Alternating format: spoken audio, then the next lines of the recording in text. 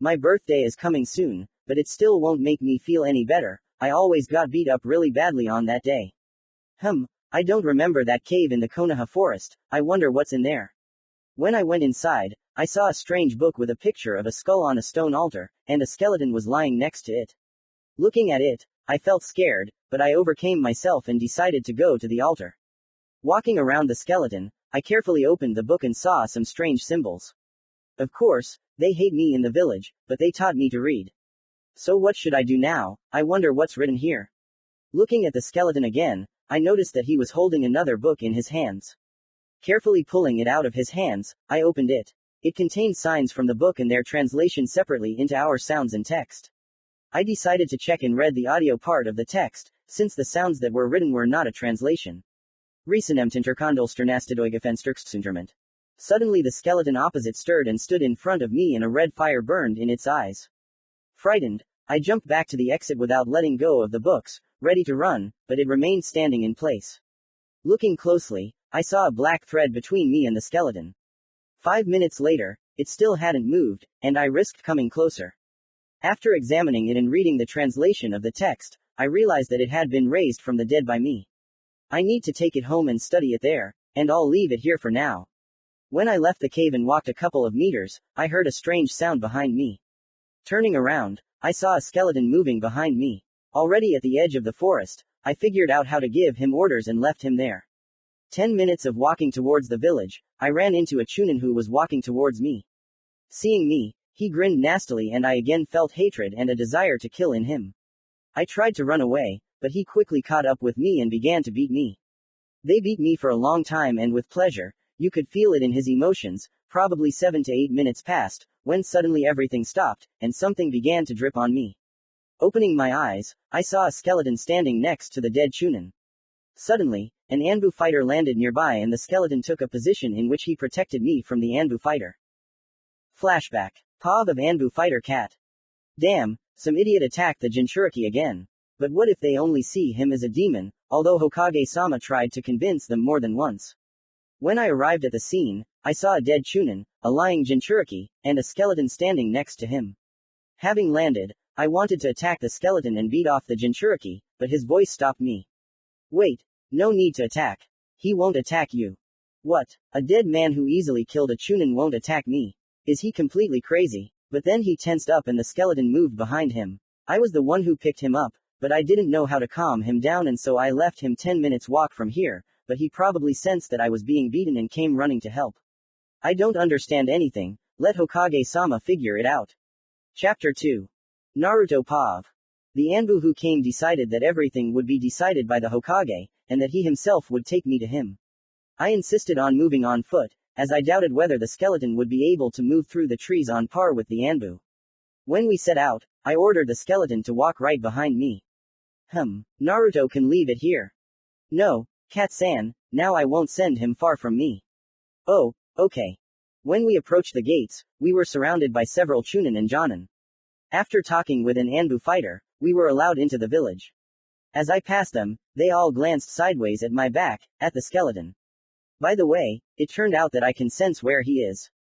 On the way to the Hokage Tower, everyone again glanced sideways at me with hatred. We were allowed into the tower without questions, and we began to climb up to the Hokage's office. After knocking, the Anbu looked in and asked, Hokage-sama, can I? Yes, come in. Entering after the Anbu, I saw an interesting picture. The Hokage looked behind me, suddenly his eyes widened, and dropped his favorite pipe. He sat like that for about half a minute, but came to his senses and asked, What is this? Where? I asked, turning my head. Although I knew what he meant. Behind your back. Where did the skeleton come from? Well, I resurrected. How? Hokage-sama, I have already matured a long time ago, much earlier than my peers, and I am not going to tell. Oh, okay. What happened there, cat? Well, I came when the chunin was already lying dead, so I can't tell you. Okay, Naruto. Well, everything is as usual, or do you think that I don't realize that you know what's happening to me? Okay, so then he started beating me, and the skeleton reacted to this, and helped me without my order. Ah, okay. By the way, Naruto, tomorrow you are entering the Shinobi Academy. Okay. That's it, Naruto, you can go. Silently leaving the tower, I headed home. On the way, everyone was looking at me sideways and oozing hatred, but they didn't dare approach me, since I wouldn't let the skeleton go far now, even in the academy. Having reached the apartment, I took off my t-shirt and sent it to the wash. By the way, I need to dress the skeleton so that he doesn't stand out too much. Oh well, I'll buy a cloak with a hood early tomorrow, and some clothes for myself at the same time. Well, now it's time to sleep. As I was going to bed, I ordered the skeleton to take the most advantageous position for my protection. Chapter 3. Naruto POV. I stood in the air in the middle of Konoha at night and saw myself running away from drunken residents. That dream again. Here I run into an alley and find myself in a dead end. They start beating me. Here in 5 minutes a kunoichi girl drives them away. Here she helps me. From a conversation with her, I learn that she is a Konoha Jonin. Since then, I began training with her in taijutsu, but recently the Uchiha clan was cut out, and she was declared a missing nin, and as a result I had a goal, to bring her back, to bring Itachi back. Suddenly the alarm clock rang. I got up and looked at it and saw that it was 7 a.m. So, why did I want to get up so early? But remembering yesterday, I just grinned. Yes, now I am closer to my goal, because in order to get it back, I need to become strong as possible. Looking around, I noticed a skeleton standing almost unnoticeable nearby. Having ordered him to brew ramen, I went to the bathroom. Coming out of the bathroom, having washed and dressed, I went to the kitchen where the skeleton had already brewed ramen. After eating, I went around the apartment collecting money from hiding places, the toilet tank, under the floorboards, under the threshold, in the chandelier, etc., sending the skeleton to clean up the dishes. I went around about 17 hiding places out of 27. I almost never spent money, and I considered it unreasonable to keep everything in one place. You never know what could have happened. I went with the skeleton to the clothing store. I didn't find anything for myself in the store itself. Well, I wasn't going to buy some red horror, but I did find a very nice gray hooded cloak for my skeleton. Having paid the seller, who is always overcharged, I went home. So, I still have time. I pulled the cloak over the skeleton, so I can study the Book of the Dead, as I learned from the translation. Half an hour later, I tore myself away from the book in the translation, and began to get ready for my first lesson at the academy. From the book itself, I learned about the existence of many more types of undead that I can resurrect, but some require rituals and other things. For example, I learned about the existence of vampires, ghouls, and I was very interested in the lich, so if there is nothing interesting in the lessons, I can read more deeply about these creatures. Already walking down the street, I felt that there was less fear in people than yesterday, but only more hatred, although the figure in the cloak walking behind discouraged them from approaching. Having reached the academy, I stopped near a crowd of people and began to wait for the Hokage's speech. The speech was purely for pathos, since only non-clan members listened to it. And so, when the speech was over, they deigned to take us to classes. Having entered the classroom, I took a seat in the back row, by the window. A representative of the Nara clan sat down next to me, disappointed. He was disappointed because he had not managed to sit by the window. Judging by everything, our sensei entered and cast a suspicious glance at the figure of a skeleton standing in a cloak right behind me. "Dear sir, I ask you to leave, as only the students of the academy should remain here," said our sensei. All the students turned to look at my skeleton. Without waiting for the figure to move or respond, our sensei decided to act in a more rude manner. End POV Naruto. Uruka's POV. Entering the classroom, I noticed a man standing behind one of the students, wrapped in a cloak. I asked him to leave. After my words, everyone turned to him, except Uzumaki. The man himself did not react to my words. Yes, what is he doing? He has no right to be here at all. I decided to throw this impudent fellow out, but as soon as I approached him and tried to hit him, he jumped back to a position that would be convenient for attacking me and protecting Uzumaki. Could he be somehow connected with him? But suddenly Uzumaki's voice was heard. "Get out." Although this voice did not inspire respect, the man obeyed it and walked out the door. Okay, I'll check everything with Hokage-sama later. End POV Uruka. Naruto POV. After sending the skeleton out the door, I turned my attention to the class. Although I ordered quietly, everyone heard and looked at me. Our sensei simply walked back to the podium. Ahem, let's begin the introductory lesson. I am your homeroom teacher Uruka. So, let's begin the lesson. They tried to explain to us how important the shinobi profession is, and that we must live up to the rank of academy students. In general, there was a lot of pathos, but no valuable information. So I stopped listening to him, and continued translating the Book of the Dead.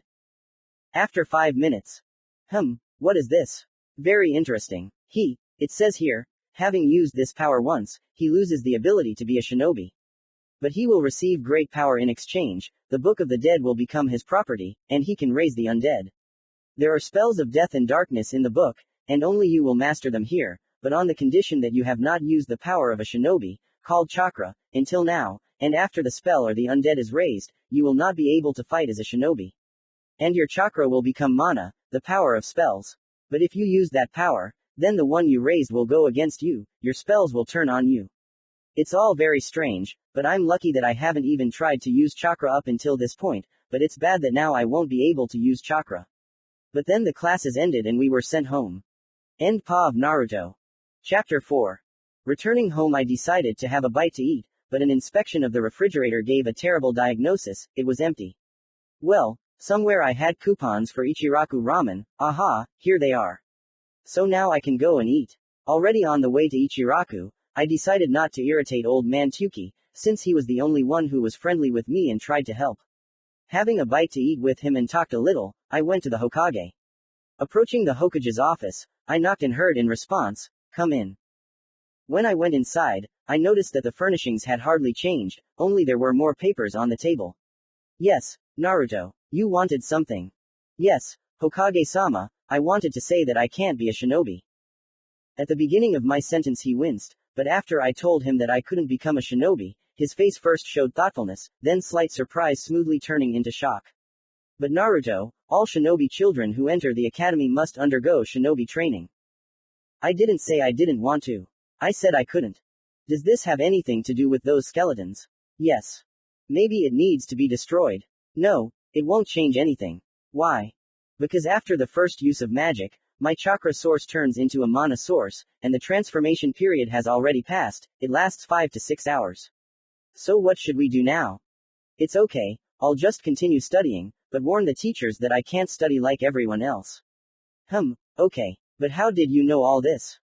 Remember yesterday, 2 books in my hands? Yes, so this is one of them. Yes, and now, I am a magician in the direction of necromancy and darkness, but it was said there that it is one and the same, it's just that darkness is a spell not related to raising the dead. But then it turns out that you won't be able to use any offensive shinobi techniques except taijutsu. Again, yes, but there were spells indicated not only for raising the undead, but also attacking, defensive and other ones. Okay, I'll warn the teachers. Yes, and tell the teachers that next time they shouldn't attack my undead, otherwise who knows how it will react, it might even kill. Okay Naruto-kun, I'll warn them.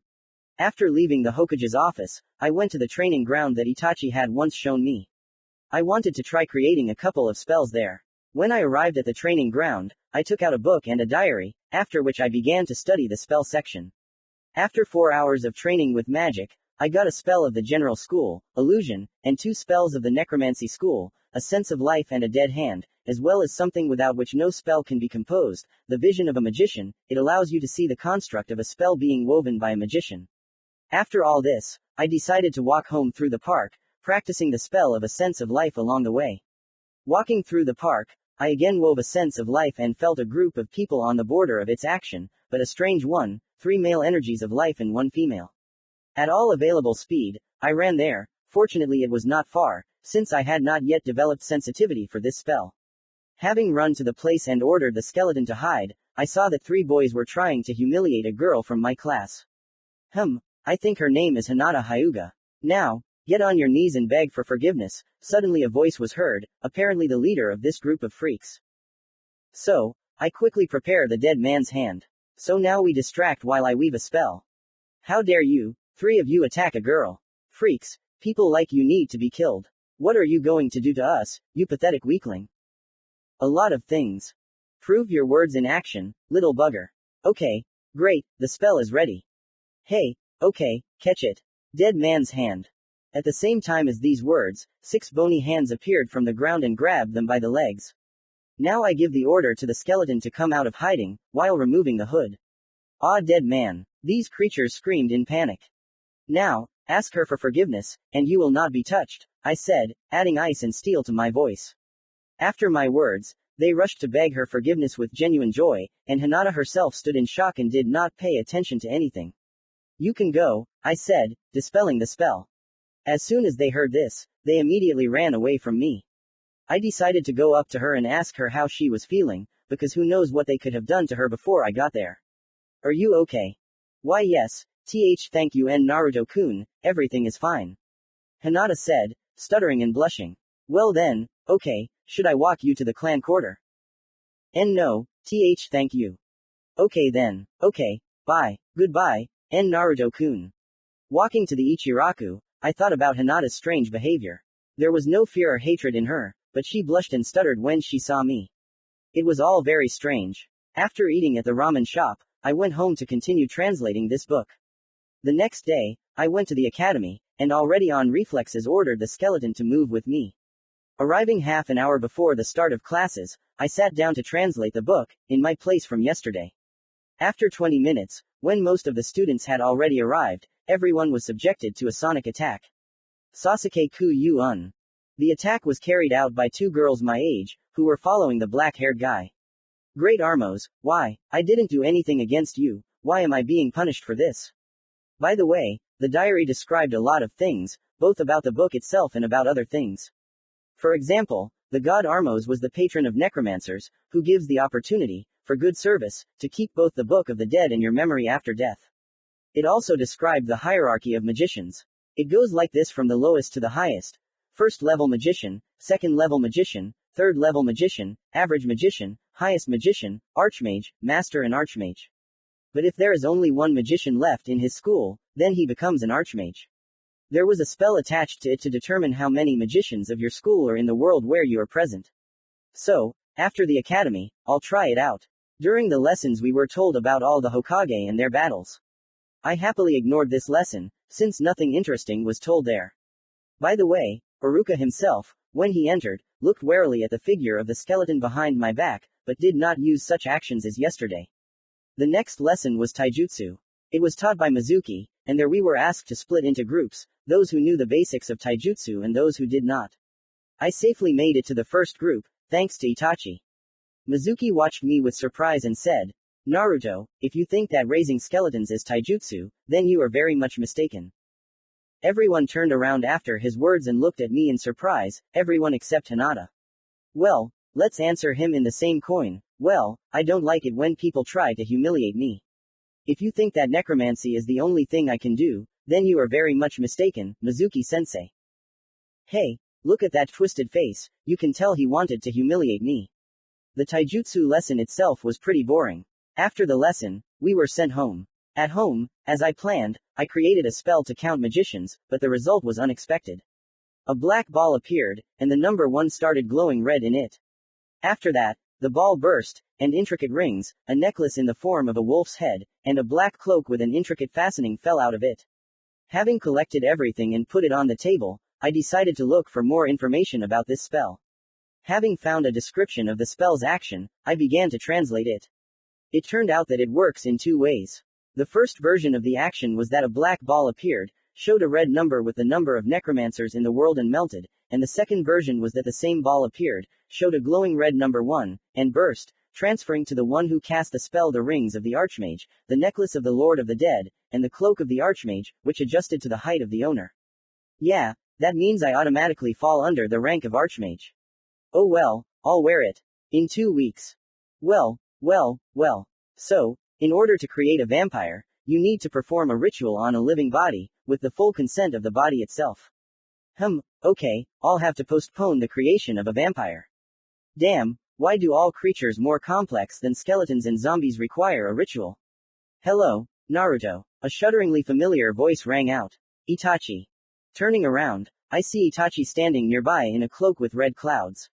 Itachi, you're back, I knew it. Well, I won't be long. I came to see you. So tell me, how are you doing? Itachi said, sitting down next to me. Well, I'm studying at the academy. But I can't be a shinobi. So why else? You have to become a shinobi, otherwise why did I train you in taijutsu? Well, I just don't have chakra. How so? All people have a chakra. No, I don't have one, my chakra source has been replaced by a mana source. Naruto, Please explain to me what mana is and how it has changed. Well, look, every person has a chakra circulation system, and in the center of this system there is a source that produces chakra.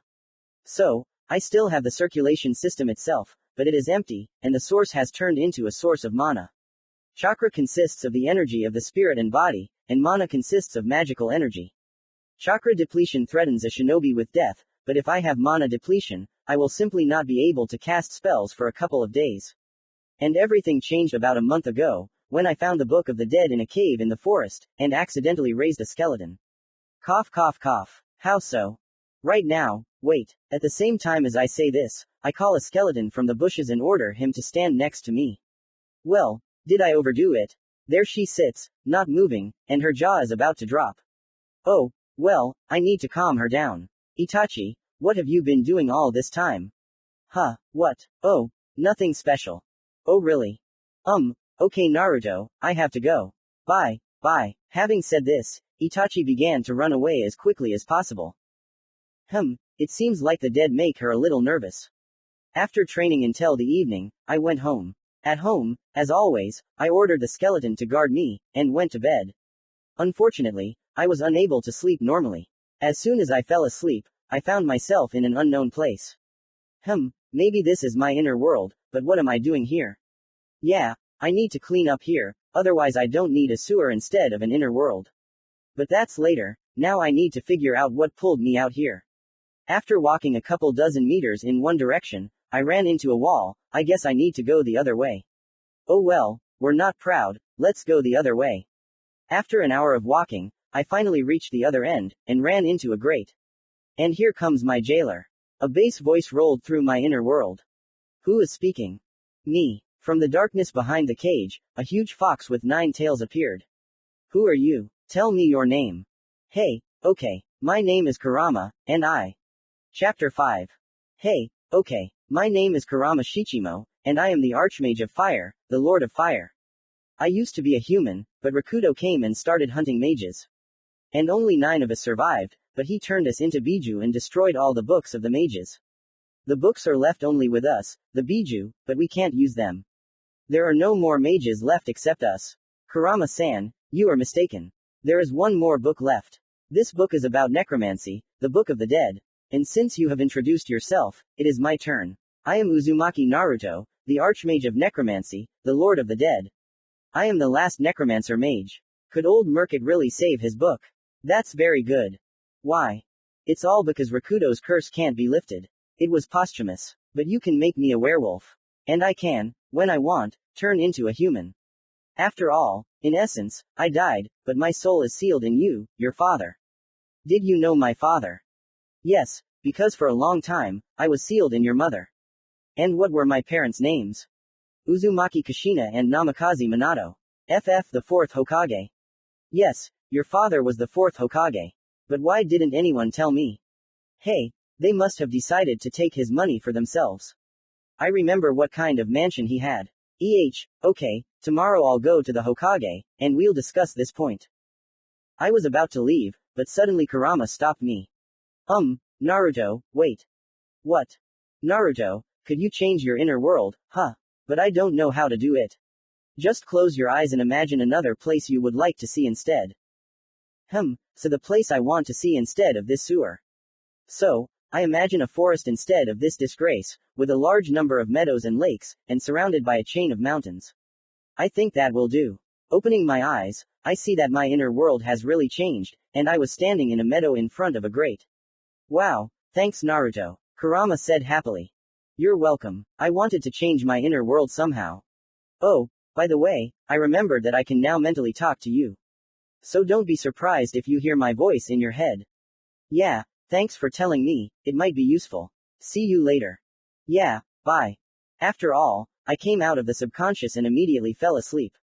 I woke up at 1 o'clock in the afternoon. Well, this time I overslept. After breakfast and water procedures, I went to the Hokage to find out about my parents. Approaching his office, I knocked on the door, and having received permission to enter, I went inside. Everything was as usual in the office. The Hokage, as always, was sitting at the table and smoking his favorite pipe. Hello, Naruto-kun. Did you want something? Yes, Hokage-sama, I wanted to ask who my parents were. Naruto, I've told you more than once that your parents were Konoha shinobi, and they died during the battle with the nine-tailed fox. But do you know what their names were? No, Naruto-kun, I don't know what their names were. He's just lying, he doesn't know. Well, who gave him the Hokage post? Kurama's voice sounded in my head. Kurama, don't scare me like that, but you're right about that. You know, Hokage-sama, I know who they were, and I am very surprised that you don't know them, because how can you not know your successor as Hokage? I knew that you would figure it out someday, but I didn't think it would be so soon. The Hokage said with a heavy sigh. But tell me who told you about this. The one who is sealed within me, and you should know perfectly well who it is. Yes, I know. So why did you come, Naruto? I came to receive my inheritance. Okay, come in a week, I'll try to prepare all the documents by then. Goodbye, Hokage-sama. Goodbye, Naruto-kun. Hiruzen's Pav. Naruto, I really didn't want things to turn out this way. Forgive me, old man, if you can, but I really only wanted the best for you. After a while, the elders came to me. Hiruzen, how dare you tell the Jinchuriki everything? Udakane started screaming. Udakane, calm down, I didn't tell him anything. And how do you think he found out whose son he was? It wasn't Kyuubi who told him. That's the point, Kyuubi. But to give him the property. Udakane, shut up, he demanded the inheritance, and I cannot refuse him, and I have no desire to. After an hour of mutual bickering and swearing, I defended my opinion. I hope that Naruto will be fine. End of Hiruzen's Pav. Chapter 6. A week has passed and I'm going to the Hokage Tower to pick up all the documents that were promised to me as the heir of the fourth Hokage. I hope that they will give me my parents' money too, because I don't like eating only custard ramen and occasionally eating normal food. No, Ichiraku makes excellent ramen compared to that custard slop, but it's better to eat normal food. Flashback 6 days ago. Kurama's Pav. When I woke up, I saw that Naruto had also gotten up and was already going to eat. His apartment is small, how could I not have noticed that yesterday? So, what is this crap? Ugh, what disgusting stuff. Naruto, what kind of crap are you eating? Brewed ramen. Naruto, this is definitely not ramen. What is called ramen, you ate yesterday at Ichiraku, and this is a substance completely unknown to science. What should you do if you don't have enough money for anything else, but you need to eat every day? Yeah, and I thought that orphans and academy students should be paid benefits. They pay, but it's too little to eat normally every day. Well, it's even worse than I thought. Hey, you have no idea how much. End Pav Kurama. End flashback. Approaching the office, I knocked and, having received permission, entered. The Hokage, as always, was sitting at the table and smoking his pipe, and on the table itself there were twice as many papers as on my last visit. Hello Hokage-sama. Well hello Naruto-kun. Come in, sit down. Thank you, I'll stand. Okay then. Now, wait a couple of minutes. Having said this, the Hokage began to rummage through the papers that were on the table. 3 minutes later he pulled out 2 folders, one thick and the other thin. Here, Naruto, read this carefully and sign it, he said to me, handing me a thin folder. There was nothing special there. After quickly reading and signing, I gave it to the Hokage. Okay, then here are the documents for your parents' entire inheritance, he said, handing me a thick folder. Wow, I have a whole block left. Well, now I can live normally. Oh yeah, I remembered. Hokage-sama, I wish to assume the position of head of the Uzumaki clan, due to the absence of a senior clan member on Konoha territory. I said, almost quoting the code from the legislation. Okay, I'll prepare the document now, the Hokage said with a sigh. Half an hour later the document was ready, all that was left was to sign, which I did. Having said goodbye to the Hokage, I went to my apartment to pack my things. Another hour later I was already approaching the block. Approaching its border, I saw that it was surrounded by a barrier that only Uzumaki or with the permission of one of the clan members let through. Having entered the block itself, I was even more surprised. There was no dust around. I specifically went into each house, but there was none anywhere. A couple of hours later, I had already settled in and went to Ichiraku. After eating, I went back to my block, buying normal food on the way with the money that I found in the house of the head of the clan. When I got home, I put the food in the refrigerator, and went to explore the house further. Having gone out to the attic, I found bats there. Oh bats, Naruto, you can make one of them your familiar. Yes, I think I read about it, now I'll perform the ritual and find out which one it will be. After performing a small ritual, I saw that all the mice flew out of the house, except for one, which sat down opposite me. I bit my finger and held it out to her. She licked a drop of blood, and a voice sounded in my head. I am glad to serve you, master. What is your name? My name is Metsuri, master. After chatting with Metsuri a little more, I went to bed. Chapter 7. Waking up, I open my eyes and see that I am standing in the middle of darkness, not darkness, but darkness. Looking around, I realize that I am here dressed and in all the regalia of the most powerful necromancer. Suddenly, a man of about 30 to 35 years old, about 185 to 190 tall, with long black hair reaching his waist, absolutely black eyes, a slight stubble on his face appeared next to me. He was dressed in a black business suit, over which was a black cloak. Having looked at me, he chuckled and spoke, "Well, hello Naruto, the strongest necromancer among the worlds. Anticipating your question, I will answer right away. I am the god Armos, the patron of necromancers." "Hello Armos, it is an honor for me to meet you, but what did you mean when you said that I am the most powerful necromancer among the worlds?" "Firstly, let's be informal, and secondly, the necklace in the form of a wolf's head is one for all worlds and symbolizes that you are the most powerful necromancer in all worlds. But how can I be the strongest if I don't know most of the spells and rituals? The necklace does not evaluate strength or knowledge, but potential and talent. So, your talent and potential surpass all previous owners of the wolf necklace by several times. You are its youngest owner. I see, but you didn't come just to tell me this." "That's right, I came to give you something. You've really interested me, and I decided to help you a little. When you wake up, you'll find a ritual knife nearby, and I'll also give you special eyes. In that world, they'll be called Shigan. With their help, you can see the souls of both living and dead people, and a person's intention can always be seen in the soul. You also don't have to be afraid of the so-called genjutsu, it won't work on you. I am grateful to you for this gift, but why did you decide to help me?"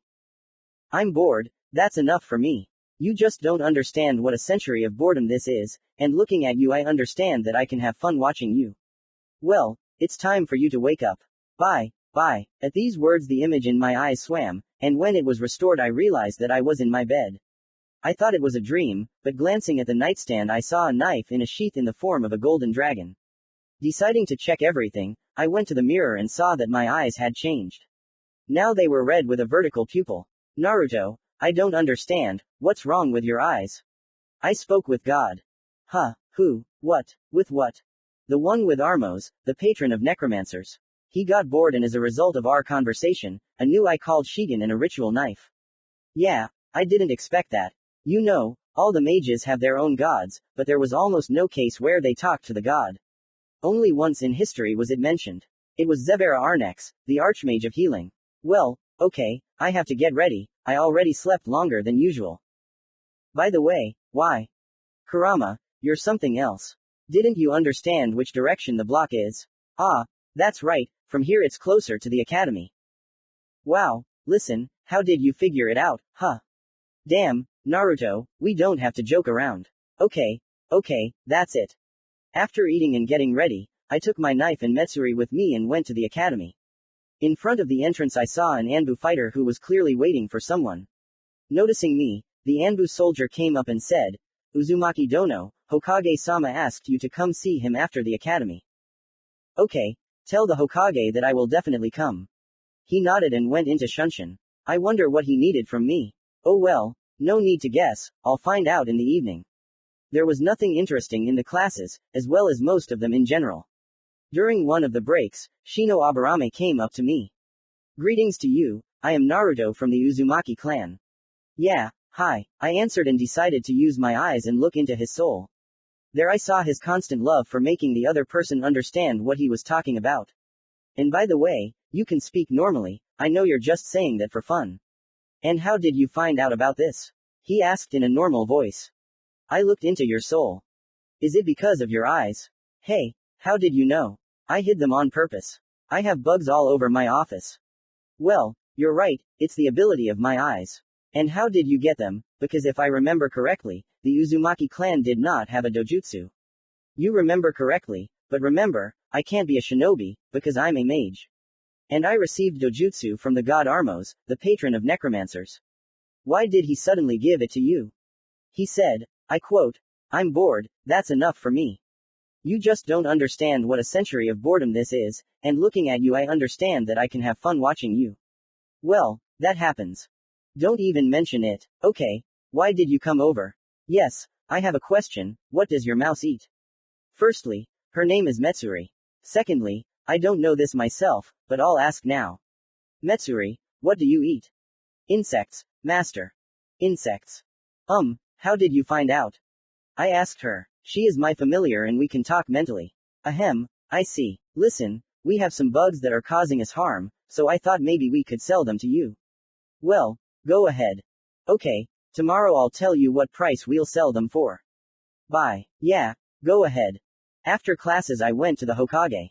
Everything was as usual in the office. Hello, Hokage-sama. Well, hello Naruto. Why did you call me?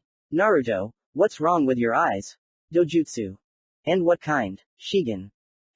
If I remember correctly, your clan didn't have a dojutsu. Then please explain how you got it. God gave it. Are you saying that the Shinigami seal awakened the dojutsu? Fui over your shoulder, what other Shinigami, it was. At that moment, a crack was heard in the middle of the room and the center of the room turned into darkness, from which Armos emerged. Oh, Naruto, I forgot to tell you something. He said, approaching me. Stop, said the Anbu fighters who appeared out of nowhere and pointed their guns at him. In short, here it is. What is he? That very god. Guys, you should move away, otherwise you'll die, and the Hokage will then have to report what happened to you and how you died. Ahem, step aside. The Anbu guys disappeared discontentedly. Armos looked at the ceiling with suspicion. What interesting thing did he find there? He looked, didn't understand, used his eyes, understood. These Anbu guys are sitting on the ceiling. So, why did I come? And I remembered. Naruto, I forgot to give you the rituals for the mount. Since you have stepped onto the path of the Necromancer, you have become my junior priest. You will become a senior priest after you have studied the entire book and created a mount. Here, look at the choice. Having received the papers from Armos's hands, I began to study them. Not that again, oh here it is. Having chosen, I gave the rest to Armos. Hey, Lamasu, this creature is almost never created because of its complexity. Well, okay, I'm going. See you later. Yeah, bye. After my words, Armos disappeared in a flash of darkness. The Hokage turned to me and said, okay, Naruto. I didn't call you just because of the eyes. What else?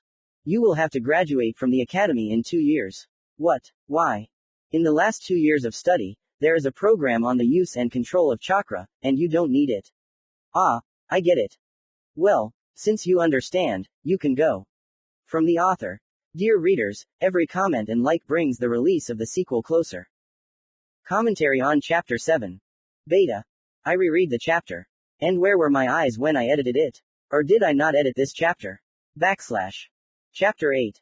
Sorry for the long wait in the short chapter, but the electricians are to blame for everything. They joked and turned off my lights 3 times in a row. As a result, I lost the almost finished chapter. 2 years have passed. Over the past 2 years, I have managed to do several important things. First, I ran through the forest surrounding Konoha and revived 8 more skeletons, and now 6 guard the quarter, and 3 walk with me as an entourage. Second, I created a llamas. Third, I figured out the seal and forced out all the chakra from it, replacing it with mana, but I left 2 clots that did not affect anything, although in any case, even if I wanted to, I could not. Fourth, I collected all the necessary herbs and performed a ritual over Kurama. Now outside the seal he can come in the form of a large fox with 1 tail or a man. Fifth, I finished training in dark and common magic, although I cannot yet use all the spells, but I know the theory perfectly. Sixth, I made myself a staff with a steel tip resting on the ground. And now I am going to the exam for the title of genin. Entering the office, I sat down at the far desk and began to wait for the exam to begin. Almost all the students looked at me in surprise, but then Iruka entered with 2 more shinobi examiners unknown to me.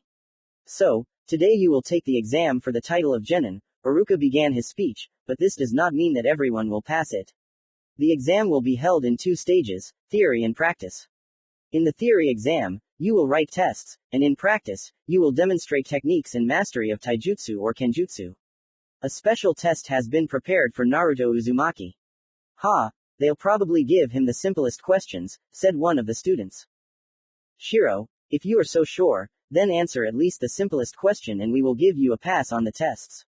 Ha, well, let's do it. Okay, the principle of constructing spells of the third circle of the General School of Magic.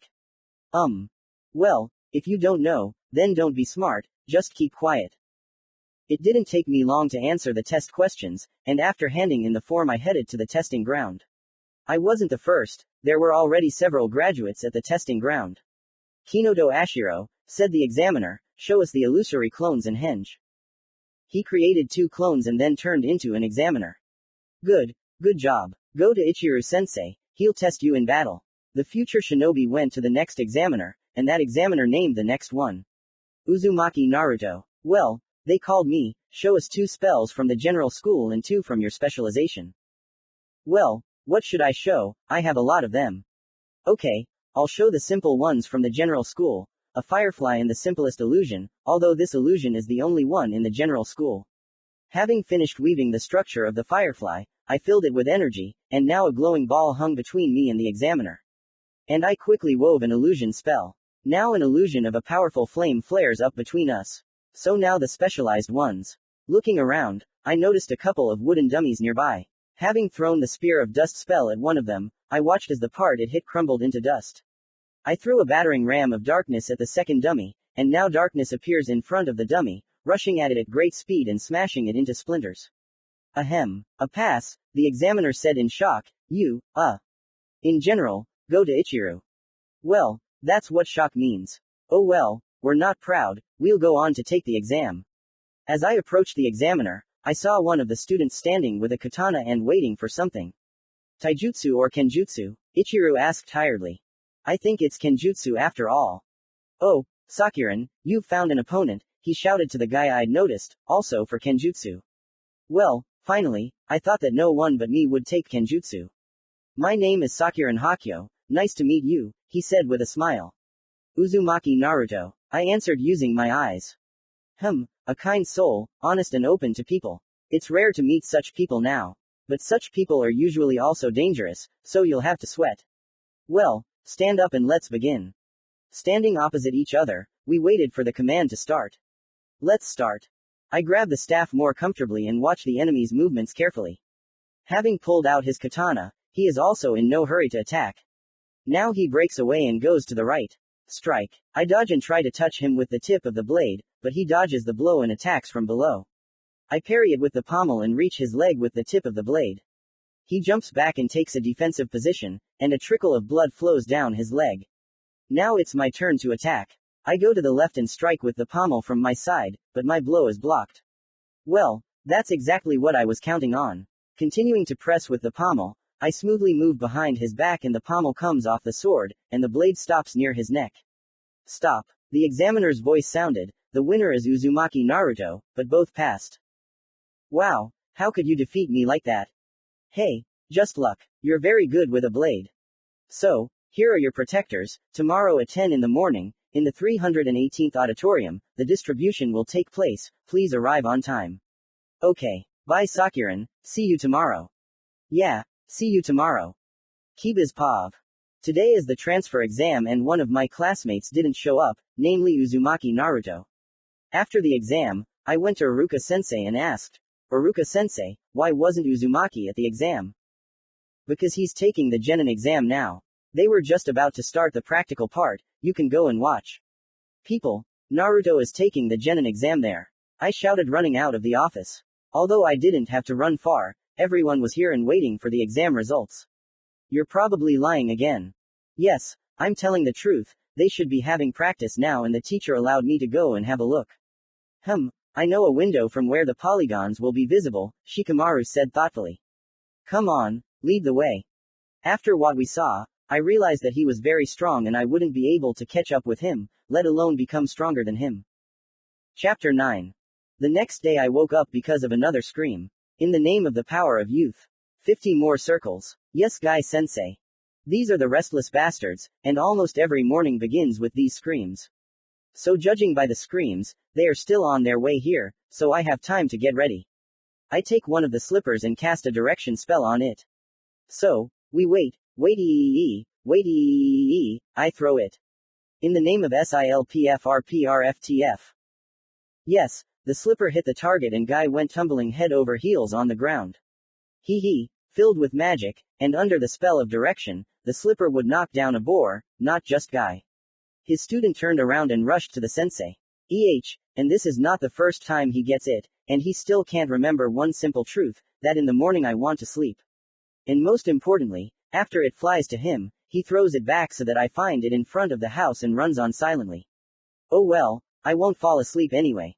I wonder if he'll ever be able to run past your block silently, or if he's a masochist and likes getting hit in the face with a slipper. Who are you asking? If I myself throw these slippers at him almost every day, and what about Kurama? Yeah, I didn't think about it. At that moment there was a knock and a slipper flew into the window. Is it just me or is his aim improving? It must be rising after all, since it hit the window. By the way, did it seem to me or did he hit it only because he didn't understand where he was throwing it, because judging by the sound, he crashed into the fence? Let's see now. Approaching the window, I saw Guy's student, Rock Lee, peeling himself off the fence. Kurama, it wasn't Guy who threw today, so the accuracy was higher. MDAAA. And did you think that he would spend his whole life throwing things back and not pass this responsibility on to his student? Well, I didn't expect it to happen so early. Oh, well, I still have 3 hours before the assignment, and I won't be able to sleep anymore. I'll go eat. Yeah, I'll go for a walk. A fox materialized next to me and went outside through the window. Well, okay, I'll go. As I said, I'll eat, but first I'll get dressed. I got dressed as usual, except that I tied a protector around my neck with a leaf facing right. After going down, I went to the kitchen, and on the way, Metsuri swooped down from the window onto my shoulder. Entering the kitchen, I took out the insects that I methodically buy from the Aburame clan and gave them to my familiar. And what should I cook for myself? Okay, I'll make a banal omelette with lard and meat sandwiches. In general, I like to cook, but sometimes I'm so lazy that the undead do everything. After eating, I looked at my watch and saw that I still had quite a lot of time. I wonder if I'll be able to calculate Rakudo's location by his energy. The thing is, about a year ago I found out that Rakudo is still alive and full of energy. The surviving archmages performed a ritual, with the help of which they declared him the enemy of magic. And now every mage in this world will feel whether the enemy of magic himself is alive or not and what his condition is. And for killing the enemy of magic, a good bonus is given, but it is impossible to know what kind, since it is given by magic itself. Having spent an hour trying to establish the exact location of Rakudo, I still did not succeed. Well, it's time to go to the academy. Arriving at the academy, I saw that my yesterday's opponent was just approaching it. I wonder if we'll end up on the same team or not. Oh, Naruto, hi. Hello Sakuran, I said as I entered the academy. Listen Naruto, do you think they'll put us on the same team or not? Well, in theory, in one. After all, you and I both know Kenjutsu, and we have roughly assessed each other's level, which means we will be in one and with us, either a medic, or a ranged fighter, or another Kenjutsu fighter. By the way, who are these people walking with you? Look under the hood. You know, after this I don't really feel like doing it. Maybe you should just tell me. Okay, this is the main fighting force of people like me. People like you. Yes, I possess the magic of darkness and necromancy. What you see is the creation of necromancy. Enhanced genome, Not exactly. You see, I don't have a chakra, it's replaced by another energy, I explained as I entered the office, in which there was almost no one, and headed to the back desk by the window. Then it's clear why you had a different test. Yeah, before the exam I spent a month with the Hokage, explaining what basics a magician should know. Having sat down at the desk, we talked until an unknown Chunin came. Okay, now I'm going to name the team lists. I'm not going to repeat myself, so listen carefully. So, team number 8, Itsuki Mashimo, Kirai Nara, Shikuan Samroto. Sensei Itsuki Mirasha. Team number 13, Uzumaki Naruto, Hakio Sakuran, Sharion Karaya. Sensei Hataki Kakashi. That's it, wait for your senseis, they'll come for you. Hey, Sakuran, I told you we'll be on the same team. All that's left is to meet your teammate. Yeah, I agree. She studied in a parallel course, and I don't know her. Some teams have already been taken, but we found our teammate. Hello, My name is Karaya Sherio, she introduced herself as soon as we approached. Hello, I'm Sakuran Hikako. Well, I'm Naruto Uzumaki. Karaya, you do kenjutsu too, then? I asked, looking at the wakizashi peeking out from behind my belt. Yeah, my grandfather trained me. And who trained you? My father, said Sakuran. And I myself, since my style is one of the forgotten ones. It existed even before Rakuto. Wow. We sat there talking for about 3 hours. All the teams had long since left, but our sensei was still missing. I wonder where he disappeared to.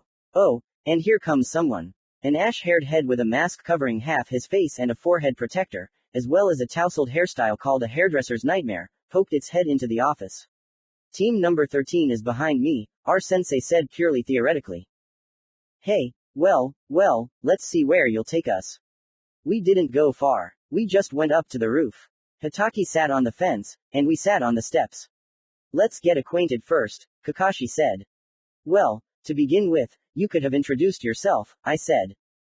Well, my name is Hitaki Kakashi, what I like won't be interesting to you. I don't like a lot of things. Hobbies won't be interesting to you either. We didn't find out anything except the name, Karaya said resentfully. Well, why? Judging by the way he dodges the topic about himself, he served in Anbu, but left to become a simple shinobi, and his habits have not yet had time to disappear, which means it has not been more than a year since he left Anbu, I answered thoughtfully. Ahem, right. Well, since you're so smart, we'll start with you.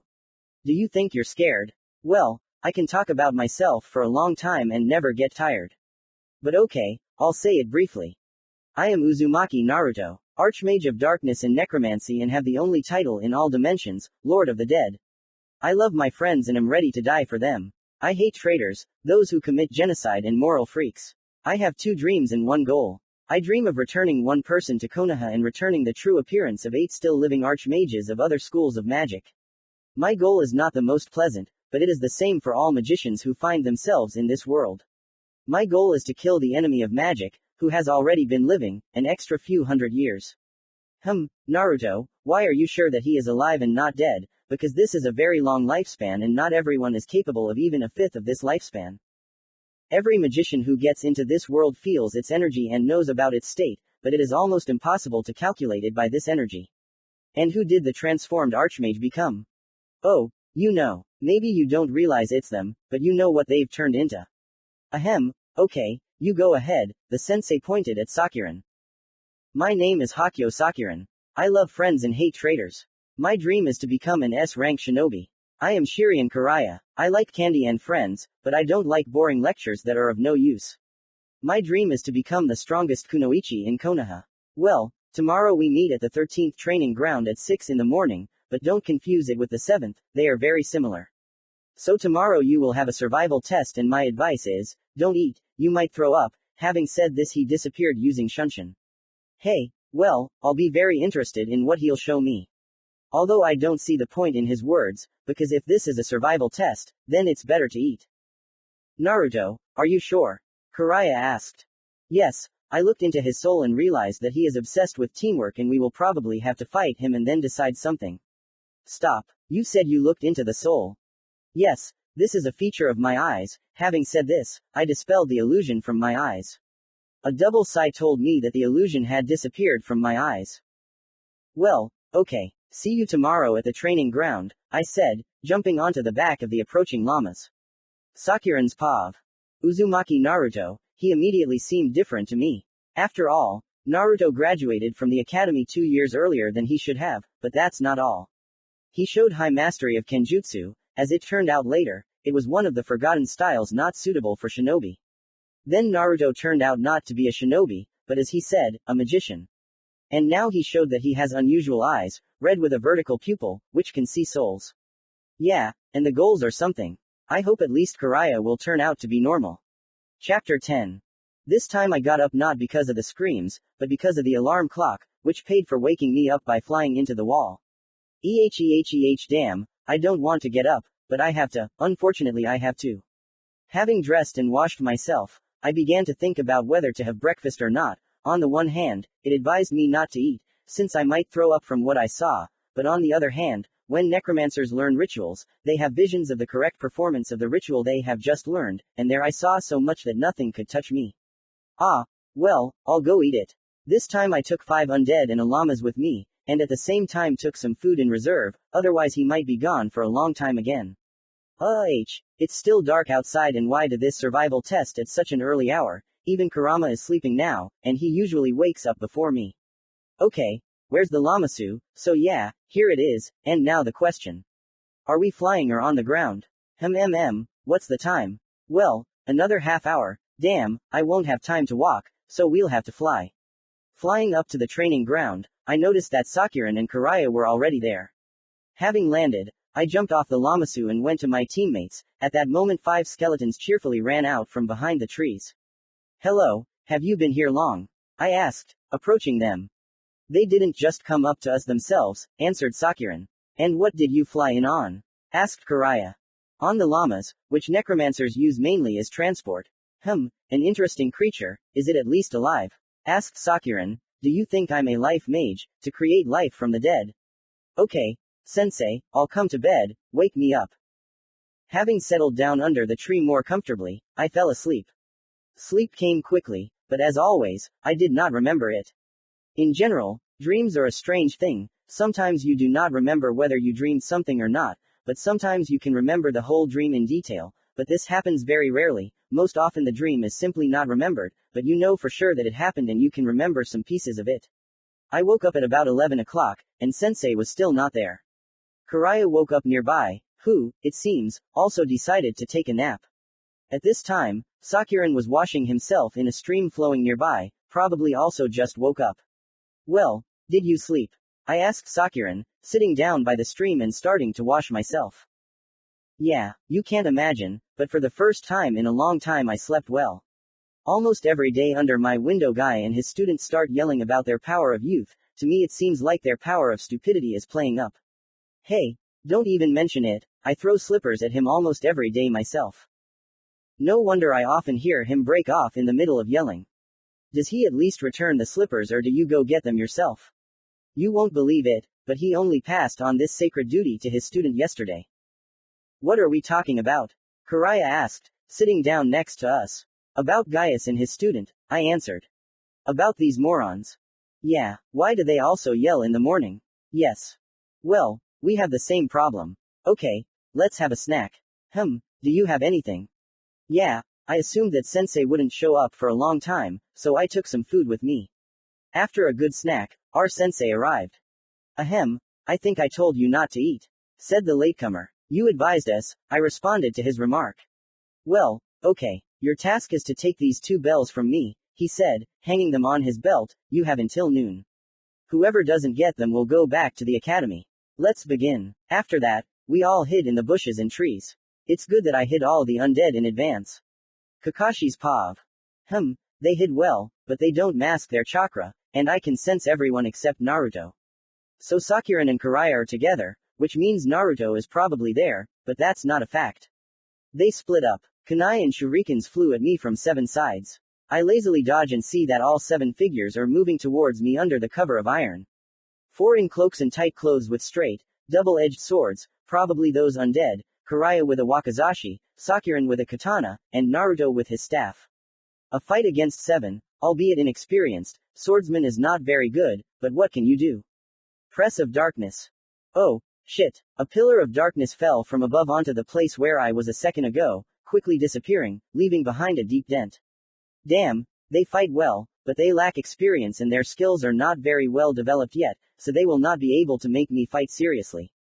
Damn, a replacement. The replacement log was wrapped in half-decomposed hands that crawled out from under the ground. Brr, unpleasant, but now let them look for me. What? Just now, from under the bushes of the tree I was on, another figure in a cloak came out. And most importantly, she had bells in her hands, which she very quickly handed to Naruto, and mine were missing from my belt. It looks like they succeeded, but we'll see how they behave when they need to be divided. End paw of Kakashi. Damn, he's a very experienced opponent. If I'd taken the standard 3 undead, we wouldn't have been able to take the bells. As the condition was, whoever doesn't get the bells will go to the academy, but it doesn't say whether they should stay with us until the end or not, but I'll use this condition only as a last resort if my plan doesn't work. And what are you going to do now?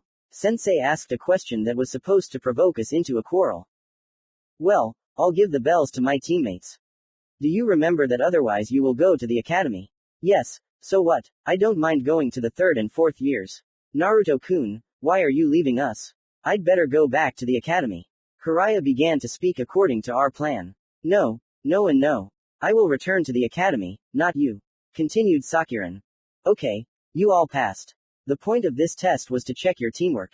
Remember, those who don't complete missions are crap, but those who betray their comrades are even worse than crap. Starting tomorrow, we'll start completing missions, meet at 9 in the morning at the square in front of the Hokage's palace. After these words, Sensei disappeared in a cloud of smoke. MDA, and what should we do with him? He will probably be late tomorrow too, said Sakuran. Maybe re-educate him, Jiraiya suggested. Nope, it won't help. Many have already tried to re-educate him, but the result is the same. I answered. Oh, our sensei is a bastard. Sakuran and Jiraiya said in unison. Hitaki may be a bastard, but he's still one of us. So what are we going to do? Asked Sakuran. Well, I don't know about you, but I have training at a remote training ground until the night. Well, anyway, I'm off. Bye everyone. Yeah, bye. See you tomorrow, Naruto-kun. After saying goodbye to the guys, I went to the remote Konoha training ground, which is located outside the village. After passing through the gate, I was once again convinced that our defense is poor. What bad? You have no protection at all. It's called, come in, whoever wants, take whatever you want, Kurama responded.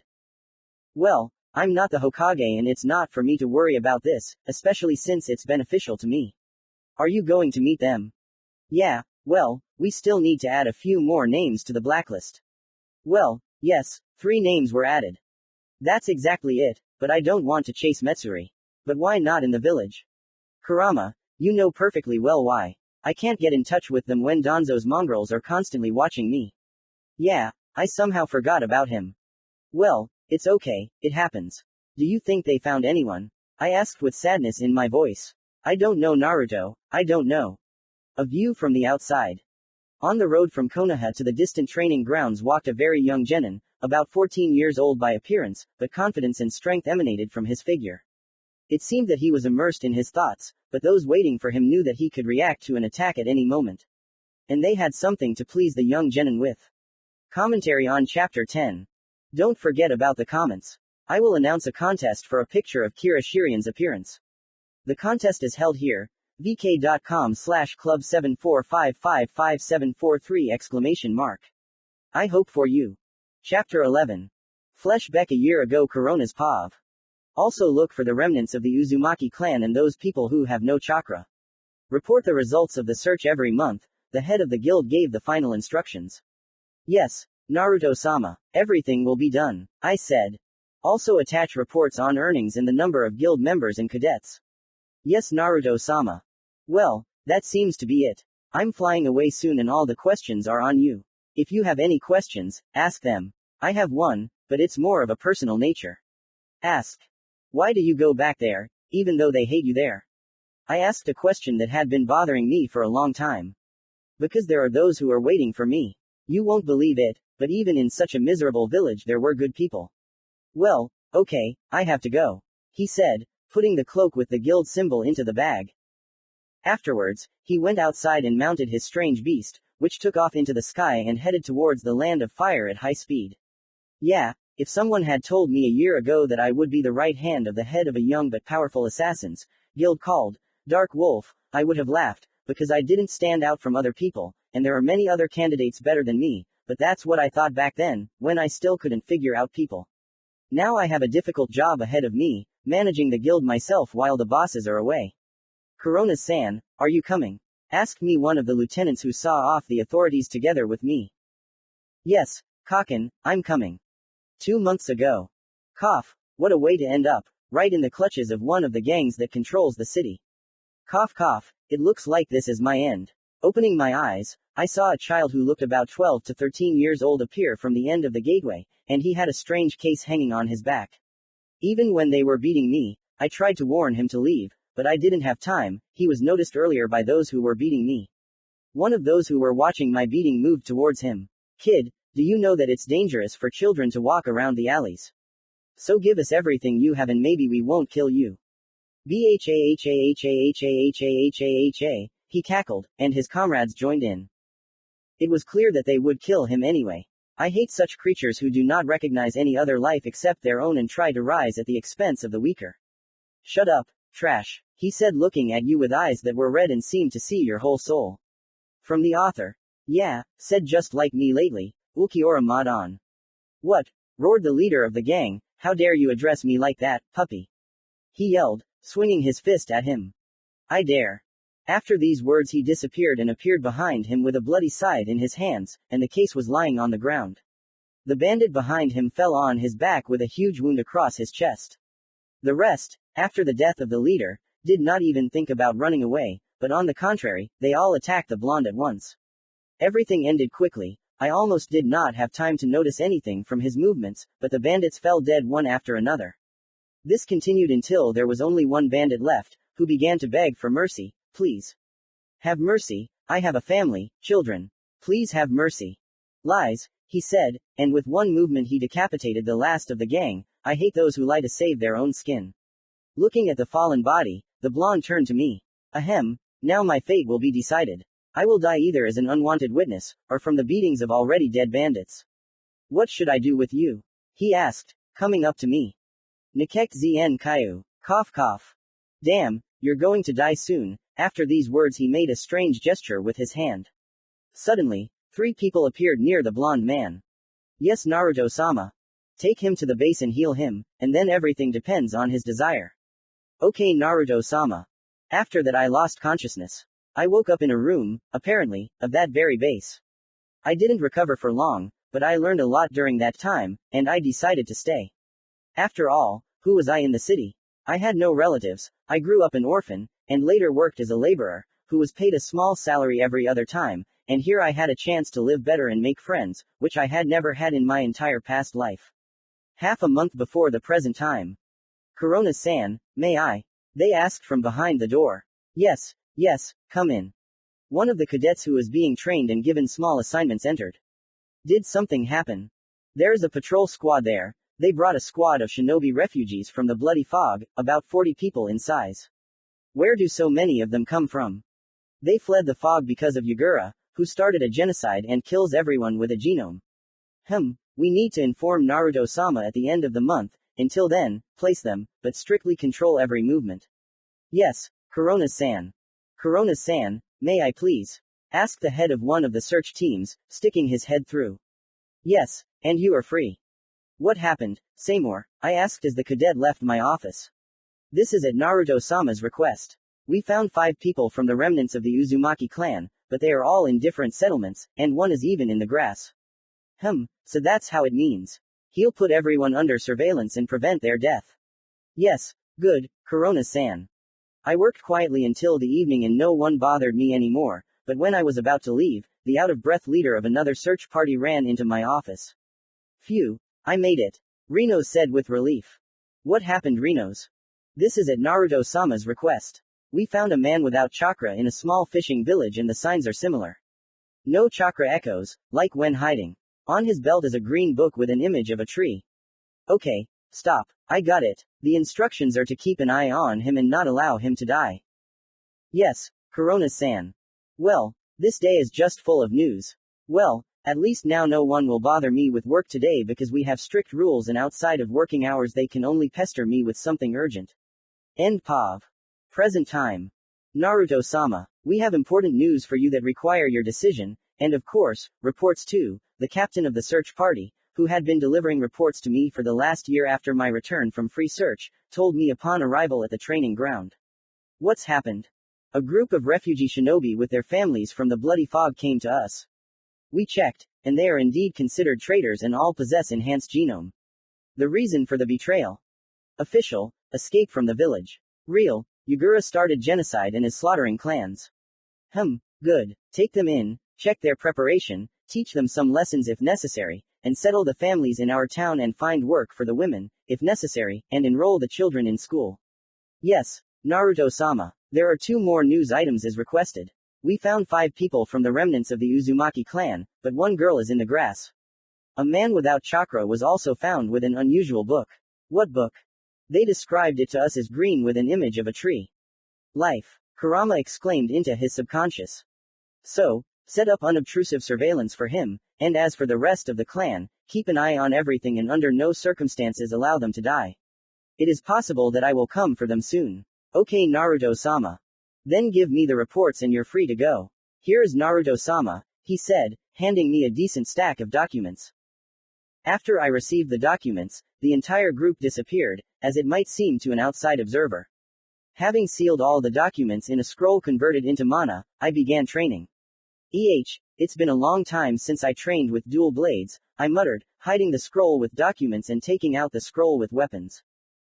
Having studied until the evening, I was about to leave, when 5 cloud shinobi rushed out onto the training ground, dragging someone. Having looked closely, I realized that this someone was my former classmate Hinata Hyuga. It seems that the cloud does not give up on its attempts to get the Byakugan, although it seems that these shinobi arrived as ambassadors from the cloud. I wonder if they even understand what awaits them. What are you standing there for? Beat the freaks. Kurama's voice rumbled into the subconscious. That's true. You yourself complained that there was no one to test some spells on, so the material came by itself. So, to start with, I'll try Dark Decay. Pa Sherry, commander of the Cloud Shinobi group. Finally, the Cloud will get the Byakugan. We have tried to get to it several times, but it did not work. We were always caught immediately, and the captured were killed, but this time we succeeded. Having jumped out onto the training ground, we stopped to catch our breath, but literally a few seconds later Hiroko fell screaming hysterically. When I looked in his direction, nausea rose in my throat, but I held back with an effort of will, but the others apparently did not. Hiroko's body was rotting at a terrible speed, and all this happened without a characteristic smell. And it was even scary to imagine what a person who is rotting alive experiences. You need to remember that the spell works more effectively than described, a calm boyish voice rang out from our right. Turning around, I saw a teenager, about 12 to 13 years old. In black clothes and with a leaf protector on his neck, and behind his back were 2 handles of twin blades, and not the ubiquitous katanas, wakizashi and tanto, but rare double-edged blades. I didn't have time to look at him anymore, because he waved his hand in our direction, sending something gray. I managed to dodge, but Hatsuki's hand was hit, and it turned to dust. Ah, HRPHH. Battering ram of darkness, he said, and I saw a black pillar rushing towards me at incredible speed, after which I passed out. End Pa of Sherry. Hey, I don't understand how they even got out of Konoha. They turned out to be at least 10 times weaker than Kakashi, considering that he didn't use anything except replacement, and the remaining 2 threw Raiden, Suiden and Doden techniques at me. Although, maybe the whole thing was the shock they experienced after the strange death of a comrade. After all, it's not every day that you see a person rotting alive. 3 even emptied their stomachs from this picture. Okay, I've dealt with these, now I need to see what's going on with Hinata. She's unconscious. Oh well, the skeletons just raked in and will guard the 2 remaining survivors, and I'll have to carry Hinata in my arms to the village, otherwise who knows what they could have injected her with, and it's a long wait for the llamas, because I sent him home right after the test. And why didn't I notice how beautiful she is before? Oh, I see an Ethiopian. It seems like someone here has fallen in love, a sarcastic voice sounded in my head. Shut up, wool, or I'll turn you into a fur coat. Well, there you go, always Kurama, and now wool. Because there's no point in sticking your nose where it doesn't belong. Halfway to the village, I met 3 squads of Anbu fighters. Are they kidding me? Not only could the kidnappers have gone far away by now, but there are also more than 1 censor in the teams. Uzumaki Dono, one of the Anbu fighters addressed me, what happened to Hyuga-san? No, damn, are they serious? Maybe they should go drown themselves just to be on the safe side. It's so peaceful. She was kidnapped by 5 shinobi from the cloud, but they were unlucky and ran into me. Of the 5, 2 survived and both were taken under the protection of my undead. And since you are here, I ask you to take Hinata to the hospital, since it is possible that she was injected with some kind of drug. I will take you to the undead myself. Good, Uzumaki Dono. Having handed Hinata over to one of the fighters, I led the rest to the captured shinobi. When we reached the training ground, the prisoners had not yet woken up, and the undead were standing around them with naked blades. By the way, I have several spells for torture, maybe I should try them on them. Where will they drag them? I asked. To the torture department of interrogation and torture to Ibiki. I'll go with you. After bringing the prisoners to consciousness, having first put chakra absorbers on them, we led them to the interrogation department. Ibiki came out to meet us. So, these were the ones who tried to steal the Byakugan? He asked, looking at the prisoners. Yes, the Anbu leader replied. Well, take us to the 7th and 8th torture chambers. Ibiki-san, I asked. Yes. I, Uzumaki Naruto, ask you to allow me to personally torture one of them. Yes. Do you have any methods? After all, I heard that you use unusual powers. Believe me, I have a couple of spells specifically for torture. After all, it is mainly for the sake of testing them that I go to torture them. Okay, I'll watch you torture the first one, and then if we like the result and you can continue, then we'll move on to the next one. I agree. Then let's go to the 7th torture chamber. We headed to the torture chambers. Entering the building itself, I looked around. There was nothing to see around, even though it was the first floor, but there were only bare walls and doors to offices. Going down to the basements, we approached a steel door with a sign with the number 7 on it. Entering inside, I saw that there were already 2 people there. A girl with short hair, gathered in a bun at the back of her head, dressed in a thick protective mesh t-shirt, shorts and a cloak. There was also one of the Anbu fighters standing there in a swift mask. And what kind of little thing is this? The girl began instead of greeting. Anko, if even part of the rumors about this, as you said, little thing, are true, then he can kill you with one spit. Moreover, as the one who captured these shinobi, he has every right to take part in their torture himself, Ibiki answered her. Okay then, let him torture me, and I'll see how he does it. I have a question. Have they been inspected for seals that could interfere with obtaining information? Yes, there's one there, but it usually takes our group of mentalists about 2 hours to break into it. Well, you don't have to call them, I can handle it myself. Anko walked over to the wall where the chairs were and sat down on one of them, and Ibiki sat down next to her. The Anbu fighter stayed near the door. I approached the prisoner and began to chant the spell. Tenebrae mortem, et dabo vobis, ut dicas mihi quad pedis ac dolor umenschetsia tamen forte non convenerit ac siler acvdru atqui ego sovresh tunc dolor auginture print uvabit dii non erit vobis in hac tepper ordinum fabula. After the spell was cast, the prisoner hissed in pain, and darkness thickened around him. Tell me, why did you come to Konoha? Remember, if you remain silent, lie or leave something unsaid, the pain will intensify. If you tell the truth and completely, the pain will subside. Well, tell me. Go to hell, he spat. In vain. 3, 2, 1, I counted down the time until the hellish pain began. Ah, the prisoner yelled, arching, well, I warned you. Now answer why you came to Konoha. Okay, I'll answer. Wow, so fast, Anko whispered from behind. Our goal was to obtain the Byakugan by any means necessary. We were allowed to use any cover, and were told that everything would be sorted out later. We used the cover that we had come to conclude a treaty. The secondary goal was, if possible, to capture the Jinchuriki of the 9 tails. Who gave the order? Raikage Dono. He tried to contact the Twilight Wolves. Ibiki shuddered at these words, but they refused. They said they had no right. Well, should I continue? I asked Ibiki. Yes, I have a question. How did they come across Twilight Wolves? How did you come across Twilight Wolves? I don't know. Who in your group knows? The commander knew, but during the fight with you he got hit by some black pillar. I see. Ibiki-san, do you have any more questions for him? No. Then shall we move on to the next one? Yes. Let's go, Ibiki said hesitantly. Well, holy shit, you found out everything you needed to in 10 minutes, Anko whispered in shock. The group's leader lasted twice as long, and the spell broke his right arm in 16 places and his left leg in 13 places. I didn't learn anything new, but the dialogue with their leader brought Ibiki a lot of information. After all, as the leader of the Twilight Wolves, I know more than the simple shinobi of the villages. Well, thank you for your help, Uzumaki Dono, Ibiki told me near the exit. Without you, we probably only dealt with the first one. If you need me again, call me, I will help. Fine. Well, goodbye Ibiki-san. Goodbye Uzumaki Dono. Just Naruto. Goodbye Naruto, Ibiki replied with a smile. Commentary on Chapter 11.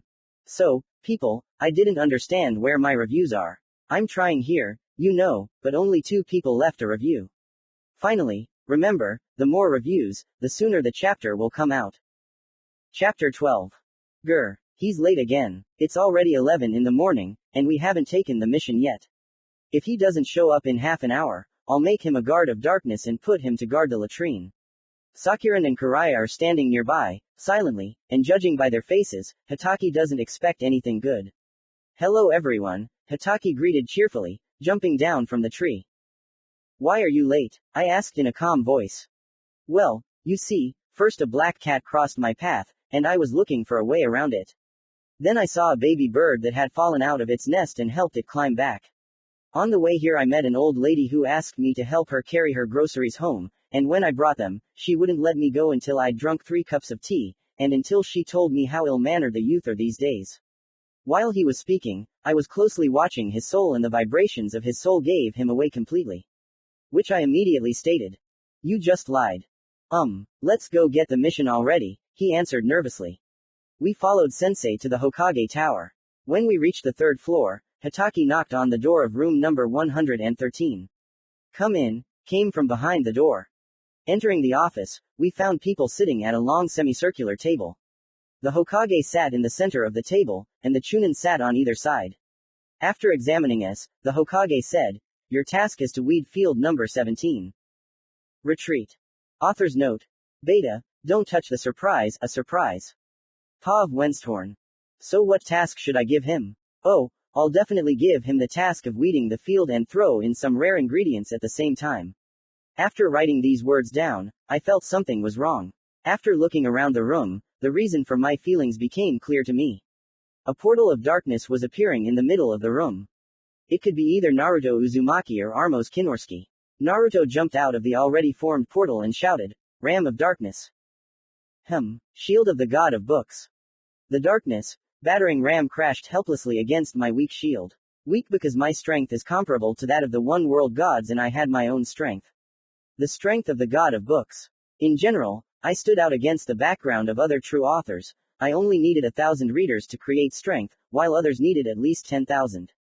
Although my predisposition to books played a role here. I will probably not go to reincarnation after death, since I am not a magician priest of any interworld god, and I have too much strength. But it is not a fact that I will become one with the one-world gods, because in 95% of cases after death, those who do not go to reincarnation lose about 90% of their strength, 4% retain their strength as it was before their death and only 1%, that the strength will increase after death. But what will happen to you after death is known only to the ancient interworld gods. Although there is also a chance that you simply won't be able to evolve from a single world to an interworld god, as happened with the Slavic gods, for example. They simply got stuck at the level of single world gods, and most of their followers turned away from them. Although they can't evolve, that doesn't mean they can't get stronger. Even now, they can challenge half of the interworld gods on their own and win by sheer force. In general, Naruto is not my rival now. After all, even when he reaches the level 1 I'm at now, I will already be a god by that time. And, why did you come? I said, deciding to ignore the attempt to kill me. Tell me, why the hell should we weed the beds? It could be that otherwise you won't be allowed to take the Chunin exam. But why weeding? Say thank you that you're not cleaning the Inuzuka clan's enclosures, and in general I wanted to give you some rare ingredients while you're weeding. Well, at least a black sheep gets some wool, Naruto muttered barely audibly, hoping that I wouldn't hear him. But he shouldn't have said that. I heard everything, and I will take revenge, and my revenge is terrible. Probably. First, I will deprive you of ingredients. Second, you will clean my cages, maybe only once, but you will clean them. Third, in a few months I will hang your clanmates on your neck. Fourth, I will kick you out of here, there is a suitable incarnation sheet lying right next to you. Fifth, I will block your access here and you will not even remember me in the next dozen reincarnations. Become embodied, I whispered, holding a piece of paper with the necessary text. Well, bye-bye. This is SPAAAAARTAA. Hee, now I can work. Suddenly a portal appeared in the middle of the room again. Damn, my room is not a room, but a walk-through yard. I kicked one out, the second one appeared. Although, we will probably decide the issue according to my afterlife, I asked him to find out what will happen to me when I die. I became interested in my afterlife about 2 months ago, and I asked him to find out what will happen to my power. Hello, Venstorn, Armos greeted me as he tumbled out of the portal. I answered, taking a mug of tea. Hello to you too. Well, did you recognize me? Yeah, after death you will not only not lose your powers, but you will also increase them and become on the same level as the interworld gods. Cough cough cough. Damn, Armos, the bastard, he waited until I started drinking tea, look at his sly face. To take revenge. Blades of great letters. Twin blades with glowing letters have materialized on my belt. Armos is standing there and smiling. Oh, it was a shame you went out without a weapon today. Anti-divine barrier of 300 letters. Armos began to suspect and gradually retreat from me. A portal of darkness, Armos whispered. Hee, it won't help. Save me Armos screamed as he ran away. MBWUHA ha ha ha ha. No one will save you. End Pa of Wensthorn. The end of the retreat, and at the same time the surprise. Damn it, couldn't the Hokage give us a normal assignment?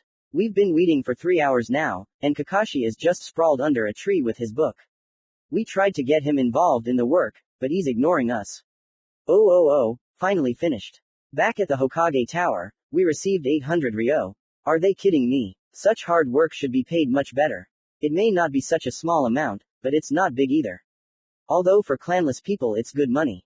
3 months passed at this pace. I was at a distant training ground, waiting for my people with documents. Half an hour later they finally showed up. Naruto-sama, here is the documentation. The squad leader handed me the scroll. We also have an order, a very large one, but they only want to discuss it with you. Where did the order come from and from whom? The order came from Konoha, from the Hokage. So that's how it is. Well, go back, you are free, and I will pass on the instructions myself. Okay Naruto-sama. After these words the whole group left the training ground. Metsuri, there is work for you, I mentally addressed my familiar. What needs to be done, master? Fly to my deputy, and then I will pass on the instructions to him through you. It will be done, master. A day later Corona's POV. I was sitting in my office, sorting through documents. The group that went to deliver the documentation would return in 2 days. Suddenly, a bat flew into the open window. A bat, into the window. During the day. Damn, it's Naruto-sama's familiar. Hello Naruto-sama, I greeted, since I knew that Naruto-sama could speak and see through a familiar. Hello Coronas, the bat said in Naruto-sama's voice. What was the order from the Hokage of Konoha? Well, we don't know for sure. We only know that it's a contract killing, and that he only wants to discuss it with you. What name do they know me by? Leader. I see. What about the meeting? If we agree, then in 5 days on the Hokage Rock. Okay, 2 fangs have left for Konoha by this time. We'll start discussing the order. Yes, Naruto-sama. The bat rose into the air and flew away. I called to myself 2 elite squads, under the name, Fang. End Pa of Coronas. 5 days flew by quickly, and I was at the training ground, waiting for the Fangs to approach. I grabbed the guild leader's cloak from the mansion. It differed from the others only in that the wolf's head was crowned, and the fangs on the guild sign differed only in the wolf's larger teeth. Hey, but it's already evening. Here they are. 10 people in half masks, good, dark armor and cloaks with the guild symbol landed on the ground in front of me, on my right knee. Naruto-sama, the 3rd and 8th fangs have arrived as per your instructions. Okay, I said, hooking my cloak and putting on the hood and half mask. Today's task is to act as an escort during negotiations with the Hokage, and yes, during the negotiations, do not call me by name unless I take off the hood and half mask. Yes, sir, all 10 people answered in chorus. We entered Konoha secretly, since our sign is quite famous all over the world and they simply would not have let us through, and so we were not even noticed. For today's meeting, I chose twin axes as a weapon, since they had definitely not been seen here yet, even if they had been watching all my training. Having sneaked into the meeting place, we saw that the Hokage was already standing there, accompanied by 5 Anbu. Coming out from behind the corner, I went to him, and the escort was walking behind me in full force, since there was no one nearby except these 6 led by the Hokage, and I decided that I would not hide the 5, as I had originally planned. Having stopped 5 steps away from the Hokage, I began to look at him with an indifferent look. Leader, asked the Hokage. Yes, I answered in an icy voice. So, you accepted the offer? Not yet. I'm here to discuss the details. I knew you'd want to know more.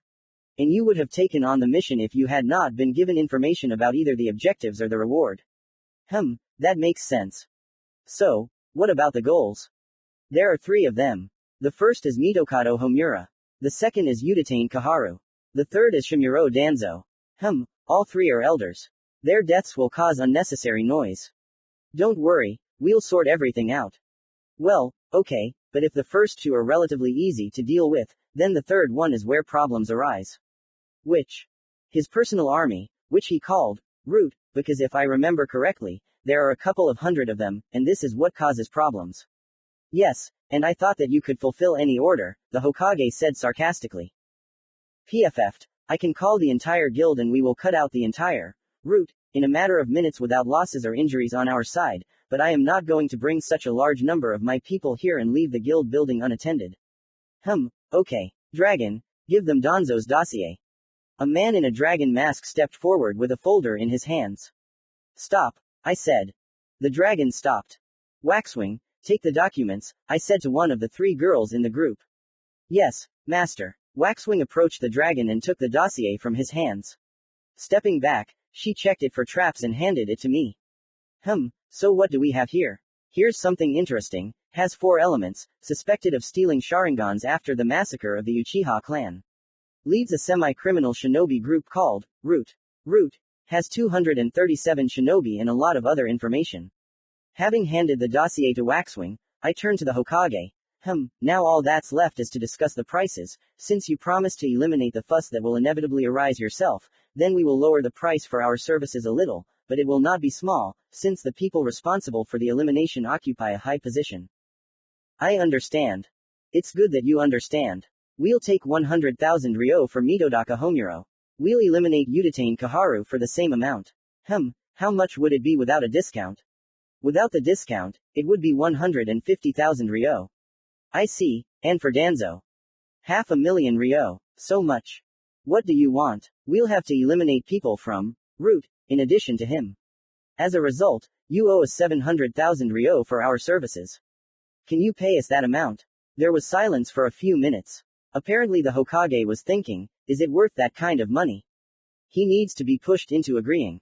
Especially since we gave him a big discount for our own interests. I told the absolute truth. Without a discount, his elimination should have cost 1.5 million ryo. Okay, I agree. Grizzly, go get the money. Yes, Hokage-sama. After 10 minutes of silence, the Anbu sent to collect the money finally showed up. Give them the money. Yes, Hokage-sama. He moved towards us, but, as the dragon had experienced, he stopped after 2 steps. Hyena, take the money and count it. Yes, sir. Grizzly handed the briefcase he was holding to Hyena. Hyena stepped back and opened the briefcase and began counting the money. It took him 5 minutes. Everything is in place, sir.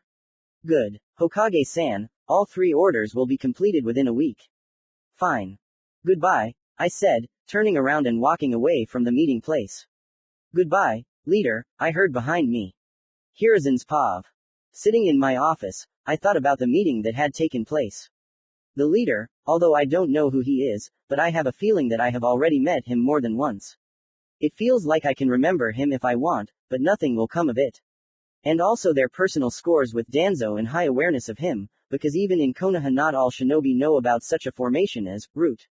But the elders really need to be eliminated, because they are trying to achieve that the nine-tailed is resealed, and Naruto is killed. I can't allow this. I promised Minato that I would help Naruto as much as I can. End Pav Hiruzen. It wasn't that hard to get 10 people into your quarter without anyone noticing. We gathered in the living room and discussed the plan. The result of the discussion was that Udatane Kaharu would die tomorrow.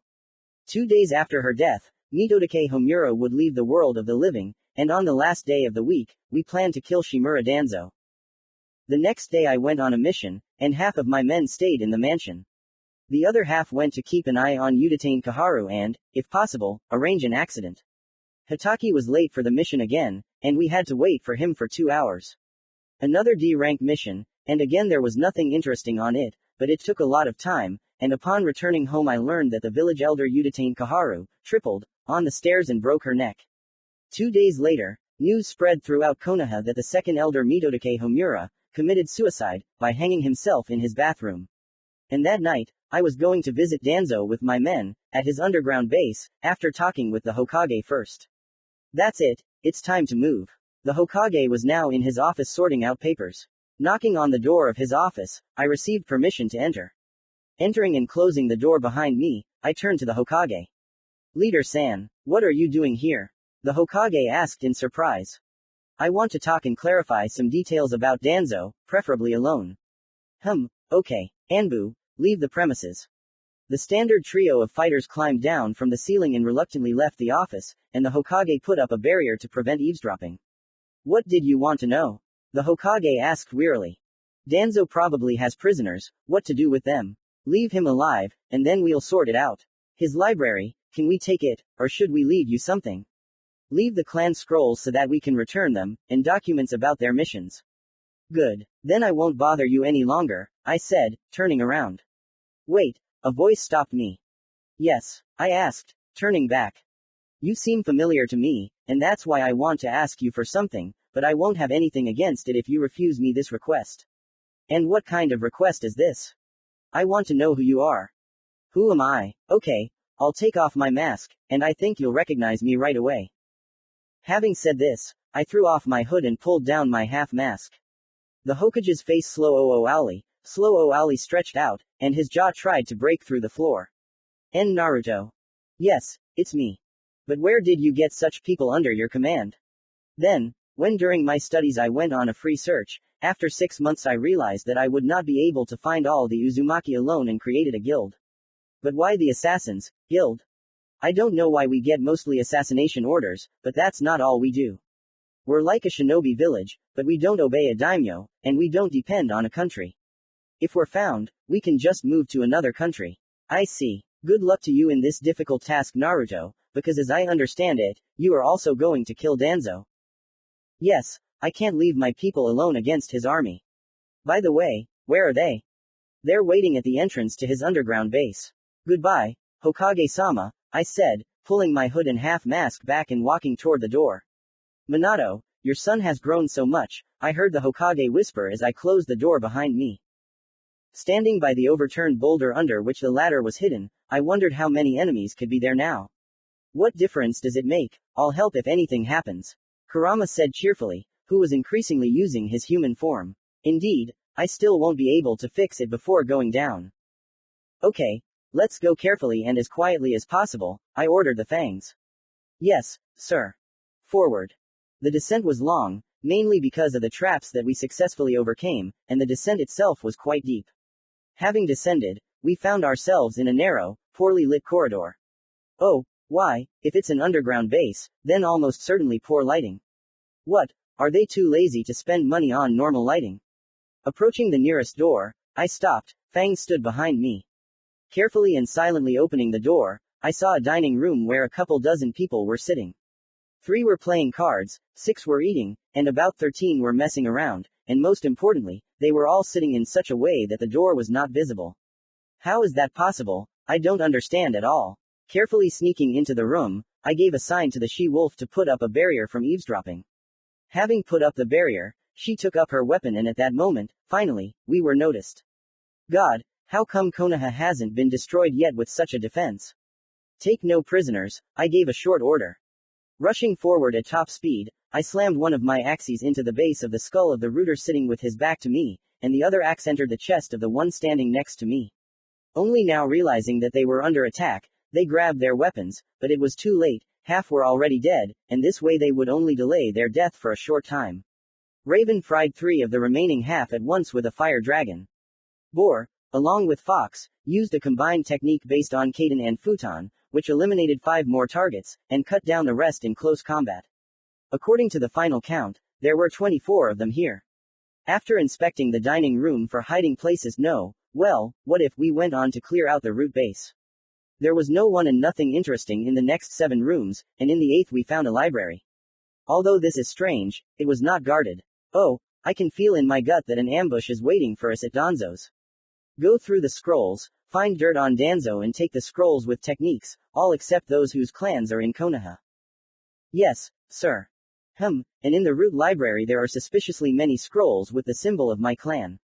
Well, I remembered one of the facts of history. Uzushiogakure no Sato repelled, during the last Shinobi World War, an attack of 2 united hidden villages, but then suddenly only ruins remained of it. It seems that Root and Danzo were involved in this. We need to continue the search. The Fangs have already sealed everything that could be carried away, and the scroll with incriminating evidence was given to me. A couple dozen more rooms and about a dozen skirmishes and we reached the dungeons. The door to the dungeons differed from the rest in the material and style of execution. If the other rooms had simple wooden doors, then a steel door with a barred window led to the dungeons. Carefully sneaking up, I looked into the window. Inside were cell doors and several guards. Moreover, there were very, very many cells. 5 or 6 guards were walking past the cells. Well, at least there's good security around here somewhere, but that's bad, because we'll have to make some noise. Having signaled the bear to install the explosive seals, I stepped back. Having dispersed the people on both sides of the wall, I waited until a couple of the Cornovites were closer to the door and gave the signal. Cats. The explosion that occurred did not affect us, but in the prison corridor we heard screams and, strangely, emotional swearing, although there could have been new recruits here who had not yet been taught to control their emotions. Dog, Nightingale, Raven, hit with the Katan. I ordered. Kato. The Great Fire Dragon. Raven. Kato. Flame of the Golden Dragon. Dog. Kaden.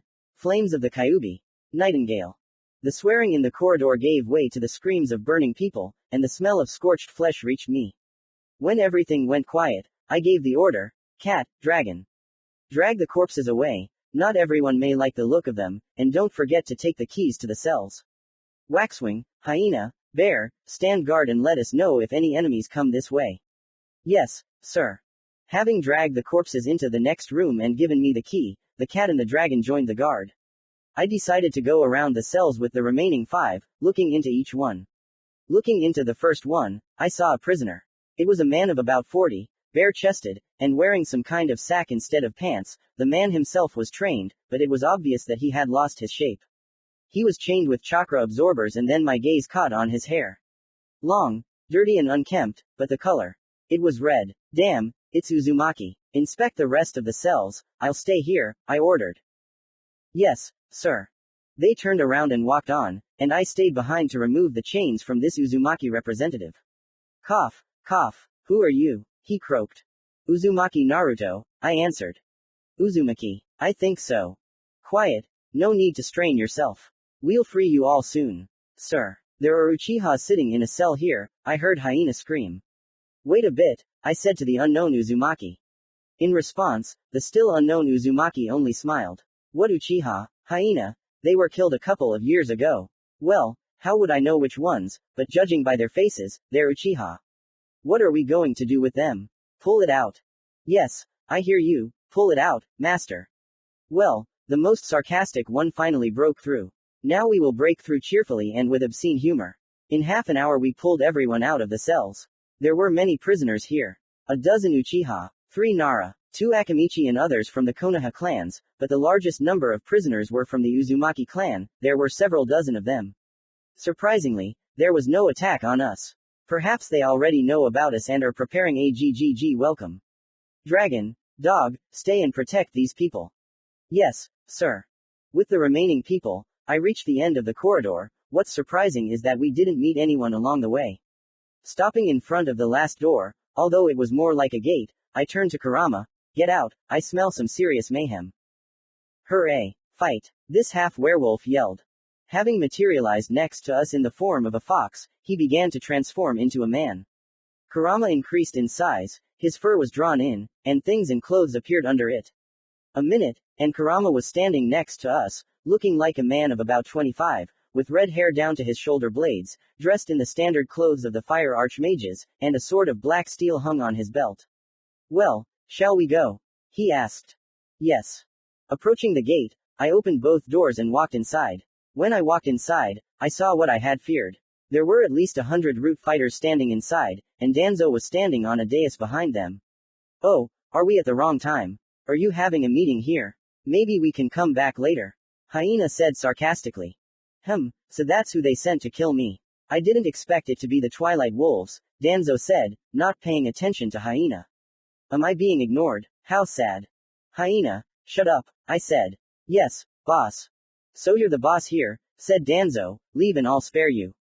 Twilight Wolves do not refuse tasks, especially the elite, under the command of the guild leader. So you will die, kill them. Danzo's army moved towards us. Kurama, come on. A stream of roaring flames of the gods. A huge stream of blue fire killed several dozen root fighters before it was stopped by Sweden techniques. After that, it was a mess. Elemental techniques, throwing weapons, and just clashing in close combat were used, but Danzo stood where he had been before. Half an hour later, I cut off the head of the last root fighter, and looked around. All my fighters had minor wounds, but Kurama and I were left practically without a scratch. Well, I'll have to deal with you, Danzo said, unwinding the bandages on his hand. Under the bandages was a whole collection of sharingan, fully developed. Then his hand went up to his head and removed the bandages from his right eye. Under the bandages was a Mangyoku sharingan. Kurama, what are we going to do? He probably knows Izanagi. I have a couple of ideas. Which ones? Combined spell. Joint construct. Yes. Fine. While we were talking, Danzo listened attentively to our conversation. So magicians, I think Lord Rakudo-sama will be grateful to me if I bring him your heads. This creature also works for Rakudo. Kill. Kurama began weaving, and I realized what kind of spell he wanted to make. Having joined him, I continued my part of the construct, while my people covered us. Having fed the spell, and having spent almost the entire mana reserve, we released it straight at Danzo, who had already managed to use Izanagi twice. Double element. Flame of eternal darkness. Kurama and I shouted in unison. A huge ball of absolutely black flame flew at Danzo. The flame touched Danzo, and he tried to use Izanagi, but the whole charm of this spell is that when the flame even touches the enemy's clothes, all the energy of this creature is blocked. Having completely caught fire with black flame, he began to send curses in our direction, but his last words were striking in their naivety. You can't get away, Rakudo-sama will avenge me. Naive, Rakudo doesn't care about anyone who follows him, Kurama said to the burning remains of Danzo. Phew, it's finally over, I muttered, that spell practically drained me dry. Me too, but otherwise we would have taken a very long time to bring him down. Hey, that's true, okay, let's go back. Yeah, and I'll probably go back to printing, said Kurama, melting into the air. Okay, let's go back, I said to my subordinates. It was lucky that there were no casualties on such a mission. After all, I value every member of the guild. Our guild is one big family, and losing someone from the family is hard for me. Even if I don't know this person well. On the way back, we picked up the dragon and the dog with the former prisoners. 2 weeks later. 2 weeks have passed since Danzo's murder. The Fangs returned to the base. The prisoners were distributed back to the clans. The scrolls were returned to the clans to which they belonged, and the incriminating evidence against Danzo and the elders was made public. As a result, Itachi and several other missing nin of Konoha were acquitted. Along with the publication of incriminating evidence against the elders, information leaked out about my guild's participation in their liquidation.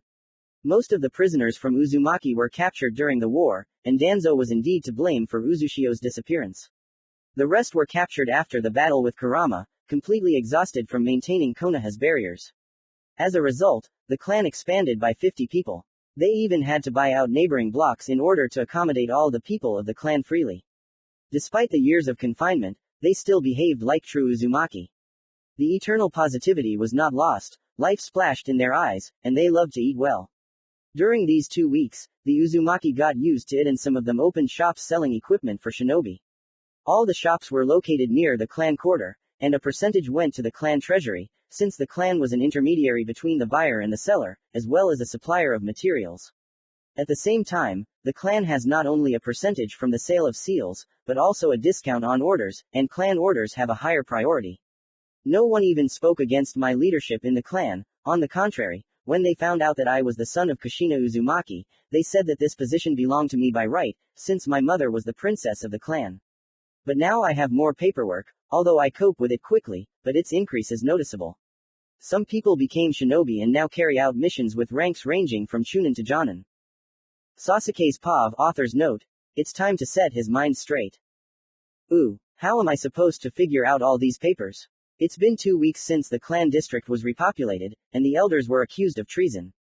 Now I have to fulfill the duties of the clan head, but I can't even figure out simple papers. The most surprising thing is that a new clan appeared, which was once the strongest in the entire shinobi world, but then disappeared, and also the news that Itachi, it turns out, is not to blame for the clan's death. But I'll make my final decision about Itachi when I talk to her. I think I know what to do. After all, the head of the Uzumaki clan is my age and copes well with paperwork, which means he can help. It's decided. Now I'll get ready and go ask for help, Alu. End Pa of Sasuke. Commentary on Chapter 12 with the first 100 likes and comments from me. The winner of the competition, which ended in September, was a user nicknamed Naruto. At the same time, I apologize for the delay of the chapter. Beta Lee. Don't get upset. By the way, thanks for the warning, I was just about to correct. I can hear. I knew it. I was amazed. Root. The dining room and the ladies are playing cards and messing around. Did the great Soviet encyclopedia fall on you? In any case, you simply amazed me with the volume of text. By the way, semi-criminal is written as one word, despite being highlighted as an error. I checked it specifically winking face. Chapter 13. After another month, during which we were finally given C-rank missions, Kakashi arranged a meeting for us in the middle of the day. When I arrived at the bridge, I realized that I was almost the last one to arrive again, since Kakashi was not there yet. After talking with Karaya and Sakuran for an hour, we waited for Hataki. Hello everyone, said this Cyclops. The answer was something vaguely affirmative. Anyway, I gathered you to make an announcement. Soon there will be a Chunin exam in Suna. I wanted to know if you are going to take it. Of course, we will take part in it. Karaya said. Sakuran and I just nodded in agreement. That's how it is, then tomorrow at 7 in the morning we'll set out for Suna. Oh yeah, take this, said Kakashi, taking 3 cards from behind his back. These are your passes for the exam. Having received our passes, we parted ways. What should I do until tomorrow? The documents had already been sorted out in the evening, the report from my people had been read, although now the guild's representative office had practically opened here and there was no need for monthly reports, since there was constant communication between the representative office and the main base. Now all the Uzumaki that had been found had moved to Konoha. Most of them were children my age, plus or minus a year. Also, some Uzumaki had recently opened their own restaurants, which were already competing on equal terms with the Akamichi clan's establishments. Thinking about this, I was walking through the streets of Konoha. Suddenly, from around the corner came the Anbu fighter one had seen on my first visit to the torture chambers. Hello Naruto-san, said the ambushnik, stopping next to me. Hello. Ibiki-san asked you to help in the torture chambers. Okay. While we're walking, tell me what happened there. I asked, starting to move towards the torturers. Anyway, remember, 2 days ago there was a skirmish near Konoha. Yes. So, today one of the academy students decided to prove his coolness and go to the battle site and get the weapon from it. I hope not from my clan. No, it was Inuzuka from the 3rd year. Kiba, what happened next? Then he made his way to the area where the battle took place and found a kunai with a patrol plan, which the enemy shinobi tried to steal. After that, 3 enemy kunoichi appeared there and chased after him. After some time, 3 jonin captured them and took them to the torture chamber, and Kiba was sent to the hospital, after first confiscating the kunai with the plans. I see. We have arrived. During our conversation we reached the building of the investigation department, went down to the basement and stopped at the door to the 13th torture chamber, from behind which voices could be heard. Better tell me everything at once, before the interrogation master arrives. A voice was heard, clearly Ibiki's. And who are you then? A different, female voice. Compared to him, I am just a newbie in the field of torture and interrogation. Hey, thanks for the flattery, but I think I've had enough of standing by the door. Hello Ibiki, I said, closing the door to the torture chamber behind me. Oh, Naruto, we've been waiting for you for a long time. Hey, yes, I see, I commented, leaning on my staff and examining the 3 captive kunoichi without protectors, who fell silent as soon as I entered. Give me a list of questions and we'll torture you. Who do you think you are, boy? One of the captives screamed. Shut up, you haven't been asked yet. Here's the list, Ibiki said, handing me a scroll with questions. Oh, I feel like this interrogation will be long. 2 hours later. I left the interrogation department tired and a little satisfied, as I was promised that this interrogation would count as a B-rank mission. I need to get a bite to eat. On the way, I stopped by my clan's restaurant, which was called Steel Silkworm. Sitting at a table in the corner, I was waiting for my order when one of my guild members approached me. Harmont, did you want something? I asked as he sat down across from me. Yes, we found another person without chakra and with a strange book. Okay, describe the book. Read, with an incomprehensible symbol in the center. Oops, it's either a firebug or an artifactor, Kurama said. We'll take that into account. Harmont, I understand you, you can go. That evening, sitting in the office, I spoke with Kurama. Now we can gather a council of archmages, he continued to enlighten me. And before that, couldn't you? They couldn't, because it can only be assembled if there are 12 archmages present in a given world. I see, and how does it go? It's very simple. You, using magic, declare your intention to gather a council, and an illusory window appears in front of all the archmages of this world, where you can choose whether you go to the council or not. And when are we convening? Right now, he said, turning to me. Fine. I, the Archmage of Fire and Flame, declare for all to hear about the convening of a council of archmages. Suddenly a line appeared in front of me, where it was written, Attention. The Council of Archmages is convened. Are you going to take part in it? Yes, no. Having clicked on, yes, I began to wait. So what next? I asked. Now we wait for the rest to vote. Suddenly another window appeared, on which was written, The Council of Archmages is convened unanimously. Suddenly I felt that my consciousness was being pulled somewhere, and everything went dark before my eyes, and I woke up already in the corridor near the opening doors. A view from the outside. The meeting hall of the Archmages.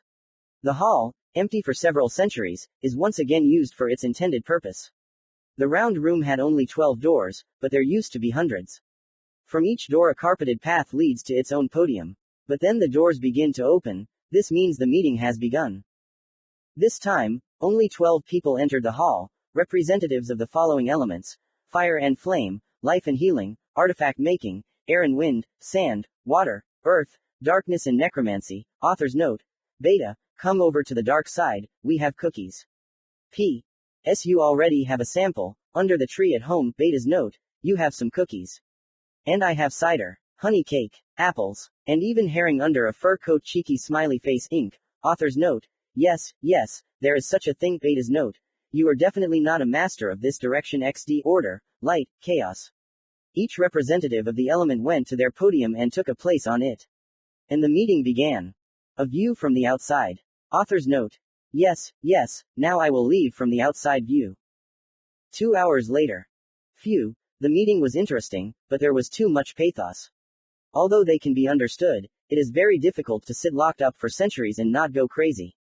Well, okay, I'll go to bed, I have to get up early tomorrow. Commentary on Chapter 13. Yes, I know that the chapter is short, but it is early and is my gift for the new year.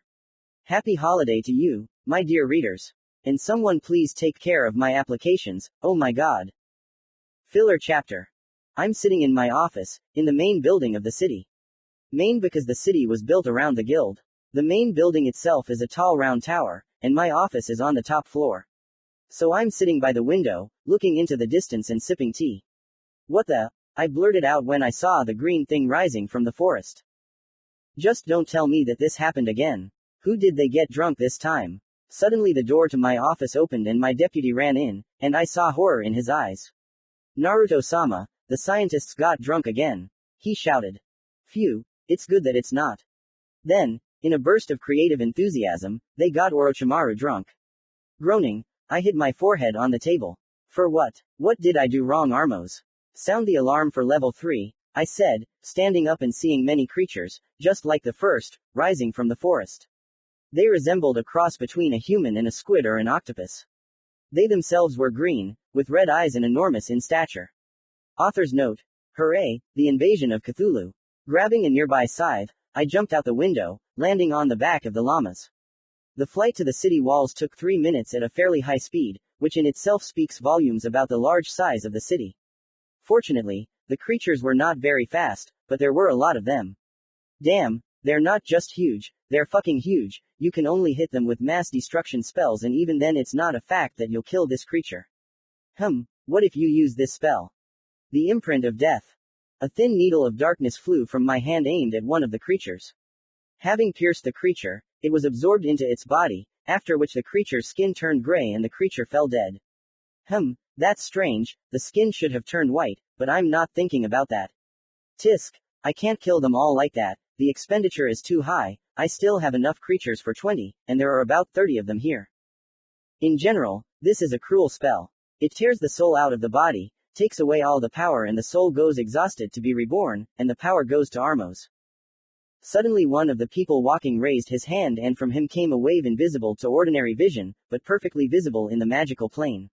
As soon as the wave reached my people, it disappeared, and some of the people fell to their knees, but then quickly rose. It seemed nothing had happened, if not for the glassy look and muttering, "Cthulhu is calling me, Cthulhu is calling you." Muttering, they began to attack their own. Neutralize those who have been subdued. Try to do without killing. I gave orders. Damn these creatures, we need to kill them as quickly as possible. Field of Ashes. Ash field is the same as ash spear, only it hits an area. The spell worked as it should and all living things that got under it turned to dust, and I lost half of my reserve, but these creatures did not even suffer. Damn, it looks like they can only be touched by magic like Death Imprint. So I need to immediately weave the Death Wind spell, the most powerful of my spells, capable of defeating even the Dragon of Light. Yar, guys, why are you so angry? The voice of hyena, as always sarcastic, came from the wall. Having finished weaving the spell, I used it on these creatures, who came almost right up to the wall. Winds of death. From me, black streams of air visible to the naked eye went towards the creatures, moving from one creature to another. The creatures turned gray and fell one after another, and when the last one fell, which subdued my people, all who were subdued fell unconscious. Having landed on the wall near the deputy, I began to give him orders. Coronas, find Orochimaru and the scientists in the forest. Drag the bodies to the labs. Collect data on what they used and place it in the Last Chance archive. An hour later, Coronas came into the office with a report. Naruto-sama, all the documents have been collected and moved to the Last Chance archive. The bodies have been dragged to the labs. The scientists were found drunk, lying in a pile under a tree, all unconscious. Orochimaru was in the tree above them, nailed by his underwear to that very tree. Author's note. Poor Orochimaru. Okay Coronas, you're free to go. Coronas left, closing the door behind him, and I sat and thought, when will my people understand that they shouldn't get the scientists and Orochimaru drunk? Commentary on filler chapter. Beta Lee. Ha ha ha XD, you're a harsh owner, I can't say anything. Why are you torturing a pensioner? What if he comes in handy again? Where are you going to find another genius like him? The chapter is cool, a bit short of course, but at least you remembered about the work. Author. Nothing will happen to him, and as for the work, I haven't abandoned it. All I have left is to come up with the second stage and that's it. Chapter 14. Waking up at 5 in the morning, I began to get dressed. Oh, how I want to sleep. Not sleep. After breakfast and gathering all my undead, 20 of them, I sat on the llamas and we went in a column to the gates of Konoha. As my main weapon for the exam, I chose a glaive, which I fastened to my back. I approached the gates at 6:45, meeting Sakuran there, and then Karaya approached. No matter how strange it might look, Kakashi arrived on time. We set off straight to Suna through the forest. Day 1. We walked through the forest in the direction of Suna. We stopped for lunch at a small stream. After lunch we went on. The road was monotonous. We stopped for the night at the river. Having learned from Kurama that there was an ancient battlefield nearby, I decided to walk around, maybe I would find something interesting and useful. I found only one amulet. As Kurama explained, it was a protective amulet of the first circle, although since it was lying there, it was already discharged. Day 2. By lunchtime we left the forest and were running through the desert. We stopped for the night in a cave. Day 3. We ran through the desert all day.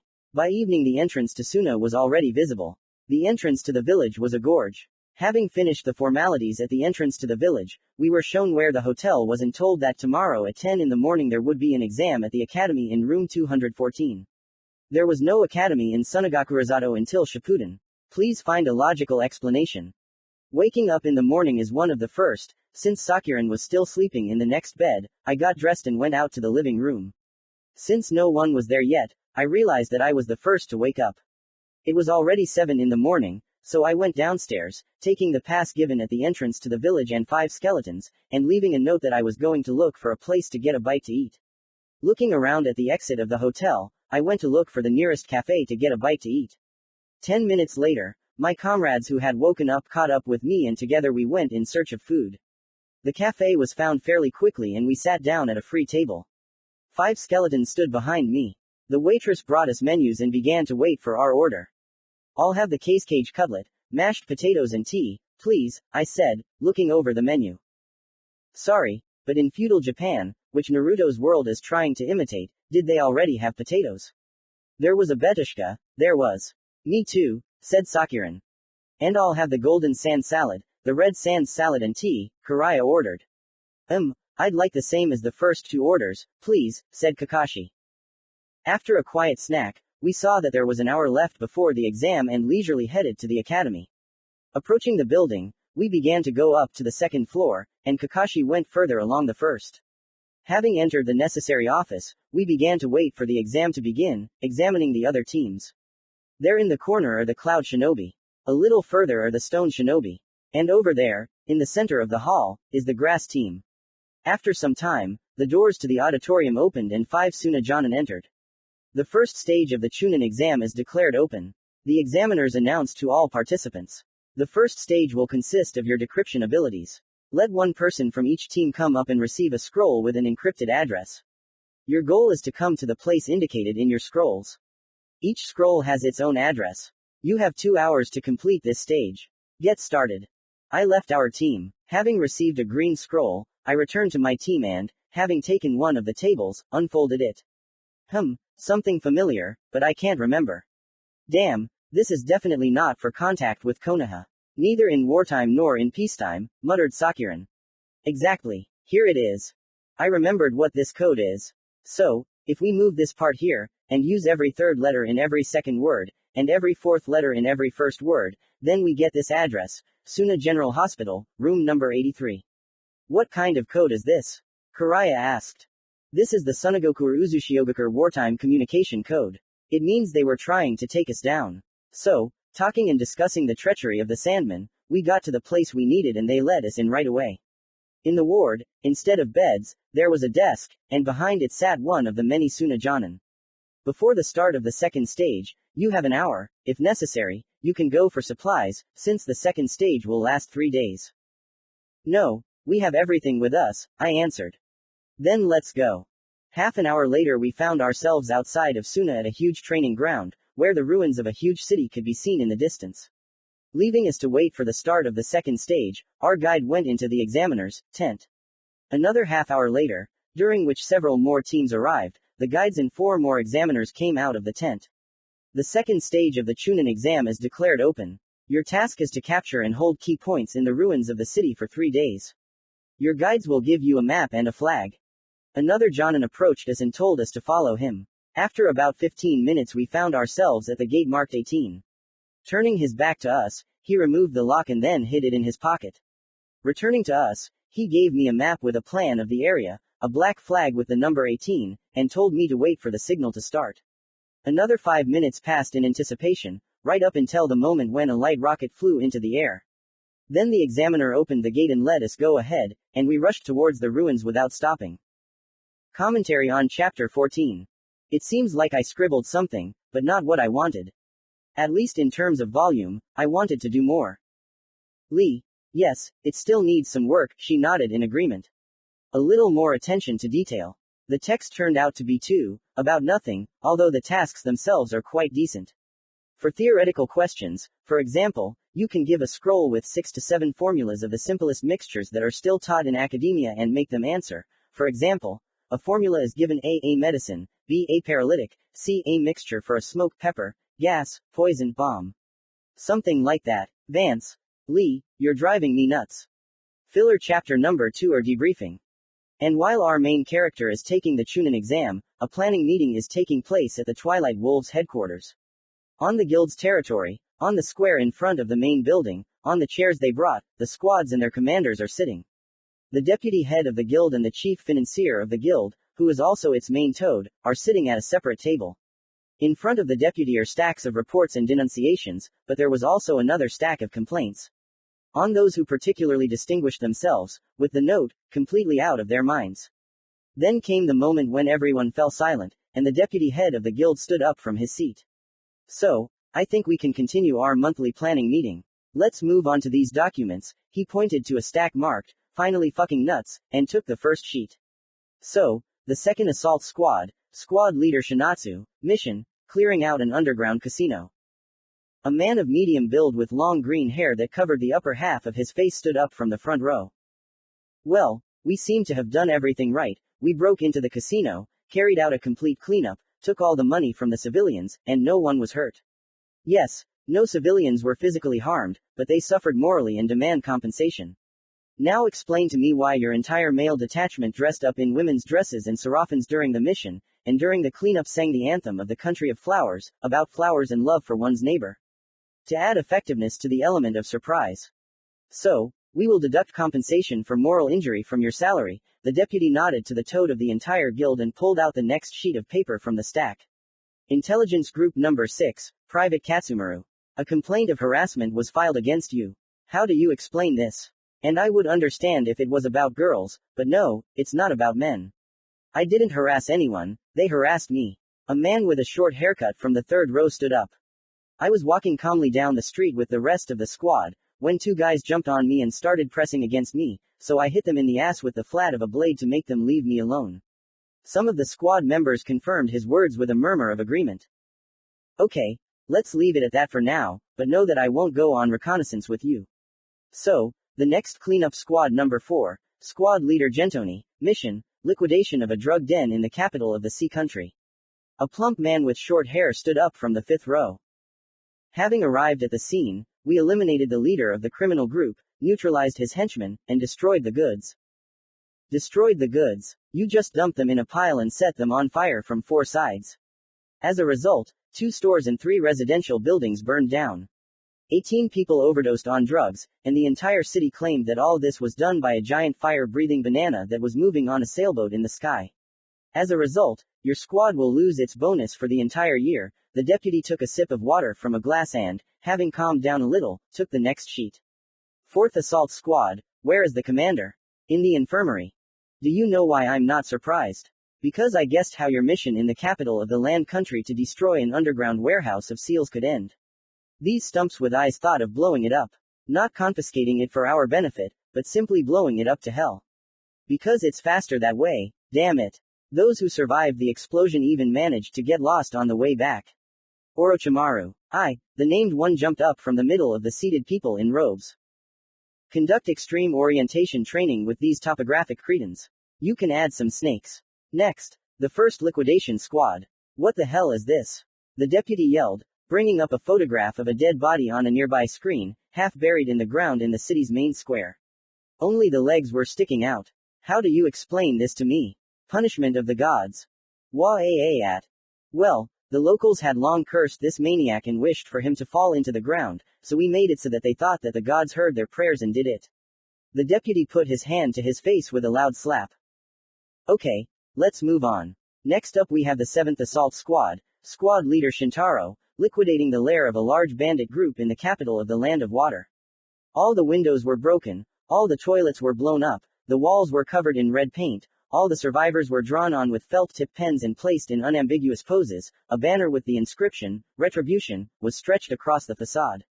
Why, motherfuck, the deputy yelled, bringing up the corresponding photographs on the screen. A man with long, sleek pink hair and a saccharine smile stood up from the 4th row. It was a performance. Retribution is an act of art. The deputy poured himself some wine and drank it in one gulp, after which he began to breathe deeply so as not to kill anyone. 5 minutes later, having calmed down, he took the next sheet. 2nd Security Squad, squad leader Reizaku, a very strange complaint has been filed against you. The employer claims that you made his daughter faint. I heard something like that, but I can't quite put my finger on it. I haven't even seen her. The deputy thought hard. Are there any witnesses? Yes, the whole squad. So what are we going to do? I know what happened. The hand of one of the subordinates of the commander of the 2nd Security Department extended. I'm listening. I was on the balcony then and saw. This girl was standing on the porch with a glass of champagne, all swell. And then Reizaku with his musclemen came from around the corner, back from training. 6 feet tall, shirtless, biceps and triceps, hair fluttering in the wind, 3-day stubble sticking up, an axe slung over his shoulder. The girl dropped the glass, opened her mouth and didn't close it until he drove into the barracks, and then passed out right there, without moving from the spot. I see. The charges are dropped. The 4th Security Department, No complaints, but I'm telling you for the last time, remove the portraits of the guild leader from your barracks.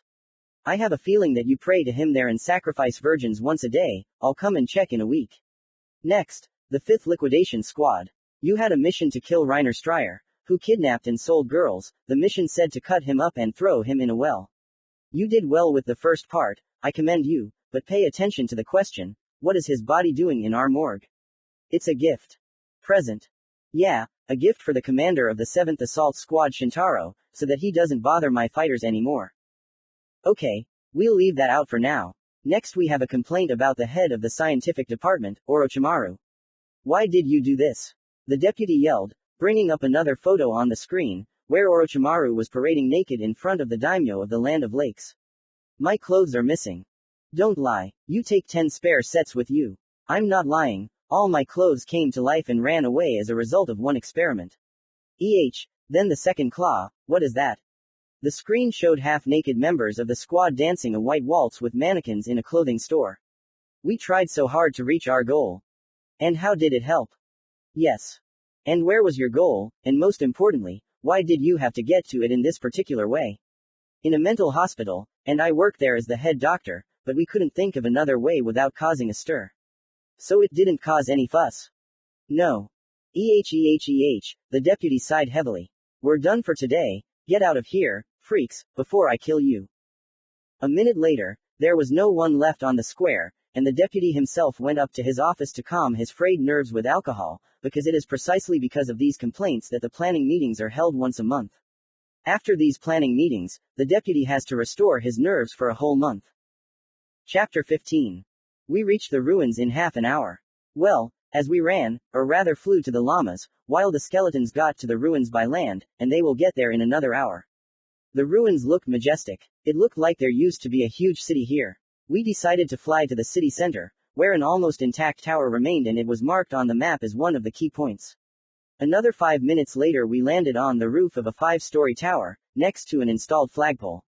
So, Sakuran, go to the first floor and put tripwire seals on all the windows and doors and, if there are any, on the breaches in the walls. Karaya, the same thing, but on the second floor, I said, giving my partners a stack of explosive seals with chakra and fishing line glued to them. Nodding, they went to mine the approaches, and I began to tie the flag and raise it. 5 minutes later I finished and the flag was raised. Suddenly a voice sounded over the desert. Checkpoint 12B has been captured by the Konohagakure no Sato team, with exam number 18. So they provide all participants with data that a certain point has been captured. 10 minutes later, Karaya and Sakuran returned and gave me the remaining seals. What now? Asked Sakuran. And now we will wait for the moment when we are attacked, or until the exam is over. But it is still worth distributing posts. So, Sakuran will be on duty on the first floor, Karaya on the fourth, I will be here, since there is a better view here, and we will arrange a place to spend the night on the fifth. An hour later, all 20 skeletons approached the tower, who, on my instructions, hid in the neighboring buildings. Half an hour later, the voice thundered again. Checkpoint 3C has been captured by Team Sunagakure no Sato, with exam number 7. In 5 minutes. Checkpoint 64F has been captured by Team Kumogakure no Sato, with exam number 14. In 2 more minutes. Checkpoint 17D has been captured by Team Kusagakure no Sato, with exam number 37. The next half hour was filled with announcements that control points were being captured one after another. After that there was another half hour of silence. Suddenly I noticed something moving between the ruins and whistled, signaling my comrades to be ready. Activating the spell Sense of Life, I learned that 3 opponents were hiding there, all male. So they wanted to attack us after all, but that was to be expected. I whistled twice in a row, signaling that the enemy was nearby, and therefore to prepare to repel the attack. Watching them, I saw that one of them took out a kunai with an explosive seal attached. Pulling his hand back, he threw the kunai at me. When it flew up, I blocked it with a quick blow of the glaive and the seal exploded somewhere behind the neighboring house. In position, I shouted. These, let's say, not quite normal people, did not come up with anything better than to go on a frontal attack. As a result, as soon as they ran out to the tower, they were immediately surrounded by skeletons with naked blades. While they were frozen in a stupor, I activated the suspended spell of the Press of Darkness. As a result, the opponents were simply crushed and they died quickly. Team Kumogakure no Sato, exam number 8, attacked checkpoint 12B, which was under the control of Team Konohagakure no Sato, exam number 18. As a result of the attack, which lasted 1 minute and 46 seconds, Team Kumogakure no Sato, exam number 8, was completely destroyed. They announced this too, and the guys were from Kumo. An hour later the voice sounded again. Team Sunagakure no Sato, exam number 13, attacked checkpoint 37Y, which was under the control of Team Omegakure no Sato, exam number 6. As a result of the attack, which lasted 8 minutes and 49 seconds, Team Omegakure no Sato, exam number 6, was completely annihilated, and Team Sunagakure no Sato, exam number 13, captured checkpoint 37Y. So now 2 teams are out. That's interesting. I think many will change their assault tactics now. 2 days later. Attention. The second stage of the exam is over due to the fact that there are no more other teams left that could capture the checkpoints. Everyone collect your things and move to gate number 3. So, only those who were at the checkpoints remained. In general, 3 more attacks were carried out on us during these 2 days. The first happened on the same day, 2 hours after the reports of attacks began to sound.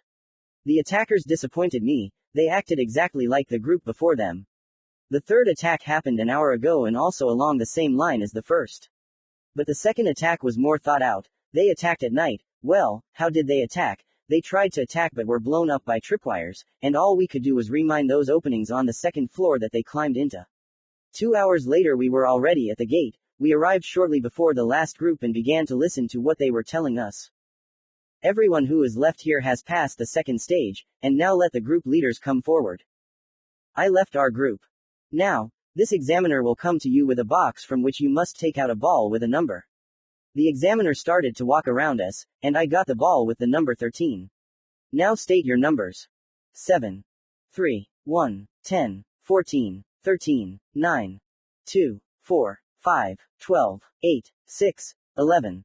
Excellent. Now remember, under these numbers you will participate in team battles, exactly in a month. Commentary on Chapter 15. I did it. The author did it, but I am tormented by vague doubts. Chapter 16. A month. Damn, I still have to wait a whole month for the third stage. I don't even know what to do, go for a walk or something. Yeah, right, I'll go for a walk, and at the same time I'll arrange an unscheduled inspection for the local department. Naruto, where are you going? Sakuran asked from the living room. I'll go for a walk, otherwise there's nothing to do. In Konoha, at least I could sort through the documents. Hey, indeed. Well, good luck. Leaving the hotel, I turned into the nearest alley and slowly wandered along the road. After passing several turns, I heard a familiar voice. Help, hooligans are taking away my virginity with a persimmon. A sarcastic voice was heard approaching me. A familiar figure with silver hair and narrowed eyes jumped out from around the corner. A red-haired girl with big breasts jumped out after her. Sue, are they going crazy again during a mission? In an instant, I find myself next to Hyena and grab him by the collar with my hand. And then they notice me. Hyena, Waxwing, are you messing around during the mission again? Hyena began to answer, no Naruto-sama. We're on vacation. Okay, I said, letting go of Hyena, then if you have nothing better to do than mess around, follow me and we'll give the local branch an unscheduled inspection. Yes, Naruto-sama, Waxwing answered this time. Turning around, I walked further down the street, and Hyena and Waxwing walked behind me. Well, Ichimaru Jin author's note. Well, weren't expecting this. Beta's note. You're such a surprise. 0. Oh, we've gotten ourselves into trouble again because of your jokes, Waxwing whispered to the Hyena. Oh, come on, Rangaku, it's too boring here anyway. I'll remember this for you, Jin. We continued walking in silence. 3 hours later. The inspection was over and I let Hyena and Waxwing go for a walk further. The inspection revealed some minor shortcomings, but they are only related to the fact that the local branch had just opened and, accordingly, had not yet managed to put everything in order. Now I am simply walking around the village in the hope that I will not come across Hyena and Waxwing on the way and will not have to calm them down. Suddenly I heard angry cries of children. Go away, monster. Die in the alley. Don't come any closer, freak. What? Right. Shukaku Shichibari, the Sand Archmage, is sitting here with his Jinchuriki, and judging by his words, the kid is hated just as much as me. Well, let's help the kid. So, I don't get it. What's going on here? I said in my signature voice, which scared even my deputy to the point of trembling in the knees. Immediately after my words, the children ran away in fear. Ugh, jackals. Approaching a boy of about 10 years old with short hair and a seal on his forehead, I asked, "Hey, man, how are you?" He looked up at me with green eyes full of tears and asked, "Who are you?" "I am Uzumaki Naruto, the head of the Uzumaki clan and simply a dark mage. Magician." "Yes. Is it like those the voice in your head was talking about?" "And what did this voice call itself?" "He said that he is the sand mage Shukaku Shichibari." "Oh, so he's sealed inside you." "I've only met him once, but I can say he's a positive guy. As for the mages, I think he's like those." "What's your name?" "Dog no Gara." "Gara-kun then. Well, okay, should I take you home?" "Thank you, but I'll do it myself." "Goodbye Naruto-san," Gara shouted, running towards the center of the village with a smile. "Goodbye, Gara-kun." Arriving at the hotel, I lay down on the bed and realized that the day had definitely been a success. Chapter 17. Welcome everyone to the third stage of the Chunin exam. Today's battles will determine the best team, who will definitely receive the title of Chunin. So let's get started. The first battle is the team of Sunagakur no Sato and Kumogakur no Sato. And here I am standing on the balcony for our team and watching this farce. MDA. What to do? Guys, I'll sleep for now, wake me up when it's our turn. Fine. After some time, company, rise. Yes, I'm getting up, Sakuran is getting up. You don't have to yell. Peeling myself off the wall, I looked at the arena where the fight between the Kusagakur and Iwagakure teams had just ended. The next fight is between the teams of Konohagakure no Sato and Takigakure no Sato.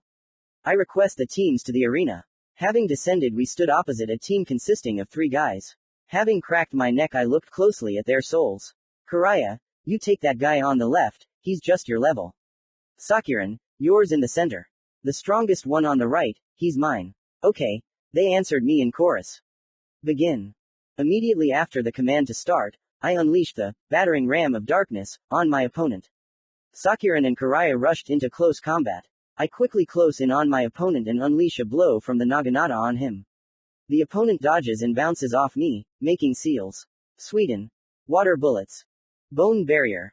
Bones burst from the ground in front of me, forming a shield.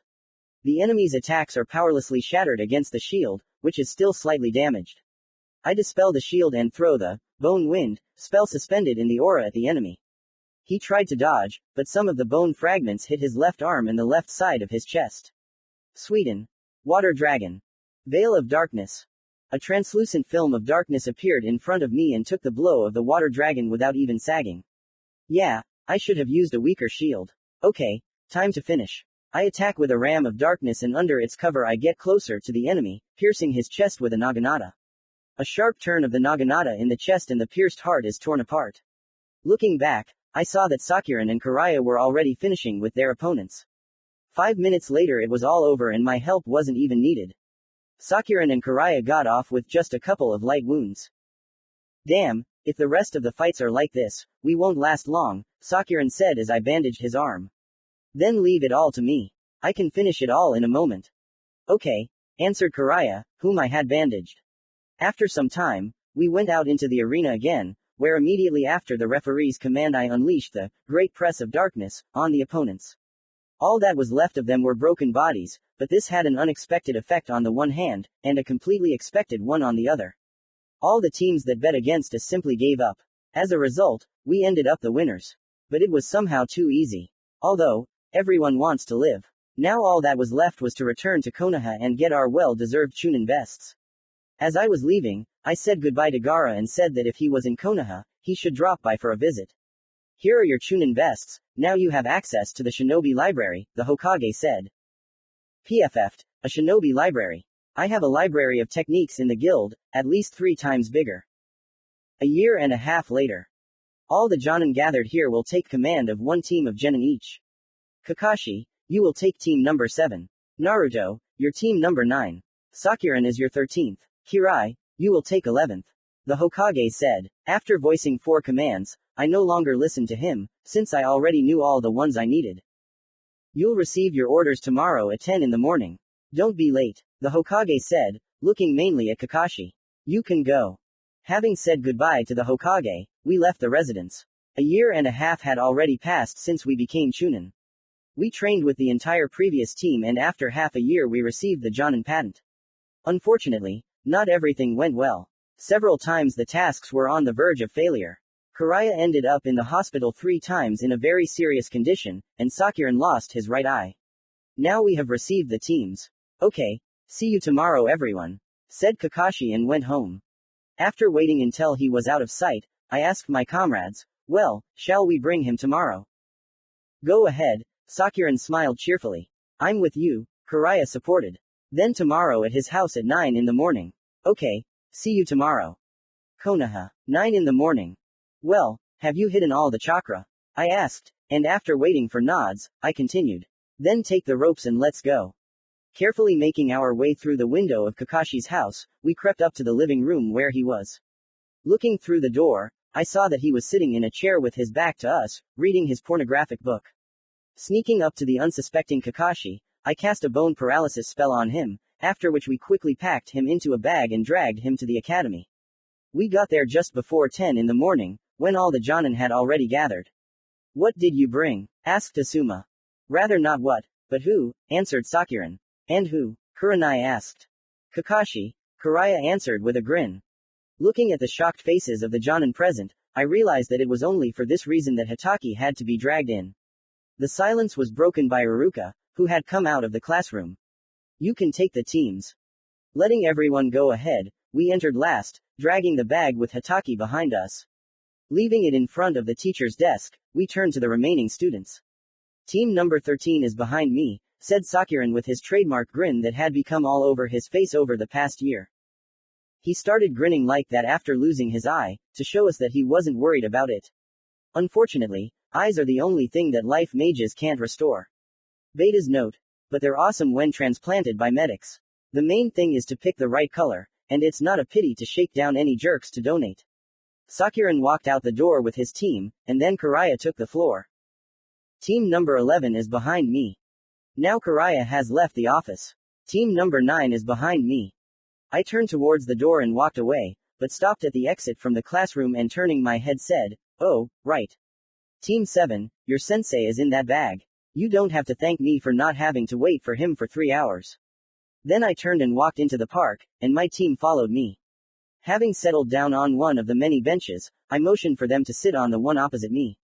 Well, let's get acquainted. Tell me your name, what you like and don't like, and what your dreams are. My name is Uzumaki Karen. I like to practice fuinjutsu and experiment with seals. I don't like it when people think I'm too weak. My dream is to become a master of fuinjutsu. My name is Nakadashi Sai. I like to draw. I don't like it when I'm interrupted from drawing. I dream of becoming a Hokage. My name is Kurotoshi Atsushi.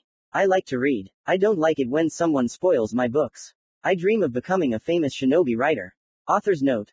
The main thing is that it's not like Jiraiya. Beta's note. The main thing is that it's not in my favorite genre. Yaoy is our everything. Well, so we've met. Then we'll meet tomorrow at 10 in the morning at the Hokage's residence to receive the first mission, and then to training. Until tomorrow. Commentary on Chapter 17. Beta Lee. Hey, didn't Hitaki spend all his time in the hospital after missions because of his transplanted eye? Even though it's your work. Filler Chapter number 3 or Special Decree. Note. There are more and more of us every year, and the holidays are becoming more and more grandiose, and it is becoming very difficult to keep everything within the bounds of decency. This is precisely the reason why this document appeared, because I will not allow another new year to be turned into a farce. 1. The members of the 2nd Security Unit will be responsible for delivering the tree to the main hall. Since they seem to be the only ones who care at all about the appearance of the tree and the method of its delivery.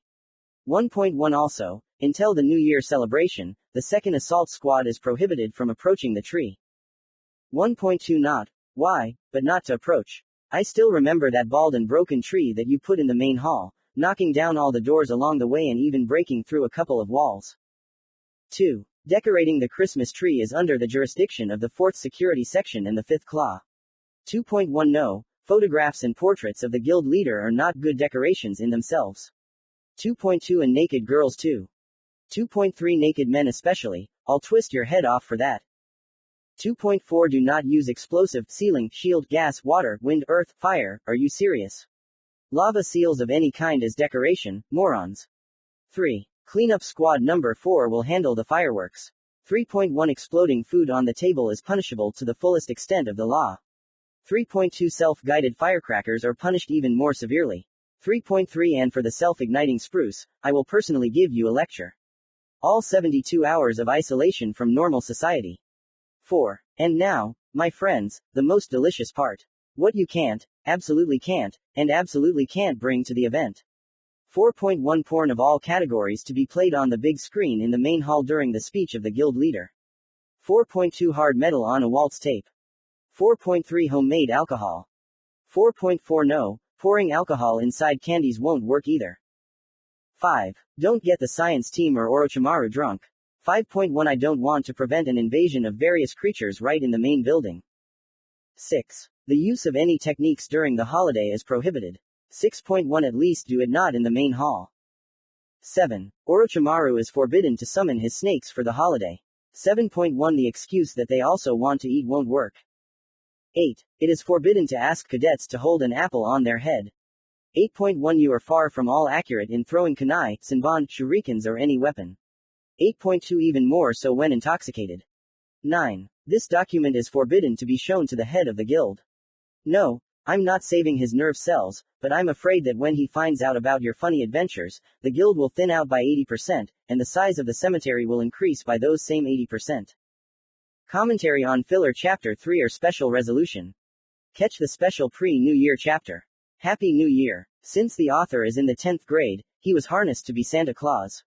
Due to workload, I did not have enough time for anything more. Beta Lee. Ahahaha, awesome. I love you XD. Chapter 18. Exactly at the appointed time, my entire team was assembled. After examining their clothes, I chuckled approvingly.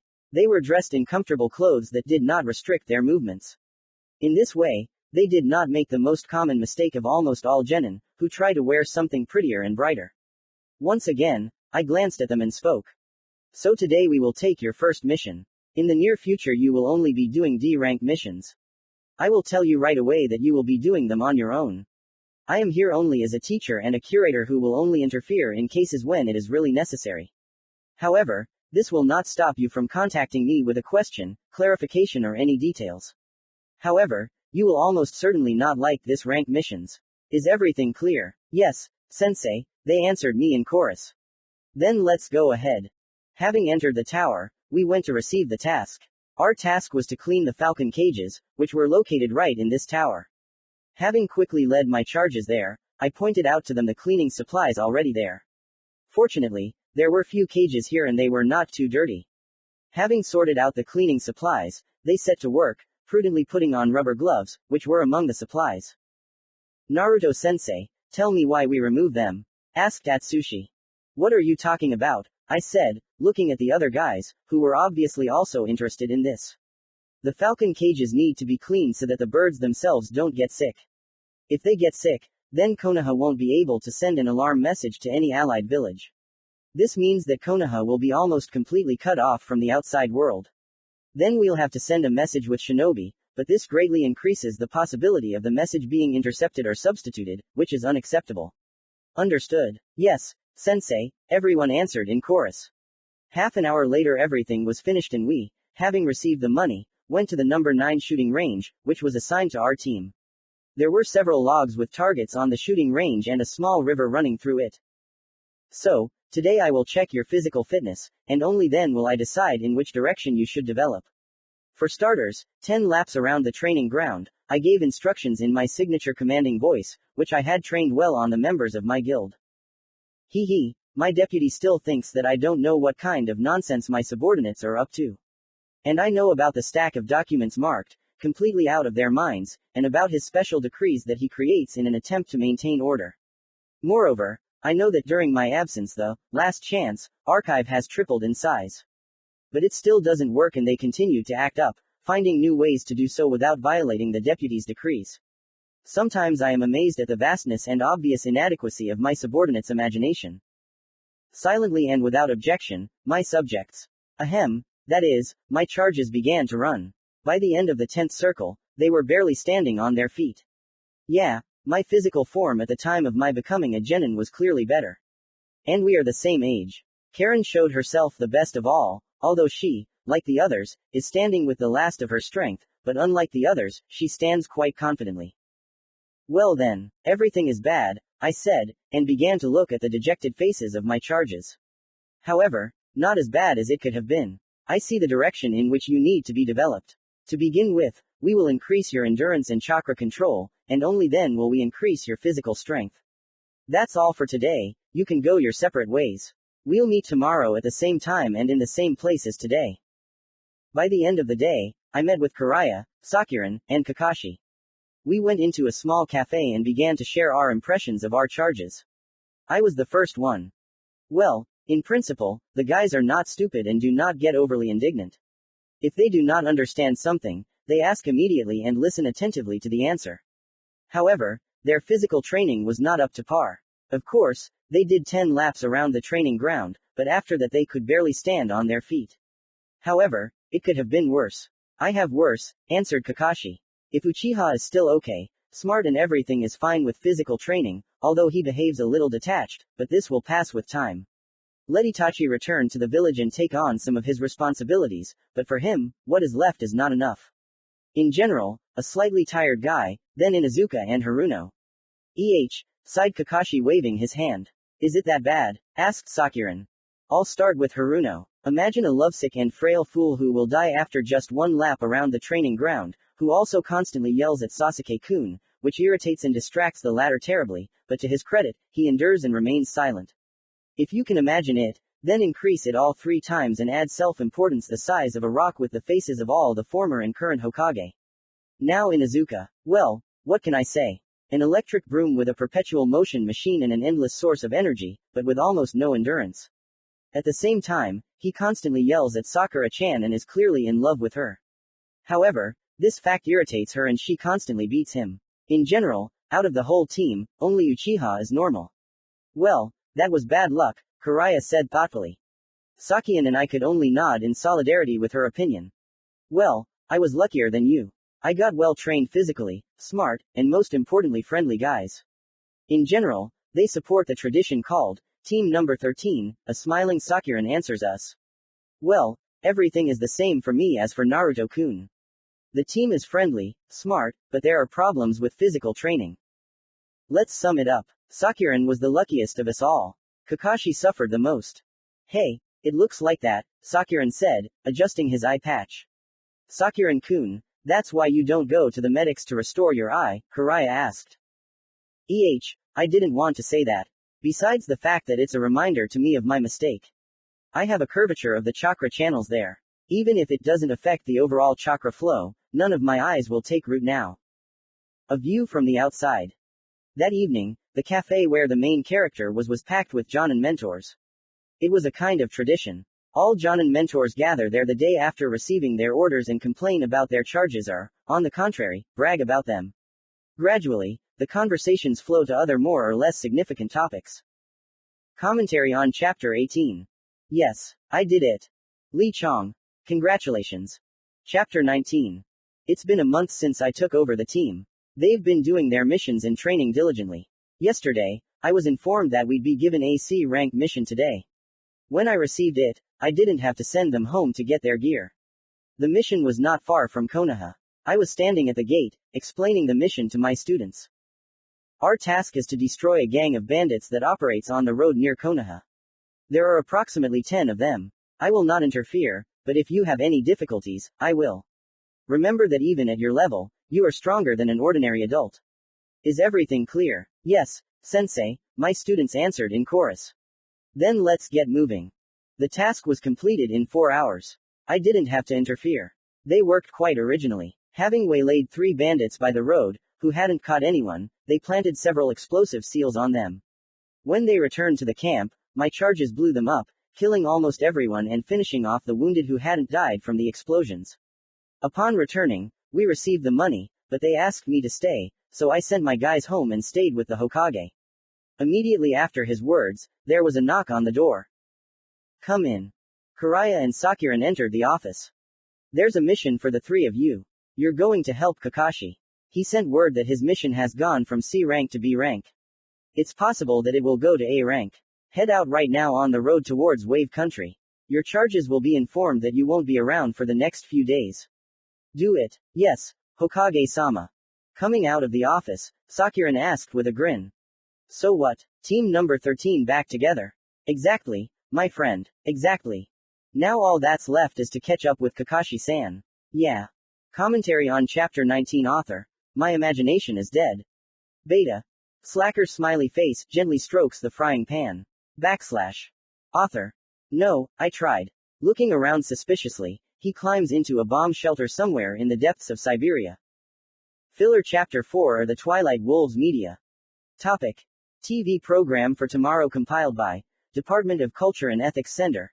Head of the Department of Culture and Ethics Royneld Noster Addressee, Deputy Guildmaster Raynorden Coronas.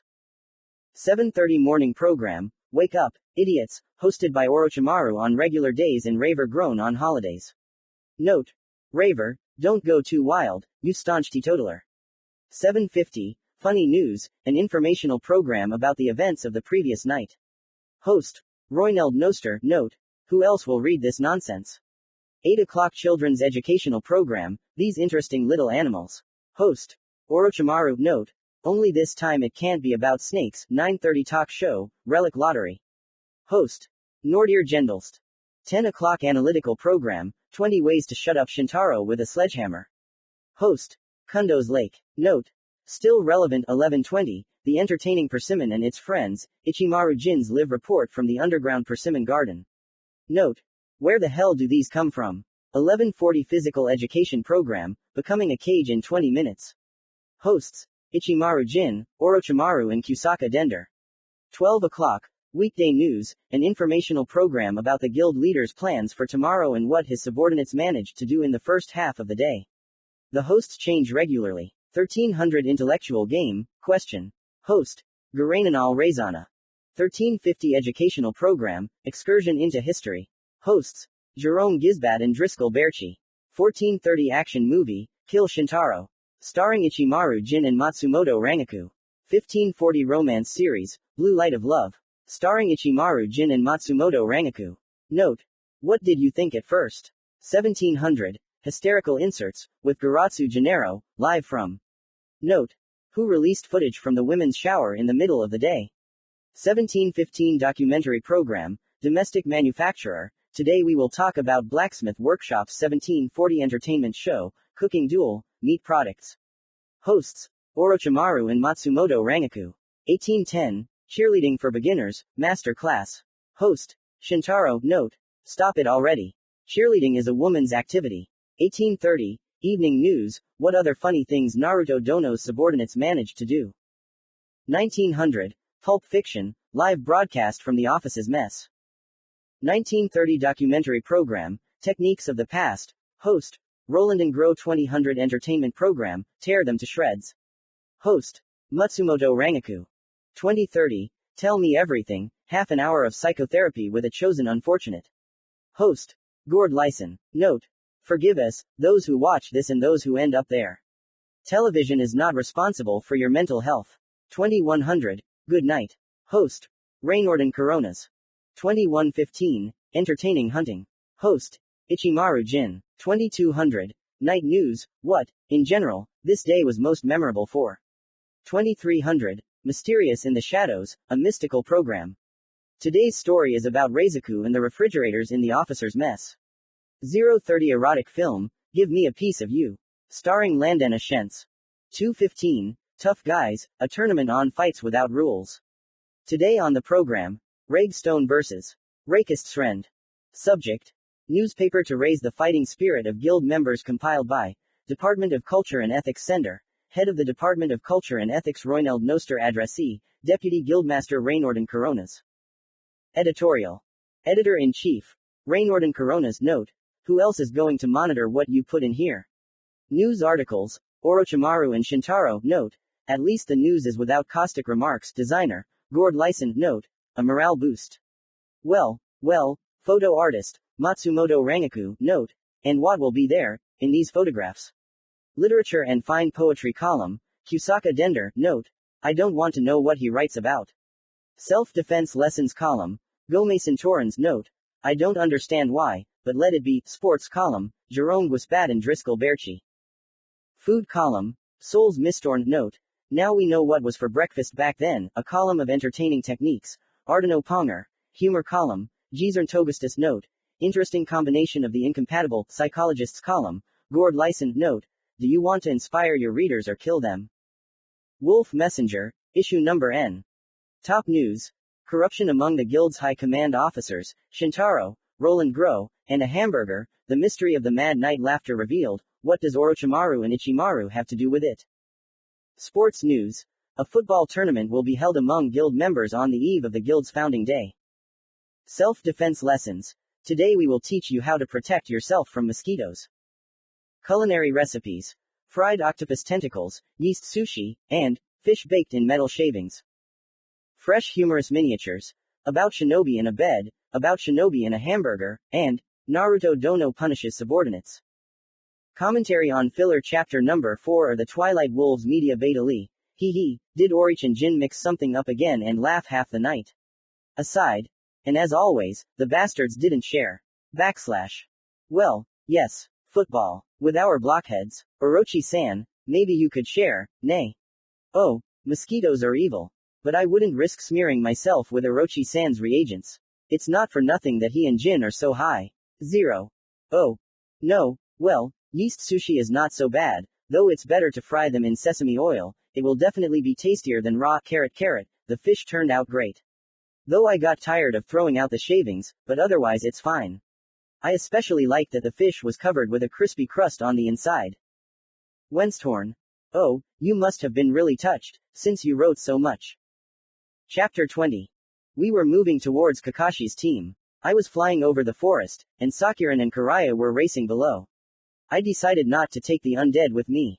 We had been moving at maximum speed for 2 hours and would soon catch up with Kakashi and his students. 5 minutes later I saw Kakashi, his students, and what I assumed was the customer. I see Hataki and the others. I'm going down, I said into the special communication amulet that I gave to Sakuran and Karaya, and which I got through the artifactor. We understand everything, Skyren answered me. We'll be there about 10 minutes after you, Karaya continued. Pav Hataki Kakashi, miserable and depressed. Kakashi-sensei, why aren't we moving on? Haruno asked me once again. Because we're waiting for reinforcements from Konoha, answered Sasuke, who understood me the first time and who was also fed up with these constant questions. Sasuke, I believed that you wouldn't betray your sensei. But it seems that Haruno still doesn't understand. Why do we need reinforcements? We can handle it ourselves. As well as Inuzuka. Hokage-sama, why did you give me this command? Of all three, only Sasuke is more or less adequate here. Because if their data is true, then Gato hired the A-rank missing nin Momochi Zabuza. With these two C-rank missing nin, the task has already risen to the level of AB rank mission, and if Zabuza is here, then it's a full-fledged A+ rank mission. Only Jonin level shinobi are sent on A-rank missions. Understood. Yes, sensei, Kiba replied, and there was emptiness in his eyes. Idiot, Sasuke whispered and put his right hand to his face. How I agree with you, Sasuke. I wonder who Hokage-sama will send to help us. Suddenly, the wind whistled and a huge shadow landed in the middle of the clearing where we stopped. A moment later, I was able to see who was there. Kami-sama, thank you for Hokage-sama sending Naruto, otherwise I would have gone crazy here. After all, there is no one to even talk to normally here. Hello, Kakashi, did you call for backup? Naruto exclaimed. Naruto, I'm so glad to see you. I exclaimed with genuine happiness in my voice. And how can this boy help us? I will definitely be better than him. He is probably still a genin. Sakura shouted. Oh, Duu. Kakashi, it seems you were right with her characteristics, Naruto said, sighing heavily and glancing sideways at Sakura with a look full of doomed hopelessness. By the way, they didn't just send me. Karaya and Sakuran will be here too, but as always, I flew through the sky, and that's a little faster than on the ground. Sakura, you're an idiot. Not only is this man a Jonin, he's also the head of the Uzumaki clan. And if you turn him against you, then at the very least all the establishments that belong to the Uzumaki clan will refuse you service. Considering that this is about half of all the cafes and restaurants in Konoha, you'll definitely never get into them, even if you manage to become a Hokage, and their establishments are considered the best by the way. Moreover, you'll never be able to buy even the simplest explosive seal, because the Uzumaki clan controls absolutely, I repeat, absolutely all seal production. They are the only ones who produce them, the Uchiha hissed furiously. At the same time, two more figures emerged from the forest, which turned out to be those same Karaya and Sakuran. Hello Kakashi, Sakuran exclaimed happily. Hello, said Karaya, polite as always. Hey, well, you could say that our team number 13 is back together. Just with a little something extra, Naruto chuckled. Yes, that's true. How good that Hokage-sama sent you, I drawled. End Pa of Hitaki Kakashi. Commentary on Chapter 20. At least I did something. Read and leave your opinion. I'm waiting for your slippers. Only women's. Half a liter of moonshine from the men to think over the situation. Beta Lee. I'll give you slippers.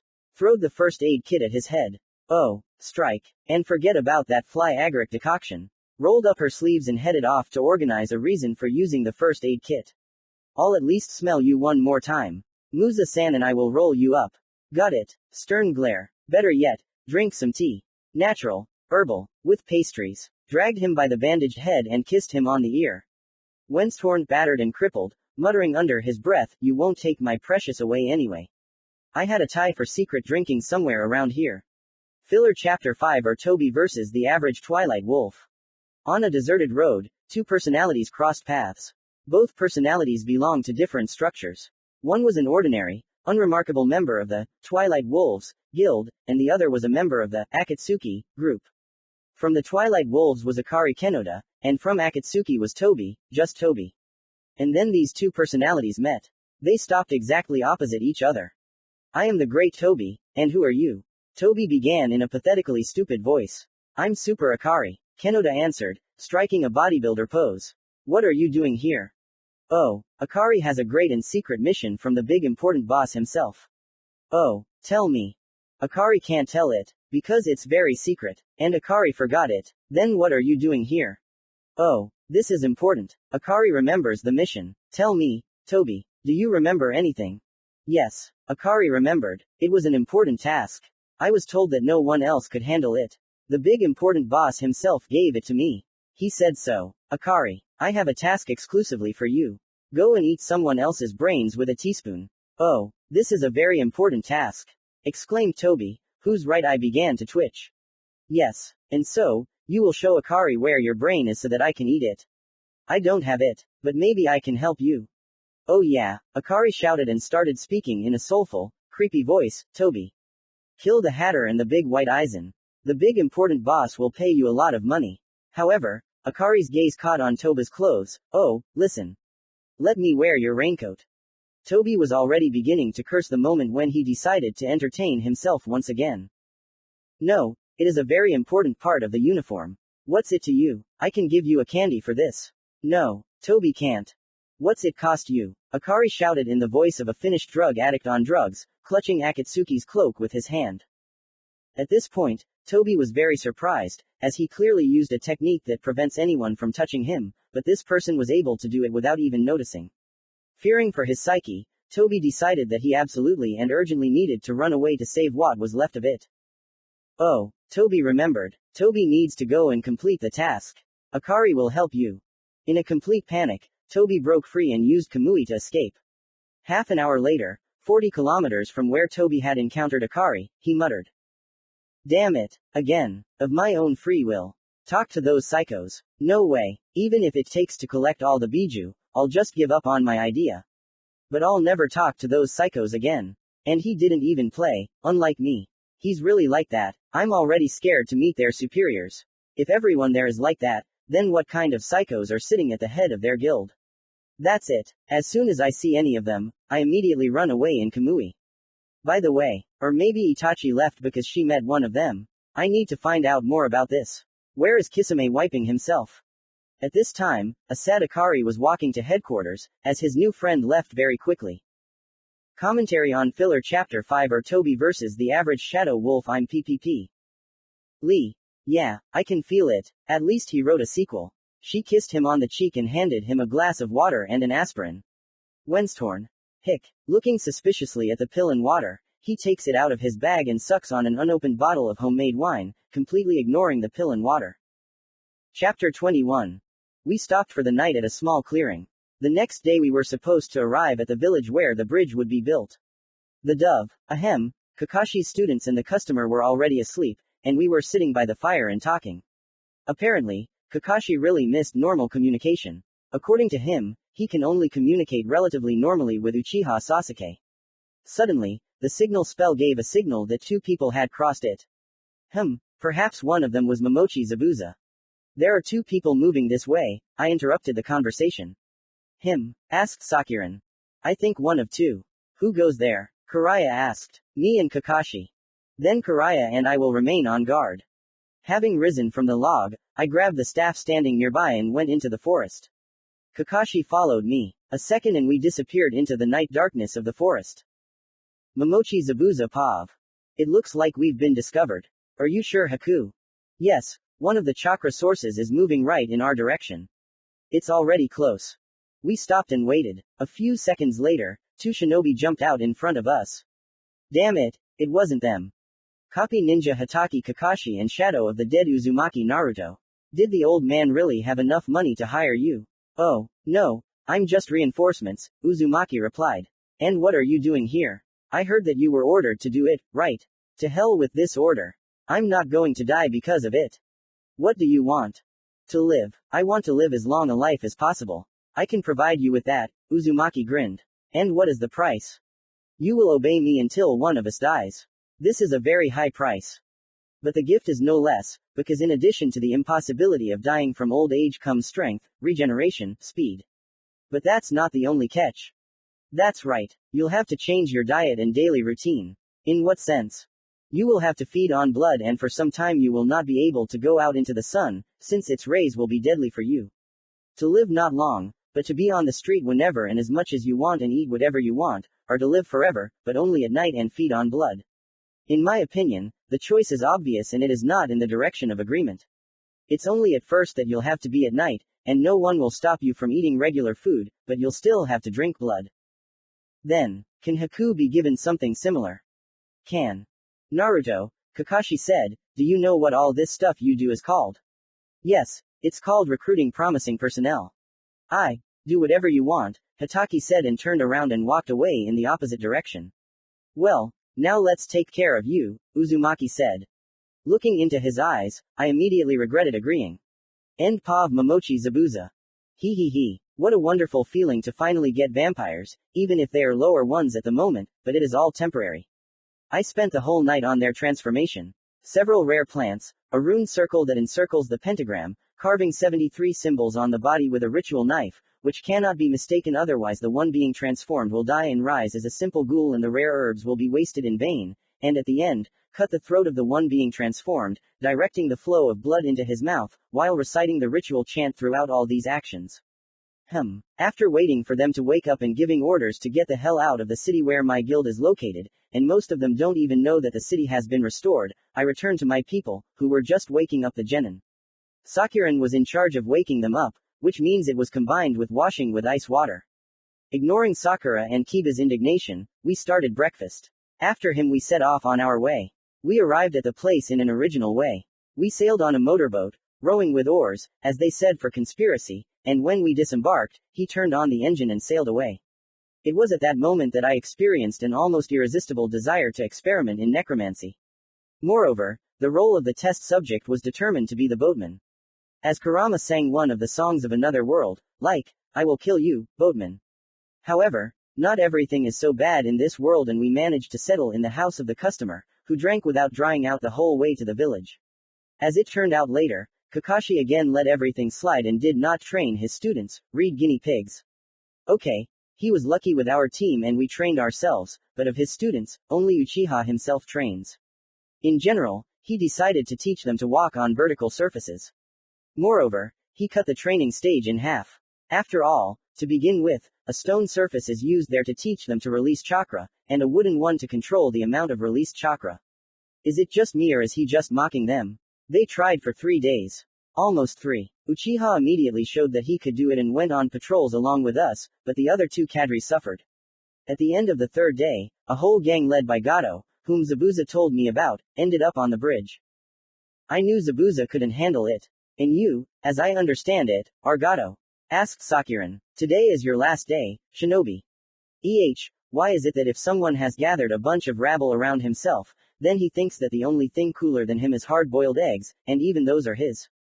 Kakashi asked the sky. It's annoying, Hiraya said in just one word. So, the vote resulted in the decision to dispose of Gato and his cockroaches. Field of Ashes. So now, instead of Gato and his minions, we all admire a multitude of piles of ashes. So it wasn't my imagination then, a male voice said behind me. Turning around, I saw the one at whose sight my magic begins to demand only one thing. Kill. Dissemble with a special cruelty. Rakudo Senin, enemy of magic. Commentary on Chapter 21. The song, I'll Kill You, Boatman, performed by Professor Lebedinsky. Author. Phew, I had to squeeze the chapter out of myself drop by drop, but by the end it seemed to get easier. I accept the slippers. This time, preferably men's, since Aya took the last ones from me. Beta Lee. BGGGG, Aya-chan is mean, but fair. Why do you need women's ones? The rest were just asking to go to the dump. Solemnly presents a pair of brand new slippers with indestructible runes. Wear them in good health. 3 Author. First, these were men's slippers, which belong to me. Second, thank you. Takes the slippers and looks suspiciously at Aya, who looks at the new slippers with unhealthy interest. Filler chapter number 6 or debriefing. Take 2. And again the table, chairs in the main square of the city, where the Twilight Wolves are located. As you understand, we are again at a guild meeting. So, gentlemen maniacs, schizophrenics and other carriers of mental disorders of varying severity. Shut your mouths and sit at attention. The planning meeting, your mother, has already started. Coronas slammed his fist on the table, causing the folders on it to jump. So, who should I start with? Almost without thinking, Coronas pulls out a folder from the center of the stack with the now legendary note, they've gone completely nuts. 9th Assault Squad. Liquidation of a drug den in the center of the capital of the Country of Stars. The commander of the 9th Detachment stood up, his chair creaking deafeningly. They destroyed the drug den, arrested the dealers, and didn't break anything. Nothing. Except for the mug of the club owner. And a good half of the visitors. The argument, well, what about them? Is not accepted as an excuse. Shintaro, conduct a tolerance training session with these hardcore homophobes. Today, you can use yourself as a visual aid. Just don't wear leather thongs, they have a mission tomorrow. The 9th squad shifted in their chairs in unison. Meanwhile, Coronas picked up the folder again. The 6th Liquidation Squad, operation at the discotheque in the capital of the country of Earth. Veranrio. The 2-meter-tall captain of the squad stood up from his chair and leaned on the chair in front of him. Well, that's it. They confiscated the dope, scared the owner, and didn't break anything, it seems. Now we'll watch the CCTV footage. Who do we have here? The video clearly showed a private from the 6th Liquidation Squad, who was recognized by his fellow soldiers and who was dancing to the music in the very center of the dance floor. Where is this handsome man? Here I am. A skinny guy with cherry-dyed hair and a burning gaze jumped up from his seat. What the hell, private? The music was great. Veranrio, send him to a drug addiction specialist. I have vague suspicions. I'll do it. Coronas sighed bitterly and took the folder from the stack again. 16th Liquidation Squad, Orendor. Orendor reluctantly stood up from his chair and adjusted his glasses. We have a fantastic case here about the revived dead.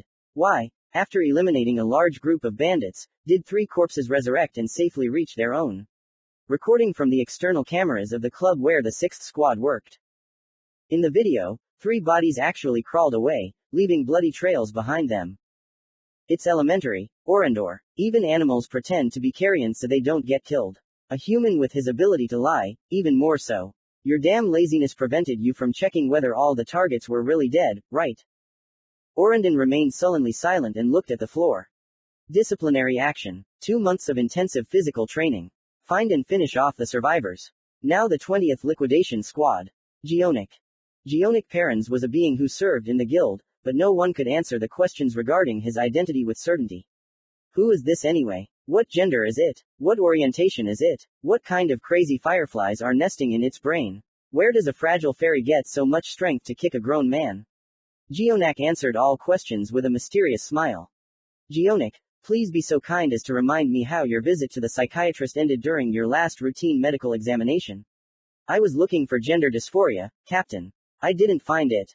Most of the squads burst into loud laughter. And what else? All. Coronas sighed and thoughtfully twirled a lock of hair around his index finger. Then he pulled out several sheets of paper from the stack marked, completely nuts, covered in red marker. According to the report of the squad covering you, during the operation to eliminate the drug cartel, Redhead, the fighters of your squad worked as servants at the bachelor party that the head of the criminal group threw on the occasion of his upcoming wedding.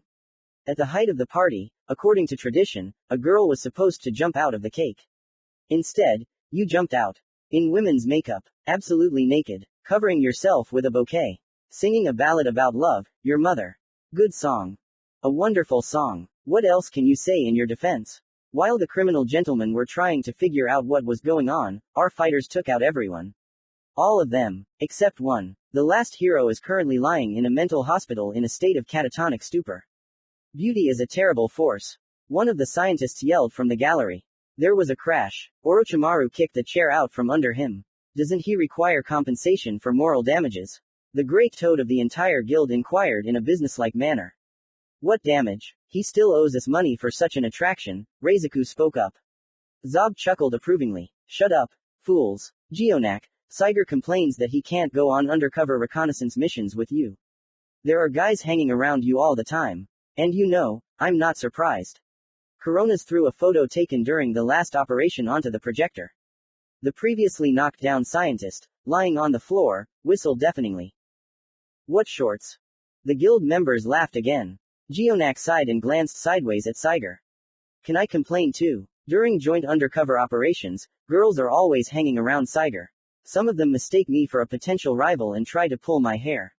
I told you that these two cannot be sent on missions together. Corona's assistant shouted from his place. I think so too, Reizaku chimed in. Instead of the client we were ordered to, Saiger is constantly trying to finish off Gianaka. An irrational waste of work time, effort, and resources. Great. Then he will go on the next mission with your squad. Saiger swore quietly. That's it. Get out of here, idiots. The meeting is over, and I don't want to see you again until tomorrow. As if by magic, the entire square turned out to be empty and there weren't even any chairs left on it. When will all this finally end and they will start doing their job properly? I wish the chief would return to headquarters soon and stay in charge of this herd. Commentary on filler chapter number 6 or debriefing. Take 2. Author. By numerous requests from workers and not-so-workers, we will show you the Twilight Wolves guild meeting again. Beta. I wonder, what gender is it anyway? Looks enviously at a pretty ass in shorts and eats up the grief with cake. Would you like some tea and cake? Holds out a mug with a collection by Uncle Orochi. Yeah, those shorts are cool after all. And anyway, author. Let's do it. Although the shorts are really nice. Chapter 22. RRR Rakudo, I growled. He, and I thought that I was able to get rid of all the magicians, but nothing. I will conduct one, and maybe even several experiments on you, but before that. Having disappeared, he appeared in front of me, delivering a kick. I didn't even have time to block it, let alone dodge it. The force of the blow was such that I was thrown off the bridge into the forest, where I found support for my back in the form of a tree trunk, which did not survive the encounter with me. During the collision, the pain in my back was added to the pain in my chest. Catching the sound of a clap, as with the first movement of Rakudo, I decided to put up a shield. Shadow of darkness. A black canopy descended around me, translucent and with rising streams of darkness. At the same time as the dome of the strongest protective spell was installed, a blow was dealt to it, from which it shuddered and sank by a sixth part. It seems that you really are an archmage. Even I won't be able to break through such a shield with a single blow, Rakudo said, flashing his Rinnegan. Dark Spear. The spear from darkness flew through the dome without any problems, but a split second before it hit Rakudo, he dodged and struck the dome from the other side. This time the dome sank by a third of its remaining reserve. Such a strong dome. Usually 2 hits were enough for me to break through such things. Bone peaks. Several long and sharp bones jumped out from under the ground, which Rakudo was able to dodge again and strike again from the other side of the dome. Bone Wind, Dark Ram, Dark Rot, Ash Field, Dark Legion Ma. In the hope of getting Rakudo, I even used a bunch of 5 spells.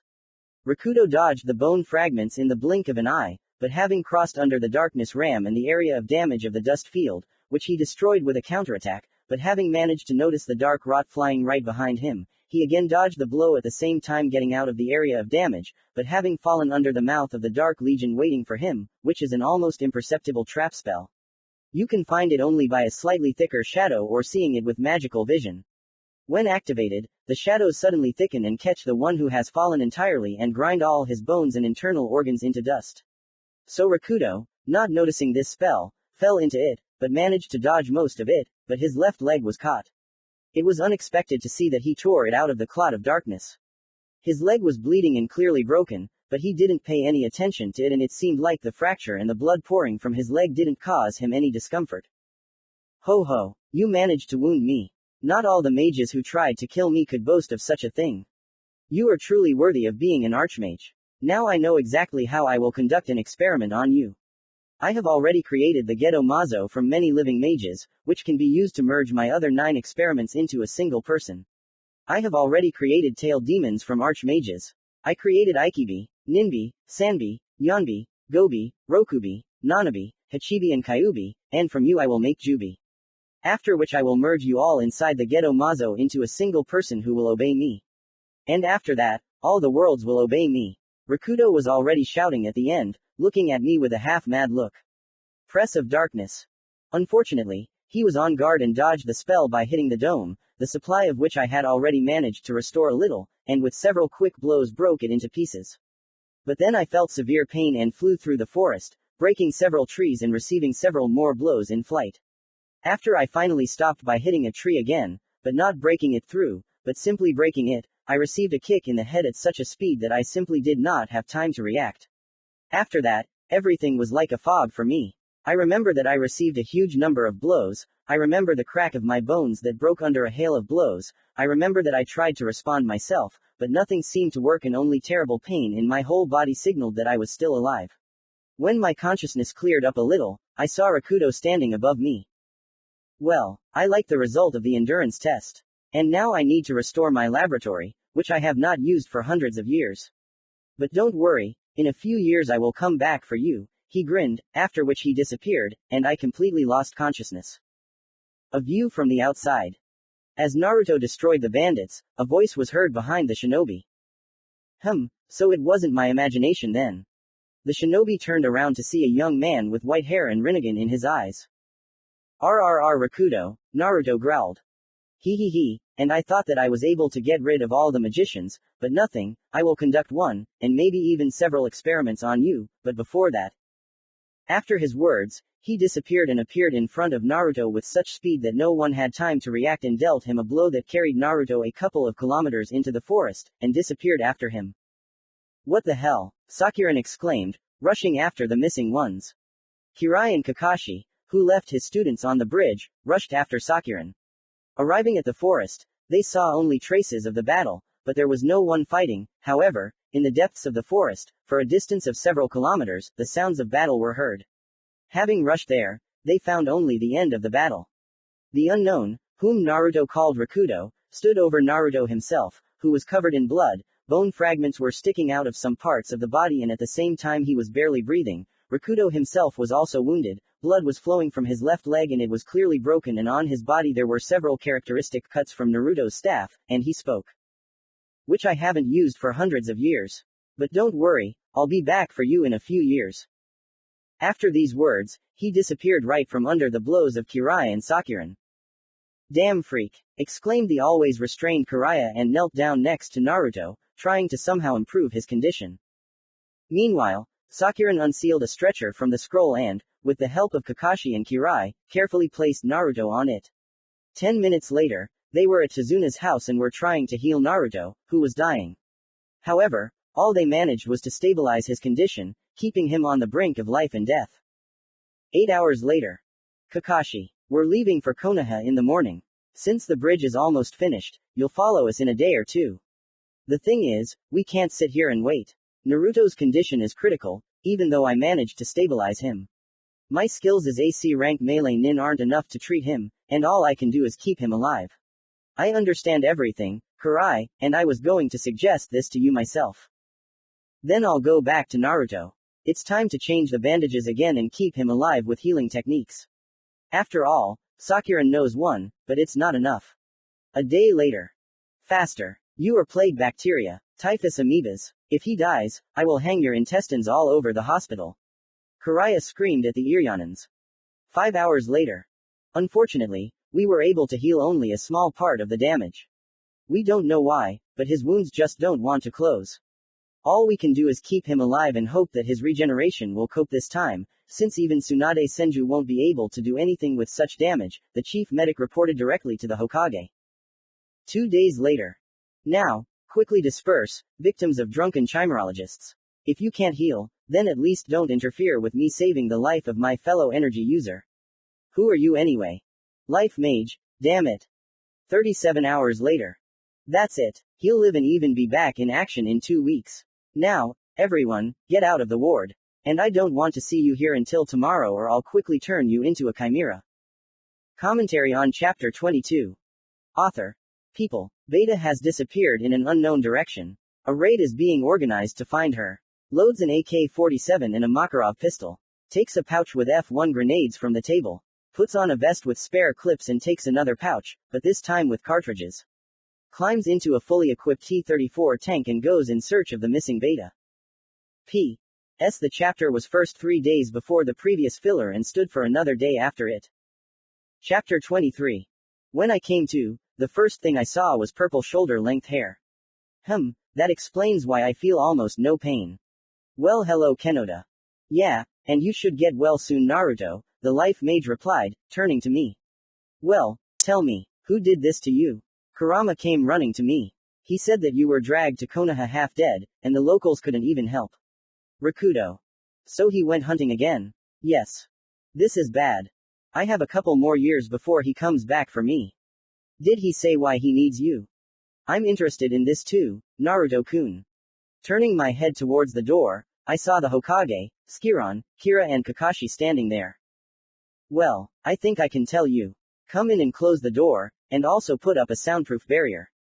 Is it that important? Yes. Now, the fewer people know about it, the better. In a couple of minutes everything was done and all 4 guests sat down next to my bed. The entire history of the world that you know is a lie. At least until the founding of the hidden villages. Although that too. The first hidden village was founded by the Uzumaki clan with the support of the Darkness and Necromancy Guild. It was the same Uzushiogakure no Sato. Almost at the same time, other villages were founded with the support of other magicians, guilds. This was about 3,000 years before the birth of Rakudo Sennin. Magicians and shinobi lived in harmony. Some helped each other and vice versa. This harmony lasted for 3,000 years. Then Rakudo appeared. At first, he admired magicians and wanted to become one of them. However, he did not even have the potential to become one. His chakra core was ossified and could not produce other energy. Only those with an elastic energy core could become magicians. After all this, Rakudo harbored a grudge against magicians. After all, even those mages who were not Uzumaki could live for hundreds of years. Almost all mages were at least a head above shinobi. With each passing day, Rakudo's resentment grew and turned into hatred. He began to hate mages for their very existence. Rakudo gained strength and was able to become the strongest shinobi by stopping the aging of his body. He gathered like-minded people around him. He was the first to turn to the once fraternal clans of Senju and Uchiha. Senju happily sided with Rakudo, but the Uchiha clan did not even think of accepting his offer. It was from then that their feud began. And it was from then that the war of shinobi and mage began. Most of the clans went over to Rakudo's side, but some remained on the side of the mages. Among them were Uchiha, Hyuga, Inuzuka, Uzumaki, Yuki, Tsuchigume, Nara, Akamichi, Yamanaka, Sarutobi, Taketori and several other small clans that have ceased to exist at the moment. From the very beginning, even despite all the power of the mages, our side was losing the war. The Rakudo troops took advantage of the fact that no one expected this war and won. However, as soon as we recovered from the shock, the mages began to push back the Rakudo army. The greatest contribution was made by necromancers, artificers, life mages and golem builders. Artifacts supplied all the mages in the army with defensive and offensive artifacts, life mages created combat chimeras from animals, golem builders created soldiers from scrap materials and with the help of artifacts made them into practically invincible soldiers, and necromancers raised giant hordes of the dead so that they would break through the defense and bring chaos to the enemy ranks on par with chimeras and golems. Rakudo, realizing that his army was losing, began to fight himself, as well as take mages prisoner and experiment on them. Until recently, I knew of 9 surviving archmages who fell into Rakuto's hands and on whom he experimented. There were 9 of them. Does this number remind you of anything? The Hokage and the others thought. Biju, Karaya said quietly. Biju is exactly 9. It was Karaya. The fruits of his experiments were the Biju. All 9 magicians were turned into Biju, but he was unable to enslave their minds. For this, he conducted another experiment. The result of which was the Gedo Mazo statue, which he created from many living magicians. However, the essence of the statue was revealed only recently. Until this moment, we did not even know the nature of this statue. And Rakuto's hatred grew and grew. Over time, it turned into a thirst for absolute power. But he understood that his strength was not enough to keep absolutely everyone in submission.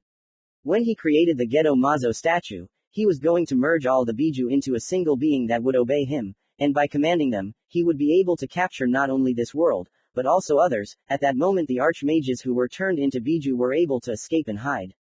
The scales in this war swung again, but this time in Rakuto's favor. As a result, he destroyed almost all the mages, except for those who became victims of his experiments. However, he did not stop there. Rakuto rewrote history and made it so that future generations would consider him practically a god, and there would be no mention of mages. However, the Uzumaki clan sacredly kept all this knowledge. Rakuto learned about it quite late. I was able to get to the bottom of the reasons for the destruction of my clan's village. Uzushiogakure no Sato was destroyed on his orders. He did not want the truth to come out, because then it would bring unnecessary chaos into the world and there could be those who would want to reverse Rakuto's experiments and become mages themselves. And now Rakuto has crawled out into the light again. He sensed that the mages were returning. It was him that Naruto ran into on his mission. So that's how it is, the Hokage whispered. Yes. Now it is possible that the war will repeat itself, but this time if the magicians lose, then the whole world will fall at Rakuto's feet. Moreover, the very essence of the universe, magic itself, has named him its enemy. We, as conductors of magic, must destroy him. Then why did he spare Naruto? Naruto. He wants to make a Biju out of me too, and then merge us all into the Gedo Mazo. Clear.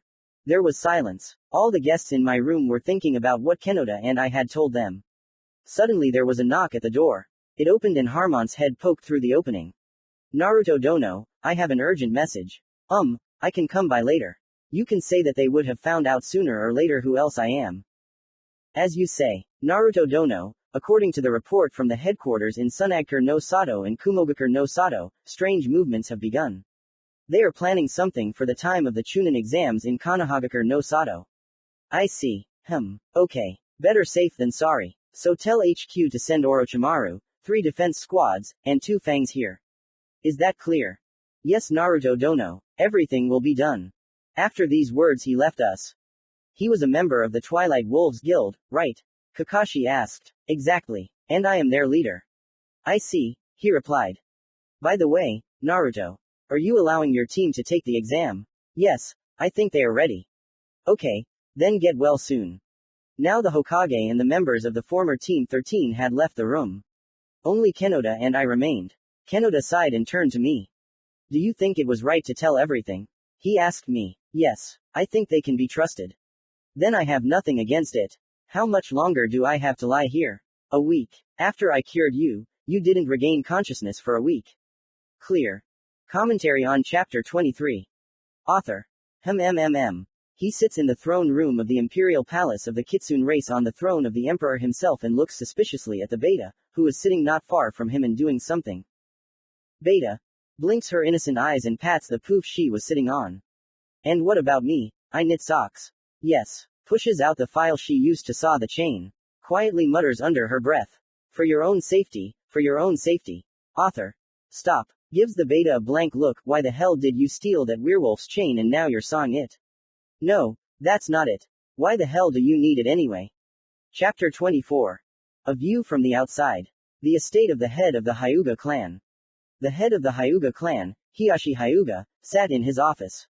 Right now, his thoughts were occupied only by the documents on his desk, but that didn't mean he wasn't paying attention to his surroundings. After all, he was an experienced shinobi and had fought in the war. And so, as soon as one of the clan members raised his hand to knock on the door, Hiyashi immediately spoke up. Come in. The clan member who entered bowed to the leader and spoke. Hiyashi Dono, we have received a message from the head of the Uzumaki clan asking you to come to a small clan council that he is organizing. However, not all clans will be there, only those that have received invitations. Do you know the topic of the meeting? According to the envoy, the topic will be one of the treaties from the time of Rakudo, which was never broken. When is the meeting? Tomorrow, at 1 o'clock in the afternoon. The entire second floor of the Uzumaki clan's establishment, Steel Silkworm, has been selected for him. The number of accompanying persons is up to 10 clan members. Got it, you can go. After waiting for his subordinate to leave the office, Hiyashi whispered. The times of Rakudo, right? So the war against him is coming again. Inuzuka clan estate. So you're talking about a meeting about the treaty from the time of Rakudo? Yes, Sum Dono. I see. So there will be a big battle again. Hokage's office. A meeting, huh? He didn't even have time to leave the hospital, and he's already started a flurry of activity. Uchiha clan estate. Sasuke, we will have to show up there. Do you know what this contract of Itachi is? Yes. If it really is him, then the war that started the feud between the Senju and the Uchiha will soon begin again. Nara clan estate.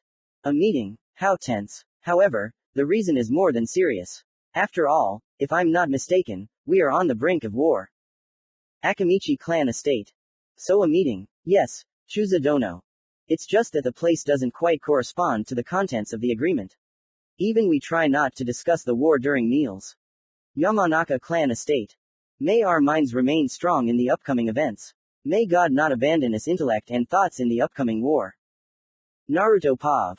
I was sitting at a huge round conference table that had been dragged to the second floor of one of my clan's establishments. All the clan leaders I had invited were seated at the table. Behind them sat the people who accompanied them. I am glad that everyone who was invited came to our meeting, albeit not a full one.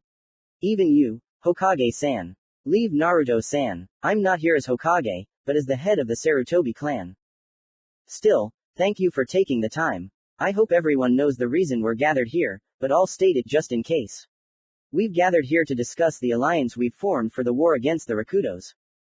The clan heads nodded, ignoring the surprised whispers of their companions. Yes, Naruto-san, the head of the Hyuga clan, Hiyashi, began to speak. The heads of the assembled clans are required to study the true history of the world. We remember the reason for the alliance very well as how the last Great War ended. However, we are all interested in one question. Am I sure that Rakudo is alive? Exactly.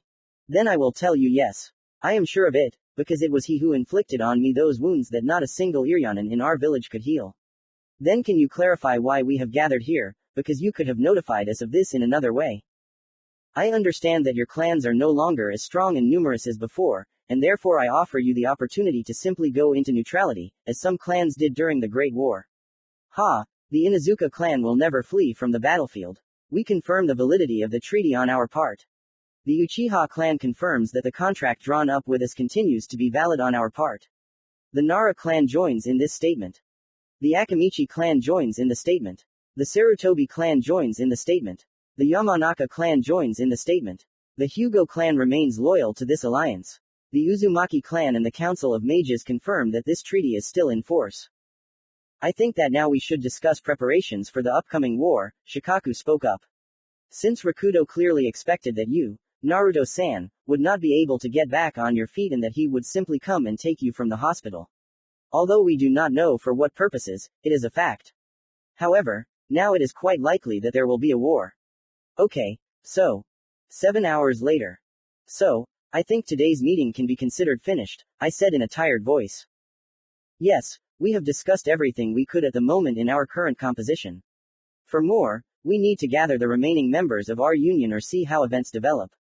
Once again, I thank everyone gathered here and remind you that no outsiders should know about this.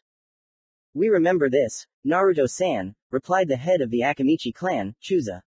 Then the meeting is over. May the gods not abandon us in the coming war. Everyone got up from the table and, repeating my last phrase, began to disperse. However, as soon as I approached the door, I was called out. Naruto-san, Hiyashi's voice rang out, can I talk to you alone? Okay Hiyashi-san. Now everyone will disperse and we can talk. Within 2 minutes everyone had dispersed and only Hiyashi and I were left. Even his escorts had left the building and were waiting for him outside. So, what did you want to talk about, Hiyashi-san? Naruto-san, tell me, you're not engaged to anyone yet, are you? No. Then, how about an engagement between you and my eldest daughter? You are exactly the same age. You know, Hiyashi-san, such decisions are not made on the spur of the moment. The last time I saw your daughter was just a glimpse at the distribution. So I don't know what she's like. And if we'll see about my attitude towards her, then I don't know how she'll feel about me. I'm not going to enter into an engagement if she's against it. Oh, as for her attitude towards you, Naruto-san, you don't have to worry. She's been in love with you for a long time now. Really. However, I think I need to take a closer look at her before I make a final decision. I understand. After all, if you agree, you will live with her all your life. If I agree, I will notify you. I'll be waiting with impatience. An hour later. They're already proposing an engagement. I'll have to take a closer look at her, because I've never talked to her, and it's been too long since I've seen her. Oh, how good it used to be. No tension about the war, no urgent matters, and most importantly, no proposals for an engagement. That's why everything falls on my head, huh? Commentary on Chapter 24. Author. Ha ha ha ha ha. Joyful stands on top of the highest mountain of one of the neighboring worlds and wags his tails. What are you doing here? Together with his wives, he looks in surprise at Beta, who has climbed up after them. Beta Lee. What do you mean? There's a grove nearby, I'm picking mushrooms, it's the season. By the way, welcome to the cutie world. -3 tries hard not to look at the ladies in waiting climbing up behind him. And over there points to the other part of the slope we have hazel growing. Sighs sadly and looks at the harem. And when will they all fly in so they can at least sit at home for a little while? Mumbles under his breath, hiding behind Venstorn from the ladies in waiting with a dress and makeup. Yes, shish, may you parasites get your fill of dog mushrooms. Kicks back from the required attire for meeting distinguished guests. Now do you understand why I left your world? There are no ladies there. Author. Who is missing? He looks around in bewilderment, having knocked down all the maids of honor with his tail and not noticing it. Chapter 25. I am sitting on a throne in a huge, gloomy hall, like the entire castle. 10 vampires stand by the walls, guarding my peace. I am dressed in a heavy black robe with images of skulls on my shoulders. On my hands are 10 rings with magic stones that enhance my magical power. On my neck is an amulet that allows me to better feel the flows of magic, and which has been hunted for many centuries. In my hands is a staff that greatly simplifies control over the raised undead. All of the listed things were enchanted by me. I spent several years on each of them. Since then, they have been hunted and my castle is attacked every day. And now a company of 6 intelligent beings burst into the doors of the throne room. 2 light elves, 3 humans and a dwarf, who were sipping potions from red and blue bottles on the go. Saigo, control the simple mobs, then we'll deal with the boss so they don't interfere, shouted one of the people who was dressed in a blue robe. The heavily armored elf rushed towards the nearest vampire. Roar of steel, he shouted, attracting the attention of all the vampires. The vampires rushed towards him, wanting to destroy him. There is no point in me interfering, my retinue will sort everything out on its own. However, contrary to my expectations, another elf, together with the man who commands this detachment, struck the vampires with magic, slowing them down significantly and depriving them of one of their main weapons, speed. Then the rest intervened in the battle, almost instantly dealing with the vampires. Ha! This is what the highest level and proper skill development means. The gnome shouted. Now we restore HP and mana with potions and quickly kill the boss. We need to close the quest before tomorrow evening. Not intending to tolerate their presence in my castle any longer, I stood up from the throne, gripping my staff more comfortably. Arrow of dust. The spell aimed at the armored elf hit the stone, as he managed to dodge. What the hell? We haven't aggroed him yet. It seems like he attacks as soon as there are only players left after killing the mobs in the hall. Saigo, control him. Go in 6, heal Saigo as soon as his HP drops below half. Roar of steel. I instantly moved to Saigo using Shadow Walk. A swing, a blow and the tip of the staff pierces the full-length shield, and then the armor, entering Saigo's very heart, whose eyes glazed over and the next moment he crumbled into a multitude of dust particles. Ram of Darkness. The spell that flew from the staff presses the second elf into the wall and he crumbles, just like the first. Fireball. The man in charge of the group shouted. Bone barrier. The fireball shattered powerlessly against the bone shield that had grown out of the floor. Bone wind. A huge number of bone fragments swirled around the enemies, piercing their bodies. When the wind died down, only the squad leader remained alive. What kind of boss is this? Why the hell did they even include him here? Are the developers completely out of their minds by including a boss that can kill a level 200 tank player with just one hit? Without listening to him any longer, I dealt the final blow by plunging the tip of my staff into his head and he crumbled into dust, as did all his comrades. A dozen vampires appeared again at the walls, and I sat down on the throne again. And so it is repeated year after year. Holy shit, what was that just now? Damn, what a dream I had. And all this Hiyashi with his proposal of engagement between me and his eldest daughter, that's why I'm dreaming all this crap. I hope he gets the hiccups for a month. Phew, okay, I need to get dressed. Today my minions have their Chunin exam. Commentary on Chapter 25. Author. What did I even write? Lying in his bed with a temperature of 38.5 and a sore throat. Beta. I didn't understand what you wrote either. Drink some tea with honey and send someone to buy ginger and lemon. Mix honey, ginger and lemon and pour boiling water over it, but you can also boil it. Drink this stuff before bed and wrap yourself up tight. Unless you're allergic to anything, of course. After reading the recipe, copy it to another place if you don't remember it and delete it from here. Get well soon, my joy smiley face author. How did you end up here? Points his fourth tail at the beta that suddenly appeared in his chambers. Filler Chapter Number 7 or New Year with the author. Commentary on Filler Chapter Number 7 or New Year with the author. I warn you in advance that there are characters from my other works here. Beta Lee. Grumbling. Got everyone together. We forgot to come alone, with our wives. Not with anyone else's, but with yours. Blossomed and started darting her eyes. But the girls and I had a great time and celebrated my birthday, which was on December 30th 16, just before the end of the year. Laughing face. I hope he won't look into his world for a long time, because we started celebrating at my place. And then like in the song, I'll go out into the street, look at the village. What a party we had, the village isn't mine, backquote not. I was sitting on the couch with my laptop and listening to music, trying to come up with a sequel to at least one of my works. I don't feel like reading, and I haven't come across anything interesting lately. The Christmas tree in the corner of the room was shimmering with the light of its garland, and the TV was on for a concert program, but the sound was turned off for obvious reasons and would only turn on before the president's speech, which was still about an hour away. This is how the author Wenstorn celebrates the new year, hee hee. Sitting alone, writing a sequel. Suddenly I heard a knock from the balcony. What? I turned down the volume of the music and listen. That's right, a knock on the glass was heard from the room with an exit to the balcony. How? Damn it, I live on the 8th floor. Moving into another room and going out onto the balcony, I peered into the darkness outside the window. There, on the back of some large creature, sat a figure wrapped in a black cloak with a hood and knocked on the window. Damn, let me in, it's cold here, said the figure. Automatically, I opened the window and stepped aside. A figure in a cloak squeezed through the window, and then, somehow, a beast climbed through it. Is that a llama's? Just don't tell me that's a character from my work, Lord of the Dead, Naruto. Brr, how do you even live here? Naruto said, throwing off his hood. We live normally. We've gotten used to it, after so many centuries. PFF'd. Okay, why did I come? That's what I'm wondering too.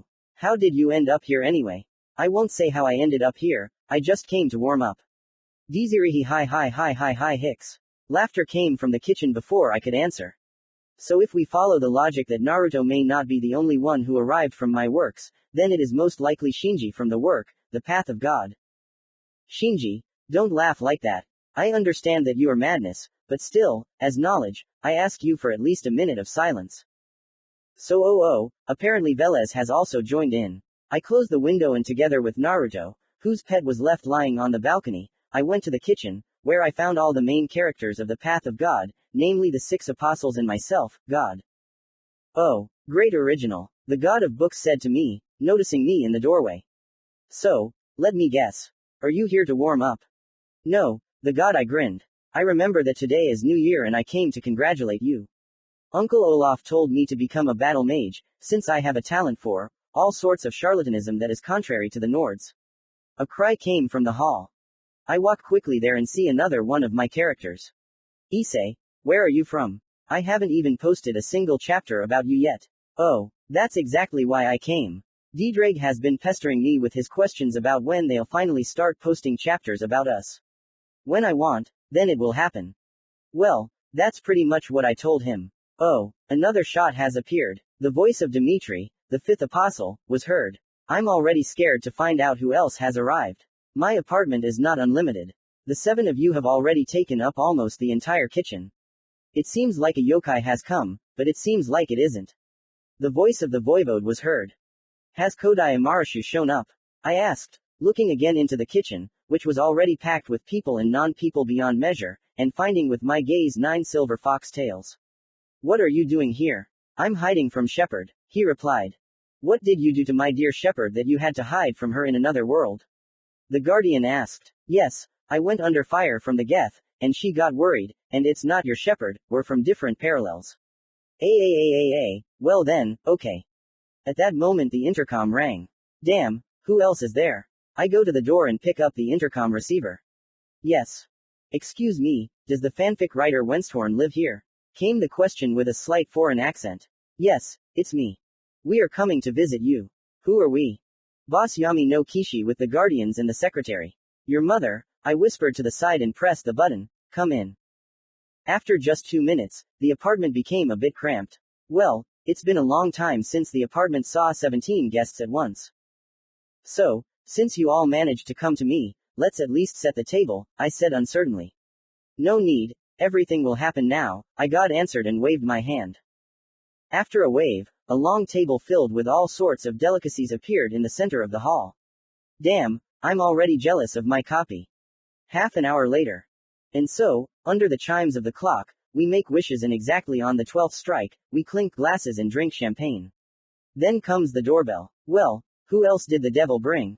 Under the disgruntled grumbling about uninvited guests, from the same uninvited guests, I get out from behind the table and open the front door. As soon as the door was open, I received a quick and strong blow to the face and fell on my back with a broken nose. Then followed the sound of falling, and the pain from the place of the blow disappeared and the nose crunched back into place. Turning my head towards the door, I saw Amarish standing next to the body of a man unknown to me, and next to me were Naruto and Ryohei, who actually healed my broken nose. And who is this? Asked Kodai. How should I know? I said, coming up and looking at the attacker's face. This is definitely not one of my works, which means it's a local. I guess we should pay a visit to the local criminals, Naruto said. Coronas. To me. Did you call Naruto Dono? Asked Coronas, who appeared out of nowhere. Yes, find out from this man about other criminals and, together with other people, punish them, but without a lethal outcome. Let's make Naruto Dono. A second later, the body, and along with it, Coronas, disappeared. Did you bring your people here too? No, they came after me themselves. Having decided to forget about this incident, we continued to celebrate. When it was time to put everyone to bed, I placed everyone from Yami no Kishi in the hall. In the second room, which was a little smaller than the hall, I placed the apostles, and with me in the room were Naruto, Kodai and the god of books, whom I refused to call by my author's pseudonym purely on principle. When I entered my room, I saw that this homemade god had settled on my bed, from which I threw him off with a clear conscience, and to his indignation I noted that this was a royal place, and since he was not a king, then there was no point in lying on my bed and I did not care that a god was somehow higher in position than a king. When I woke up in the morning, no one was there anymore and I would have taken it all for a nightmare, if not for the remains of the food that I God had summoned yesterday, a letter promising to drop by more often and a line in the city news with information about people found on the roofs around the square tied to steel reinforcement and with aspen stakes in their rectal orifices. If everything is as in the saying, how you celebrate the new year is how you will spend it, everything is true, then I'd rather skip this year right away because you can't live like that. Chapter 26. Unable to observe the first 2 stages of the Chunin exams, the Jonin instructors had gathered elsewhere. That very day, the Weeping Willow restaurant, owned by the Akamichi clan, was hosting a gluttony contest, as some shinobi had dubbed it. Today's contest was for shinobi only, and I had decided to take part. So, there were 30 participants in total, 2 of whom were from the Akamichi clan, the clear favorites. One of them was the clan leader, who had won 15 contests in a row. Restaurant, Weeping Willow. A view from the outside. So, we begin our annual shinobi speed eating tournament. First course, ramen. 15 servings. Let's begin. Everyone started eating at once, forgetting about everything else. The task is simple: eat as much as possible and as quickly as possible. Uzumaki Naruto and Akimichi Choza have already started on the 10th serving, while the others are only eating the 5th and 6th. And here is the next dish. Sushi. Number of servings, 10. Pieces in one serving, 60. The heads of the two clans simultaneously moved on to the new dish, having finished all the servings of ramen in 3 minutes and 44 seconds. Following them is Akimichi Morenji, finishing his 13th serving of ramen. The commentator roared, "This is incredible. Only 7 minutes have passed since the heads of the Akimichi and Uzumaki clans started on the new dish, and the sushi is already coming to an end. They are already bringing the next dish. And then we have takoyaki. 30 servings. 40 pieces in one serving. What is this?" 3 contestants are eliminated at the 5th serving of sushi. Only 27 participants remain. And meanwhile, half an hour has already passed. The eating speed is gradually slowing down, which only heats up the situation between the competitors. Meanwhile, our leaders are not giving in to each other one iota. They have already started on the next dish. Oyakodon. 40 servings. Really? 10 more people have gone for takoyaki. We only have 17 contestants left. Katsudon. 30 servings. 5 more people have gone for oyakodon. 12 left. Yaki udon. 50 servings. 3 people have gone for katsudon. 9 left. Tamagoyaki. 40 servings. 2 people have gone for yaki udon. 7 left. Gyoza. 40 servings. 30 pieces per serving. 4 people have gone for tamagoyaki, one of whom was Akimichi Morenji. 3 people left: Uzumaki Naruto, Akimichi Choza, and Nimmer Henna. Nikujaga. 30 servings. Our beautiful contestant Nimmer Henna has come down to the gyoza. The clan heads are still neck and neck. Sunamono. 40 servings. Hiyashi Chuka. 30 servings. Tanjiro. 60 servings. What? Has one of the contestants started to slow down? Yes. That's right. Akimichi Choza is now 1 serving behind Uzumaki Naruto. This is unbelievable. Just a few seconds ago, we couldn't even imagine that anyone could pull ahead, but here we see the Akimichi clan head already 3 servings behind the Uzumaki clan head. Pak choi is being served. This is the last dish in today's confrontation. The number of servings is 30. It looks like the winner of today's competition has been determined. The Uzumaki sea otter head has started on the last dish, while the Akimichi clan head still has 5 servings of Tanjiro left. What is this? It looks like the head of the Akimichi clan is not going to give up without a fight and has started to catch up little by little with the head of the Uzumaki clan. Will he really break ahead? It's unbelievable, but they are going nose to nose again. There are only 2 servings of pak choi left. 1. That's it. Our tournament is over. The winner is Uzumaki Naruto with a time of 2 hours, 45 minutes and 16 seconds. Following him is Akimichi Choza with a time of 2 hours, 45 minutes and 17 seconds. A gap of just 1 second brought victory to one side and defeat to the other. Thanks for the snack, Naruto said, wiping the corner of his mouth with a napkin. An hour later, Naruto's POV. I waited for the end of the second stage in the tower, because I didn't know when my students might arrive. After all, a few days for a task is not a small amount of time. I went to the Akimichi's gluttony after I learned that my students had passed the first stage, so they had enough time to find the scrolls and get to the tower. Naruto-san, said the Jonin examiner who appeared next to him, your team came in second. They spent 4 hours on it. If it weren't for the Suna team, they would have set a new tower record. Thank you. Smiling, I went to my team. Knocking on the room allocated for the team, I entered. In it, I found my team members tidying themselves up. Turning around at the sound of the door opening, they began to speak in unison. Hello Naruto-sensei. Well, tell me how you got the scroll, I said, smiling kindly. Well, Karen began, we decided not to rush and, having chosen a convenient place, we prepared a trap. We made a smoky fire and set up tents to create the appearance that the genin here were very weak and inexperienced. Atsushi continued, Sai created his own cartoon animals and they depicted our presence in the tents. And an hour later, when the enemy bought into this trick, Karen closed them in a barrier and released sleeping gas there. Fortunately we were lucky and they had the scroll they needed, Sai finished. I see, but who came up with the idea? Well, I came up with and analyzed Atsushi's plan, and helped me and Sai prepare to carry it out, Karen said. Good, just wonderful. I am proud that you are my students, I said smiling, and now rest, you have almost 5 days of rest ahead of you. Tossing the scythe lying on it with my shoulder, I turned around and left the room, leaving my students there. They have the third stage left. Individual fights, but before that they will need to survive the qualifiers. Well, let's see how you show yourself in battle. I hope that you have learned everything I taught you well and will not disappoint me. So far, you have even exceeded my expectations.